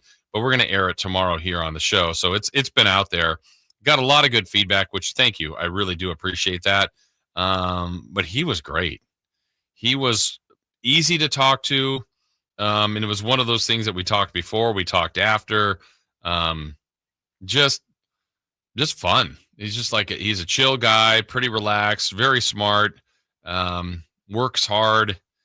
He's going to be a guy that's easy to root for. And I think Kings fans are already liking what they're seeing in Maxime Reynaud. Certainly they like what they see in Nick Clifford. And so that sets them up to building blocks of what they're trying to do here for the future. And we've said this before, we'll say it again, as far as kind of what the draft is about to me is drafting the best players. And you hope over time you find some guys where you go, man, that's how this team got better, as they got that guy in the draft. First round, second round, an extra pick, wherever you get them. When you get them under your contract control and your development, I mean, they're in your system. It's kind of how you vision your program to be. And the more guys you can have as much time under your hands, that can be a good thing. Now, some could look at that vice versa for the Kings, going, wait, this team has been to the playoffs once in the last 19 years. Well, that's probably a bad place for people to go. I get that. That's a fair enough criticism, but you also have to now go, this is new. This is going to be new with Scott Perry. It's new with Doug Christie as the head coach. It's not new for Zach LaVine or for Sabonis or DeRozan, who have been on other teams, Monk. But for Keegan Murray, this is the only place he's been. But he's now experienced the NBA, where it's like he's had one coach, then another coach, a different general manager, different players around him. Keegan's kind of been here and only here, but he's now experienced kind of the reality of what the NBA is, and get comfortable with people, with transition, with change, because to see organizations have the same coach for more than 3 years is rare. To have the roster the same more than 3 years is rare. We're looking at 1 to 2 year increments now. Anthony, this thing is changing at a rapid rate across the league. Yeah, it is weird. I get what you're saying before with, you don't want to go to Sacramento. We've been bad for so long. You don't want to go to Charlotte. They've been bad for so long. You don't want to go to Washington. They've been bad for so long. And I think that we're actually different from that because of the newness. Like, we just did a full clearing of the house. Everything's going to change. We don't know how this is going to go. I think that they got drafted to become the new standard. They're creating the culture around these guys. They picked guys that they thought would fit the culture, the get out and run, play defense, play hard. What they've been preaching this whole offseason and since Doug took over, basically. So I think that it is good for them to be in the system immediately and learn how to play the way that the Kings are currently trying to build this team. And so now let's get to that, to how they're trying to build this team. So watching the rookies in Vegas, watching the guys that are coming back under contract, as far as Isaac Jones, who's earned that contract, Devin Carter, who's under contract, the two-way guys they also have there. I don't want to undersell or forget about Isaiah Stevens and Dylan Cardwell, but they look like two-way players to me, and that's not a slight. It's just they'll spend some time in Vegas, or in Stockton, and some time with the Kings, the big club. Cardwell is that defensive enforcer. I don't see a lot of offensive refined game, but that's what he's got to work on. Like he has a list of chores to do, and he's got to work on it if he wants to have an NBA career. Isaiah Stevens, I think, can be a point guard. There's no doubt he's got those instincts. He's small, but that's another one you want kind of in your system, help run the Stockton Kings and so on and so forth. But now it's the rest of the roster. So if we were starting today and it was the opening night, I believe the Kings would start this lineup, and I don't think this is shocking. I believe it would be Schroeder with LaVine, with DeRozan, with Murray and Sabonis. Pretty much have seen that group with the exception of Schroeder being new. I think the Kings needed a point guard. I think we can, again, debate whether or not this was the right or best fit. But I think Schroeder will be good. He will function in that role pretty well as the Kings. It's just, I want to see this team. What we didn't see last year at the end of the year was what I would call a true point guard that played with LaVine and DeRozan. I don't know if LaVine and DeRozan will be here to start the season, but I'm going under that assumption right now. If they are, I think Schroeder's number one thing has to be to maximize those two, because both two on their own are good. Together, I don't think we get the best of DeRozan and the best of LaVine when they're on the floor together. And I don't know how we get that.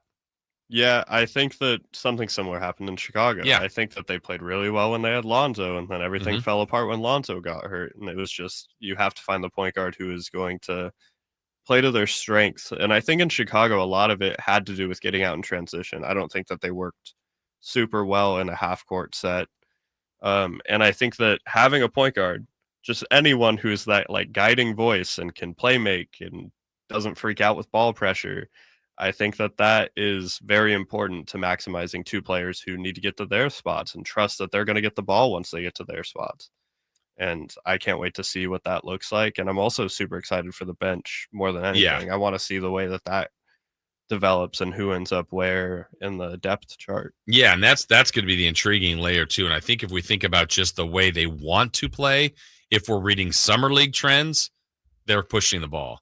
I would say if you look at the way the roster is constructed, even to the minute, I think pushing the ball will favor almost everybody on the team, with maybe the one exception. I don't want to say he can't run, but I think when they get into the half court, that's a favorable spot for DeRozan.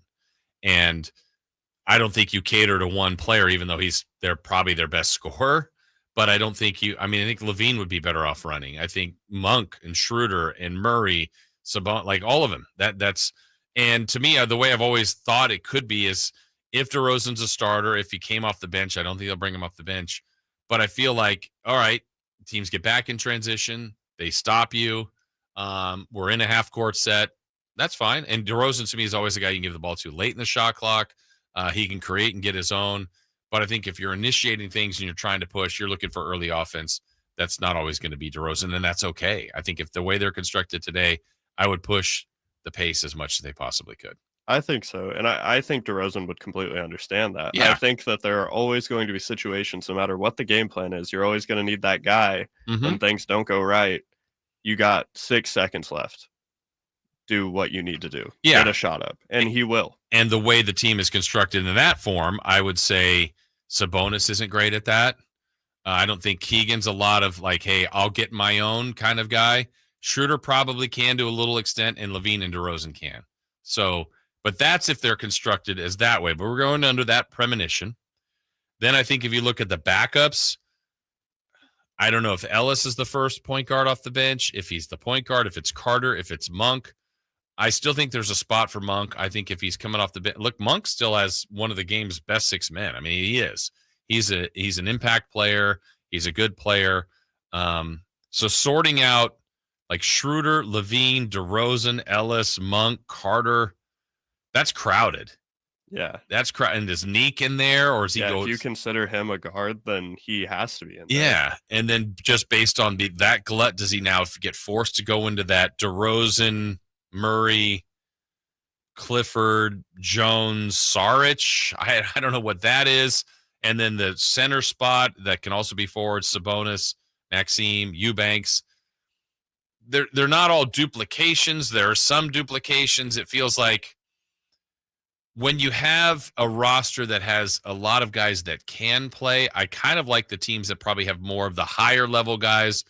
The perfect team has a bunch of higher level guys that's like 10 deep. Well, it's hard to construct that in the NBA. The Kings have a couple higher level guys, but then I think there's a lot of like 4 through 10. If you were the coach, Anthony, you said, no, we're playing Neek all the time, I'd be like, okay. Yeah. And it's like, no, I want the veteran. I've got to play. Let's see, in that situation, I'm just going to play more of Murray and Sabonis and figure out the rest and play small with these veteran guards that have been around the league a lot. Okay. Like, I think there's a lot of ways they can go, but I feel like the best teams define their roles, define the situations, and try to hit that sweet spot and maximize that the most they can. Yeah, and I'm super excited to see how it evolves. I know they don't do 5 in, 5 out as much, like rotations aren't as exact, but I'd love at least a lineup at some point where I could see like Carter and Monk off ball, Neek with the ball, and then a backcourt of whoever, like Max and we need a 4 so bad. I know. I don't. Isaac Jones, sure. We'll do that. But I think that it'd be fun to see just like a taller initiator and then 2 guards who we think can't really play on ball as well. Like Malik had a lot of issues with ball pressure earlier, and Carter doesn't seem very comfortable on ball. We've talked about that before. So I think having Neek as the initiator, I think that'd be really fun to see with those guys. off the bench, but we don't do 5 in, 5 out. There will be a starter in there. It'll probably be either Sabonis or Levine or DeMar. I think probably it'd be cool if Keegan played with that lineup. Then you don't have to find that 4. But I'd like that just from entertainment perspective. Yeah. That's what I would like to see. But obviously, I don't know what's going on in practice. I don't know where people are and they're like playing up. But that would be exciting for me. I'd go and pay to go to a Kings game just to see that backup lineup. Yeah, so I wrote out kind of where I think the positions are, and I'm going to give the 6 front court people I have here. Like, so I had Murray and Sabonis as your 4 and 5 to start. In no particular order off the bench, you have Isaac Jones, Saric, Eubanks, and Maxime Reynaud. That seems light to me. Not in number of people, but in potential guy. Like, to me, I'm most curious about Maxime, but now you're asking a rookie who's just, like, is he ready to have the predominant minutes behind Sabonis and or Murray? Or I want to see Maxime and Sabonis play together. I think that's going to be fun. But Eubanks has been around. Jones is still relatively raw. And then Saric, I just don't know how much tread is left.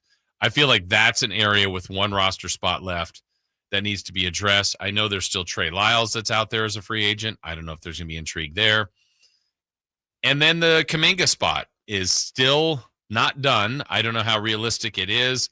I am one that would still be intrigued by Jonathan Kuminga. I think my concerns are why the Warriors aren't in love with him, because everything that he kind of represents in a way of someone that's young, super talented, or potentially super talented, has the chance to check a box where you go, man, this guy's a stud.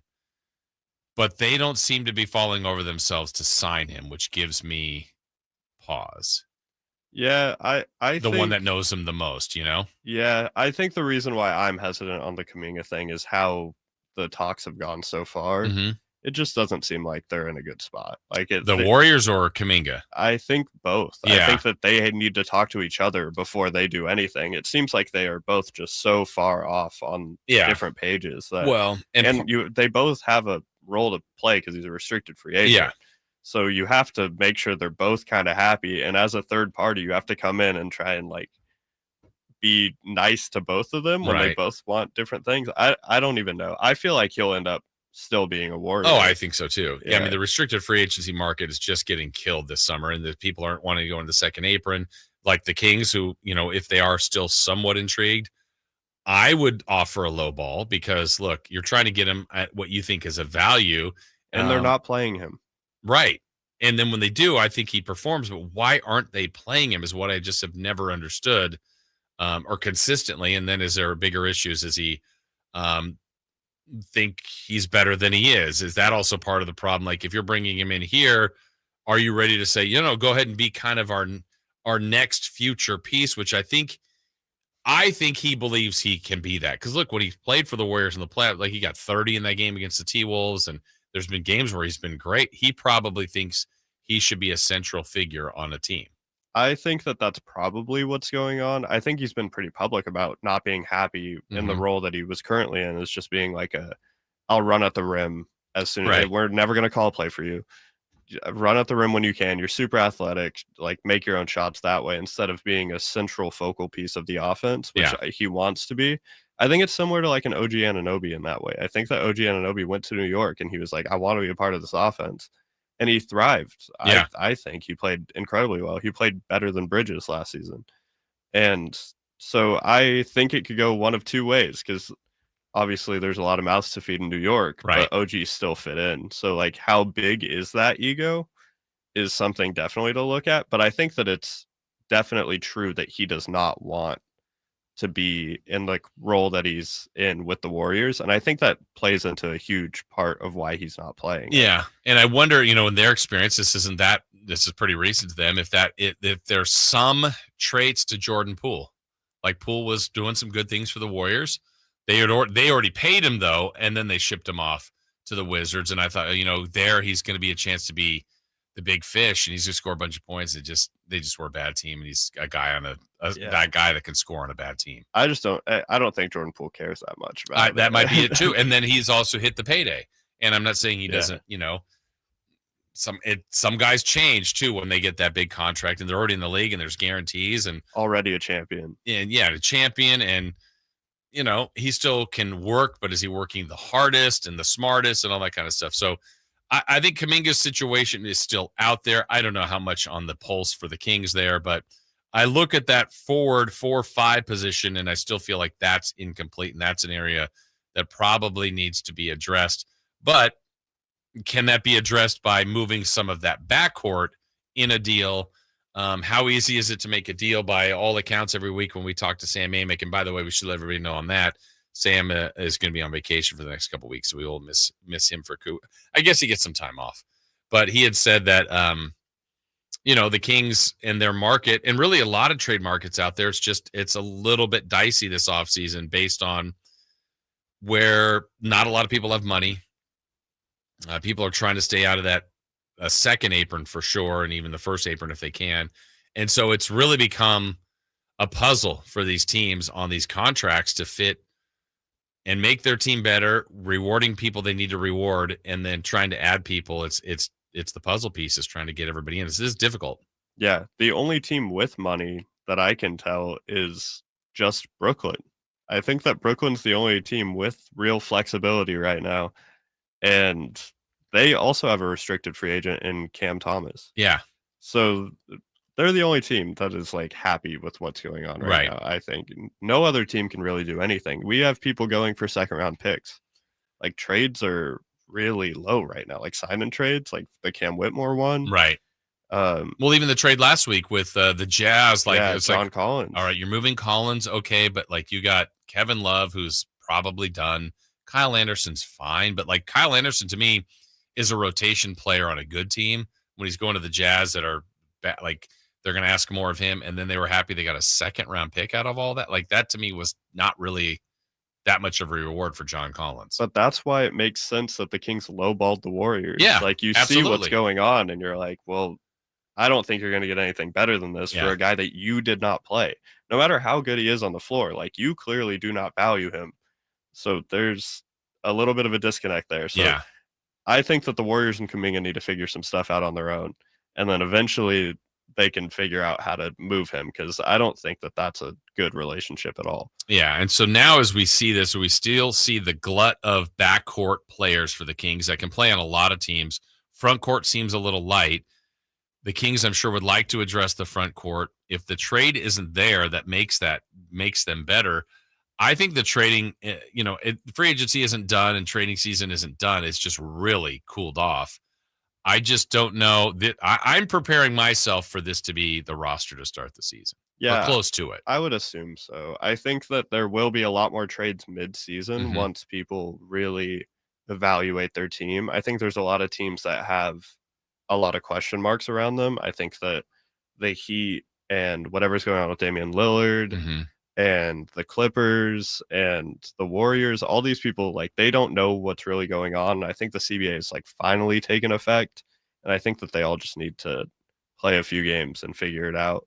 It'll be a weird season, and I think that the Kings are in the same boat. I think that they need to see what other teams figure out about their players so that they can pick up some more people, because right now I think that it's safe to call Saric and Eubanks placeholders for that position, just in case something happens to the players who will be playing. Yeah, because that's exactly what they feel like. I don't feel like they're certainly not long-term. They don't have long-term deals, but it's also they have contracts that are meaty enough where you go, oh, we need an extra $5 million. Boop, plop that player in, and there goes, to complete a trade. But also the other part of this that, we're going to learn as the season goes along is Scott Perry's influence, and not what I mean about the roster that he's building, but how he feels about the guys that he picked. So he did draft Nate Clifford. He did draft Maxime Reynaud. Is there a little bit more pressure from the front office and management to Doug to say, no, let's get our young guys in, or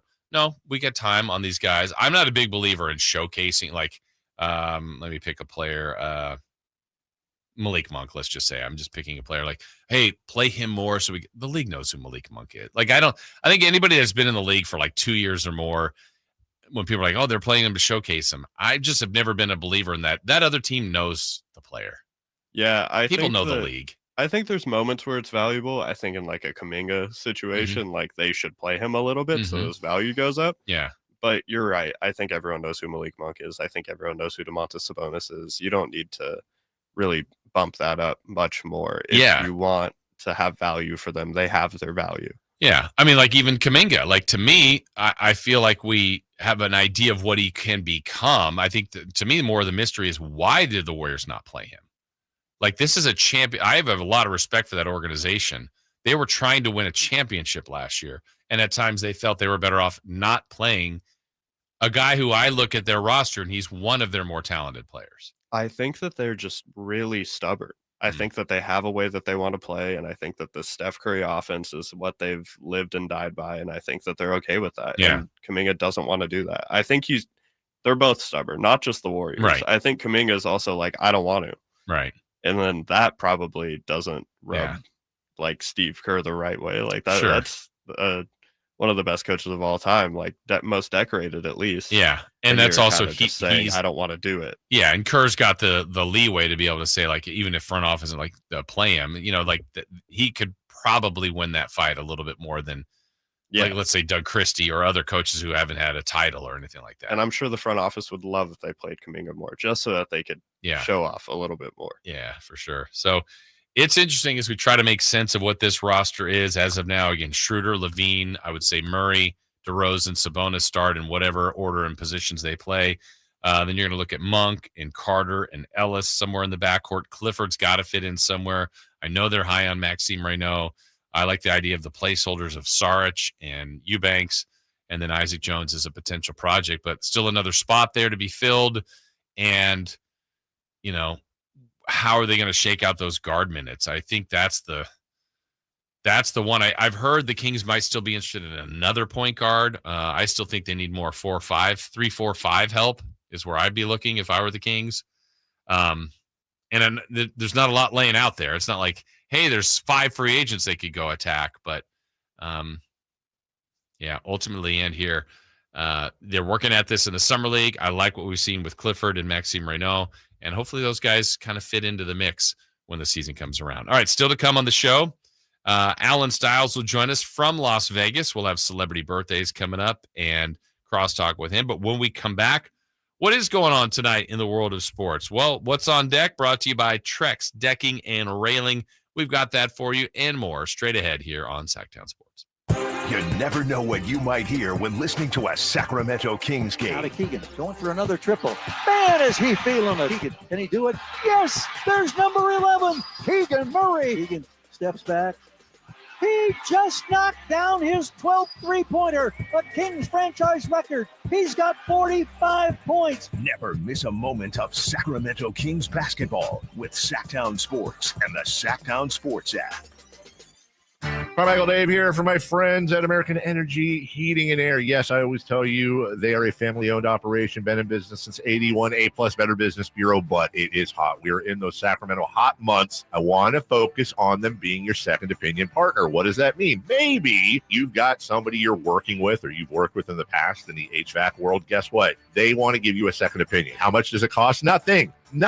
You call them up and say, hey, can I get a second opinion on this deal? They come out and they either say, wow, that's a great deal, you should feel better about that. Or they say, we can beat that price. And usually they're going to beat it by a lot. Guess what? You just saved money and it didn't cost you anything to find out. It's a no-lose situation. Go with a trusted company. American Energy, 916-520-9990. That's 916-520-9990 or AmericanEnergyAir.com. Jingle singers, take it away. Call 916-520-9990 now. Bonneville International Radio Station contests are open to participants at least 18 years of age and older that are residents of California and who reside in one of the 6 counties that make up the Sacramento metro area, unless otherwise specified. Employees or agents of the station, Bonneville International Corporation, other area radio stations, or any entity associated with the contest are not eligible to win, unless the station otherwise specifies in its own discretion. Persons who have won in the last 30 days from a station contest or event may not be eligible. For a copy of the general contest rules, visit khtk.com. Mike Rowe here with a quick question. Have you noticed a musty smell in your home? I hope not, because damp smells mean that you could have a crawl space problem. That's where Groundworks comes in. They can honestly assess your situation and create a plan to waterproof your crawl space and get to the root cause of the problem. Schedule your free inspection at groundworks.com/row. And while you're there, check out my latest dirty job. It's a good one. Licensed in all states where work is performed. See website for details. Alan Stiles here with your Sacktown Sports Injury Update, brought to you by Downtown LA Law Group. Ken Waldachuk, out with that left elbow sprain, will have another AAA Las Vegas rehab coming up, and his expected return is mid-July. Jose Leclerc, out with that right lat strain, is expected to return in the second half as he is playing catch 3 times a week, even though the A's expect a long recovery process. That was your Sacktown Sports Injury Update, brought to you by Downtown LA Law Group. It's Alan Stiles here. You injured at work? Call Downtown. DTLA Law Group, California's leading injury law firm. With over 40 lawyers throughout California, they have won over $500 million in settlements. DTLA Law Group will get you compensation for your work injury. You don't pay unless they win. That's right. You pay zero up front. Call Downtown. Text injury help to 40222. That's injury help to 40222. Visit them at calldowntown.com. Hello, Sacramento. I'm Emran Pilati, owner of True Sports Cards and Collectible Store here in Rockland, California, and the host of the True Sports Cards Show that airs right here on Sacktown Sports 1140 every Saturday from 10 to 11 a.m., where we discuss the latest trends, hottest products, and deliver exclusive interviews with other industry leaders. And don't forget to visit our shop, True Sports Cards, at 6661 Stanford Ranch Road in Rockland, and see what we have for all your sports card and memorabilia needs.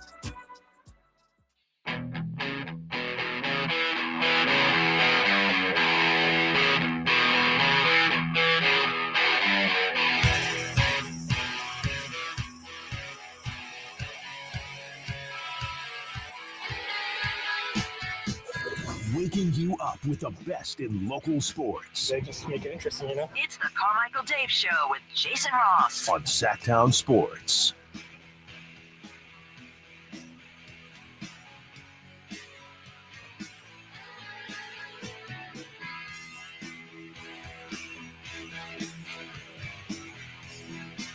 We had someone on the text line say, wait, Jay Will was on your men's league b-ball team? No, that's not exactly true, but anyway. Was that Roseville by Wood Creek? No, it was by our old radio station just down the street. We played at this place that doesn't even exist. It's apartments now. It's called Willow Creek. Short. It was a little bit longer than a half court, which was great. We'd play like 4-on-4. It's perfect. And we played full court. It was great. He said then this texter would add, we played a couple seasons ago against Ryan Anderson in El Dorado League.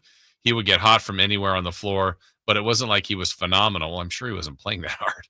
We could beat his team. Wish more guys played in the league with us. So fun for all of us. Folsom Mike. Yeah, it is fun. It is fun. I remember doing pickup ball years ago at UC Davis, and Franklin Edwards, who was a former King, but he was several years retired at the time. He was just going out there to get exercise and play with guys. And it basically, the best way I could describe it anytime, and it isn't foolproof, but I would say I've played a decent amount of times with either an athlete or former NBA players, and they are playing more so to protect themselves because they've got far more to lose. And there's always going to be someone that is way too eager or a little bit out of control and kind of dangerous out there. The football player. Yeah. And you're like, come on, you're not the person that's going to come out here and stop Jay Will. Just play, just be normal, play.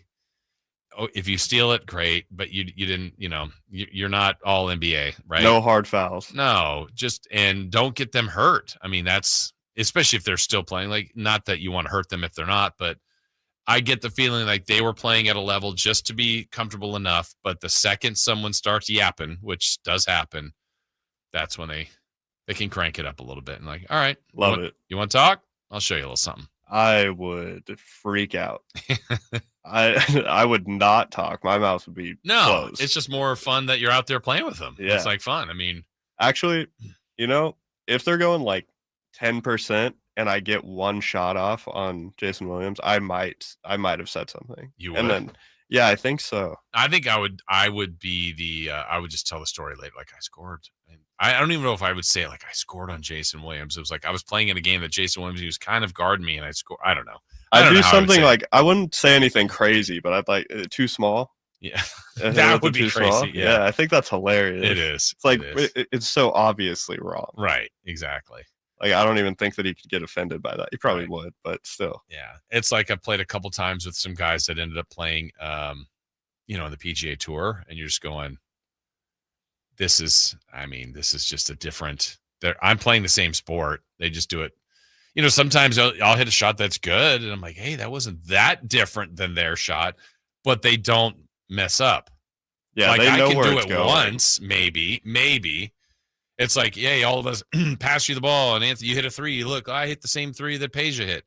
You did, but now I'm Peja. Now pass it again and again and again and again, and now guarded, and now in a game. You know, it's like, come on, guys. I mean, I could make that free throw. You could, but would you in game 7 down, 1? Could you make? I mean, I don't know.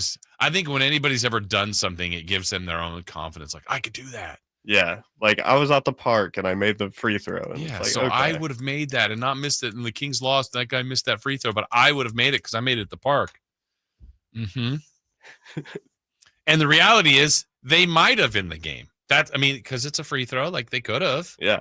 But they also, if it happens all season long and you're getting that opportunity, like, I think you're like a 40% free throw shooter. I know I made 10 in a row at the park. You might have, but people get a lot of confidence. Yeah, shoot enough free throws, law of averages, it'll all even out. They just always come at the worst times, the misses. Yeah.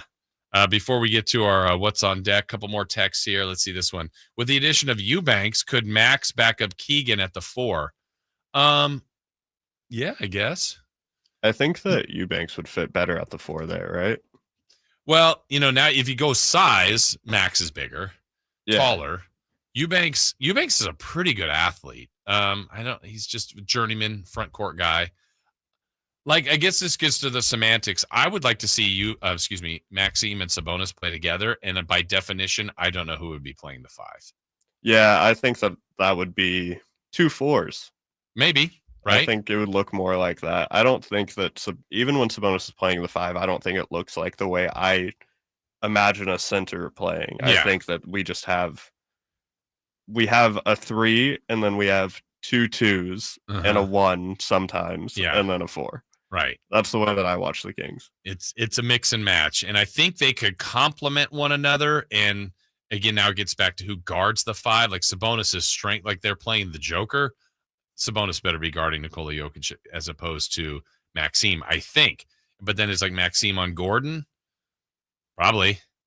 And I don't know how that works. I don't know how either. I mean, you flip that, I don't like it either way. You know what I mean? That's a deficiency the Kings have, and we're also asking Maxime to come in and be ready at that spot. But look, when the Kings played, I'll go to the game here this year, and the Kings elected to have Sabonis on Joker, and then DeMar was on Gordon, and it was like, yeah, it was horrible. Oh my gosh, because they put Keegan on Jamal Murray, which I understood that thought. I'm like, yeah, let's contain the ball. Keegan did a good job there, but DeMar got annihilated by Gordon. And we all kind of knew that was a bad matchup from the beginning. Like we came into the studio and we're like, that's going to be rough. Trouble. And it was. And it was bad to watch. So they'll have to sort this out. That's the beauty of this time and when they get here. But lots of sorting out still to do. All right, let's do it. Let's get to What's on Deck, brought to you by Trex Decking and Railing. Ladies and gentlemen, this is going to be fun. It's time for What's on Deck, brought to you by Trex Decking and Railing. Well, first and foremost, we got Summer League basketball starting in a couple of hours. The Hawks and Rockets. Everybody ready? Ready for that matchup? Finals preview? Rockets, I could see. Hawks, an improved team. The Hawks in the finals? Hawks and Rockets. Yeah. Would anybody watch? Let me see if I can find more finals matchups. Most likely, all right, we're going to do this game.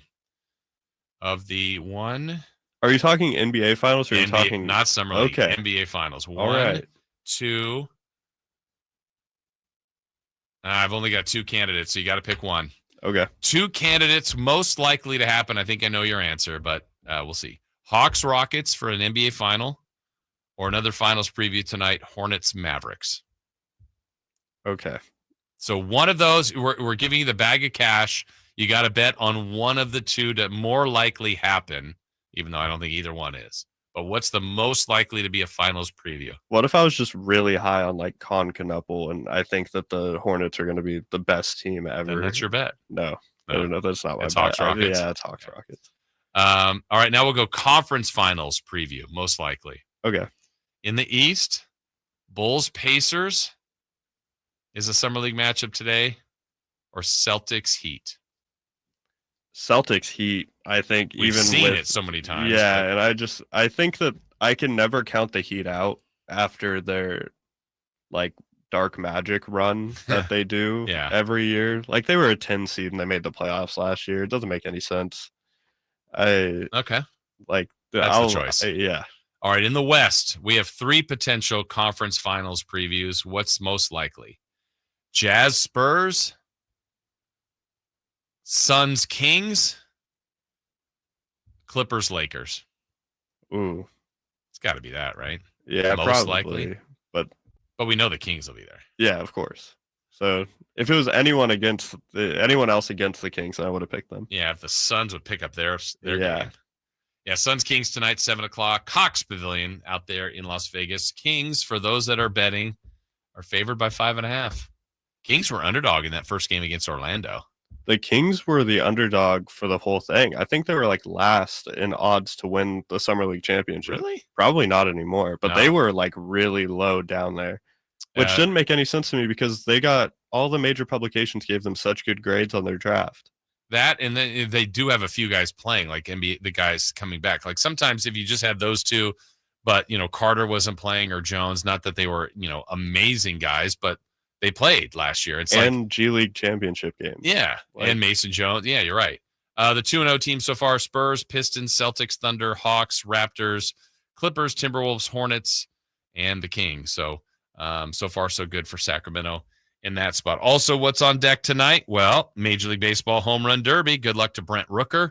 He'll be participating in that in Atlanta, as the field of 8 is Cal Raleigh, O'Neill Cruz, James Wood, Byron Buxton. I keep messing that one up. Matt Olson, Junior Caminero, Brent Rooker, and Jazz Chisholm. And then you also have some WNBA action. You've got the Phoenix Mercury at the Golden State Valkyries. So that is all going on tonight. That's what's on deck, brought to you by Trex Decking and Railing. When we come back, we hope to be checking in with Alan Stiles. We'll see if that happens from Las Vegas. We also will have some crosstalk and celebrity birthdays to wrap up this Monday show. That is all straight ahead right here on Sacktown Sports.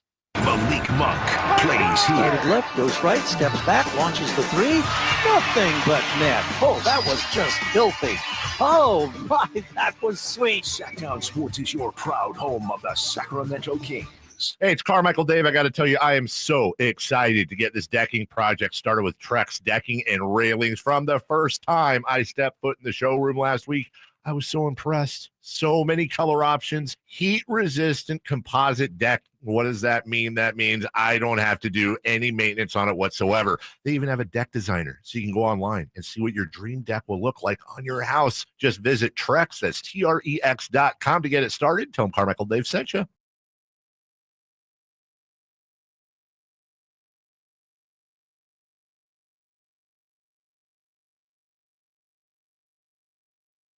Porter Civic. See all our specials at FolsomLakeHonda.com. As a family-owned and operated dealership since 2009, customer service is our #1 priority. Our customers love doing business with us, and you will too. Go to FolsomLakeHonda.com. Your one-stop Honda shop. If you've got a gas-powered engine, keep it running like new at every fill-up. Stable in-season protection is your engine's preventative medicine, cleaning and protecting the entire fuel system in season. In outdoor power equipment, prevent gum and varnish buildup that could cause a rough or non-running engine. For cars and trucks, increase fuel efficiency and power by removing deposits, ensuring your engine's long-term health. Stable outperforms the competition in independent lab testing. So at every fill-up, start with Stable. Hey, Green Gobbler here. So you've got a clogged drain in your bathroom. Water in the sink's overstaying its welcome. You're spitting today's toothpaste on top of yesterday's toothpaste. You hope that it go away. Yeah, clogs don't just go away. I make them go away. I'm Green Gobbler, the only clog dissolver you need. I'm bleach-free, safe for your pipes, and I work. Guaranteed or your money back. Because I never met a clog that was going to unclog itself. Green Gobbler. Let the gobbler get it. Life doesn't wait, and neither should you. Aleve can help you deal with pain less throughout your day. Whether it's a long day on your feet, a demanding workout, or everyday aches and pains, you need relief that can keep up when pain persists. Aleve is here for you with longer-lasting body pain relief compared to leading OTC branded pain relievers. With just one pill, Aleve lasts up to 12 hours. Don't let those aches hold you back from doing what's important to you. Use as directed. Why'd I go to the doctor? My heart would race just taking my son to practice. It didn't feel right. So I got checked out. Turns out I have atrial fibrillation, which increases the risk of stroke about 5 times. Symptoms like irregular heartbeat, heart racing, chest pain, shortness of breath, fatigue, or lightheadedness can come and go. But if it's AFib, the risk of stroke remains. If you have symptoms, contact a doctor. I'm so glad I did. Visit notimetowait.com. Sponsored by Bristol Myers Squibb and Pfizer. Did you know about 1/3 of our lives is spent sleeping? Hi, this is Franklin Rosen with a word about Naturewood Home Furnishings. If we're going to spend that much time in our bedrooms, then our bedrooms ought to reflect our personalities.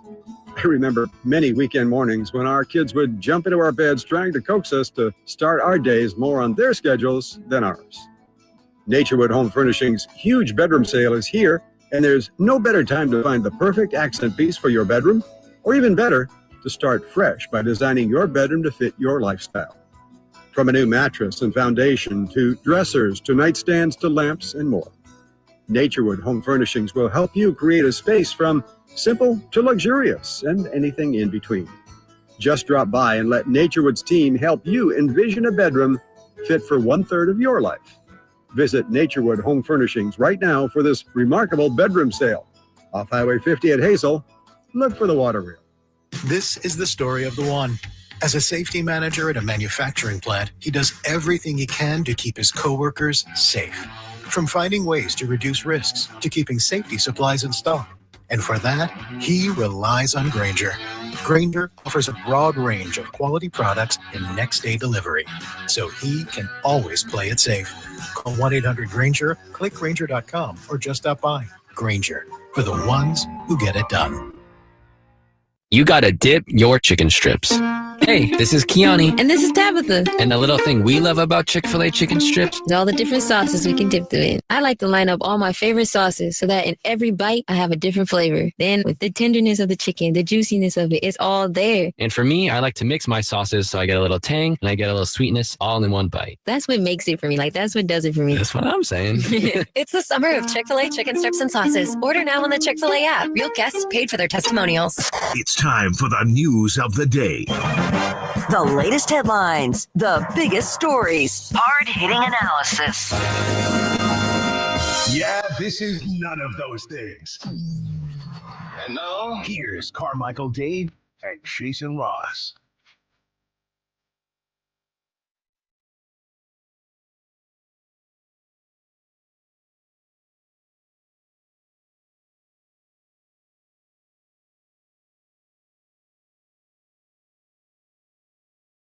All right, final segment.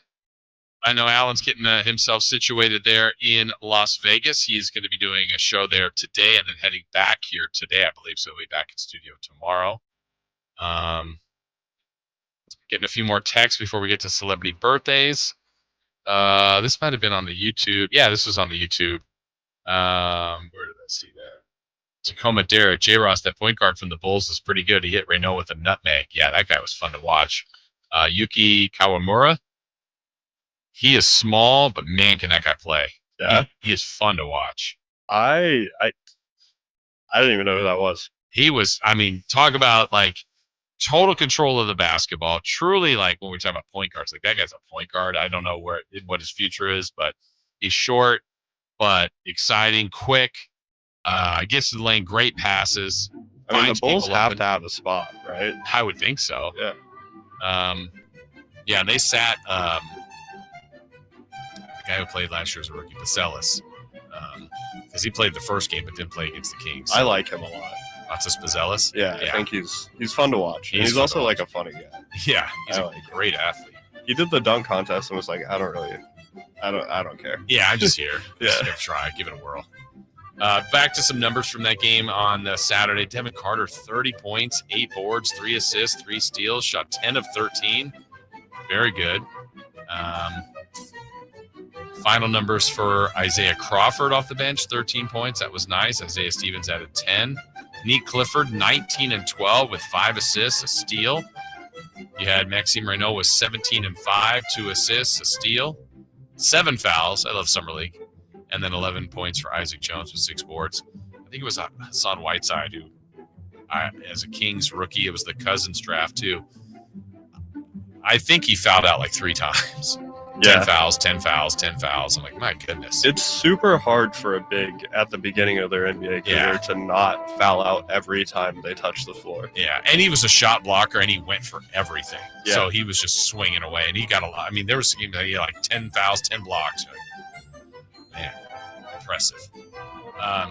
So that is tonight, Kings basketball. Also, I don't know if you saw this over the weekend. Shaq was in town. Shaq State. Yep. DJing over there at Sac State. The DJ Diesel at Shaq State, the general manager of Sac State basketball. Cool to have him in town. Then I think he was there, and then I saw a big billboard for him in Vegas. I think he was doing a DJ on Friday night here, Saturday in Vegas, something like that. Also, Sac State football is coming up, a few weeks away from that. They have put out on their social media, which is really good with football, the things they're doing. They're putting out like their own version of a Hard Knocks-ish type thing. So they had episode 1 already of the behind the scenes. That was pretty cool. Go TV to check out what they're doing with the Go offense and just the makeup of the team, and more episodes to come. So as someone that works with that program and follows them, that's fun to see the inside of the workouts and get to know the guys a little bit better. So if you get a chance, check that out. It is pretty cool. All right, it is time to do some celebrity birthdays, which is brought to you by our friends at Crumble Cookies. Birthdays are meant to be spent with family and friends, and nothing brings family and friends together better than Crumble Cookies. All right, Anthony. And Kyle, he's participating, correct? Kyle is in. I know they're doing a little scrambling. I'm here for the next show. Hi, Kyle.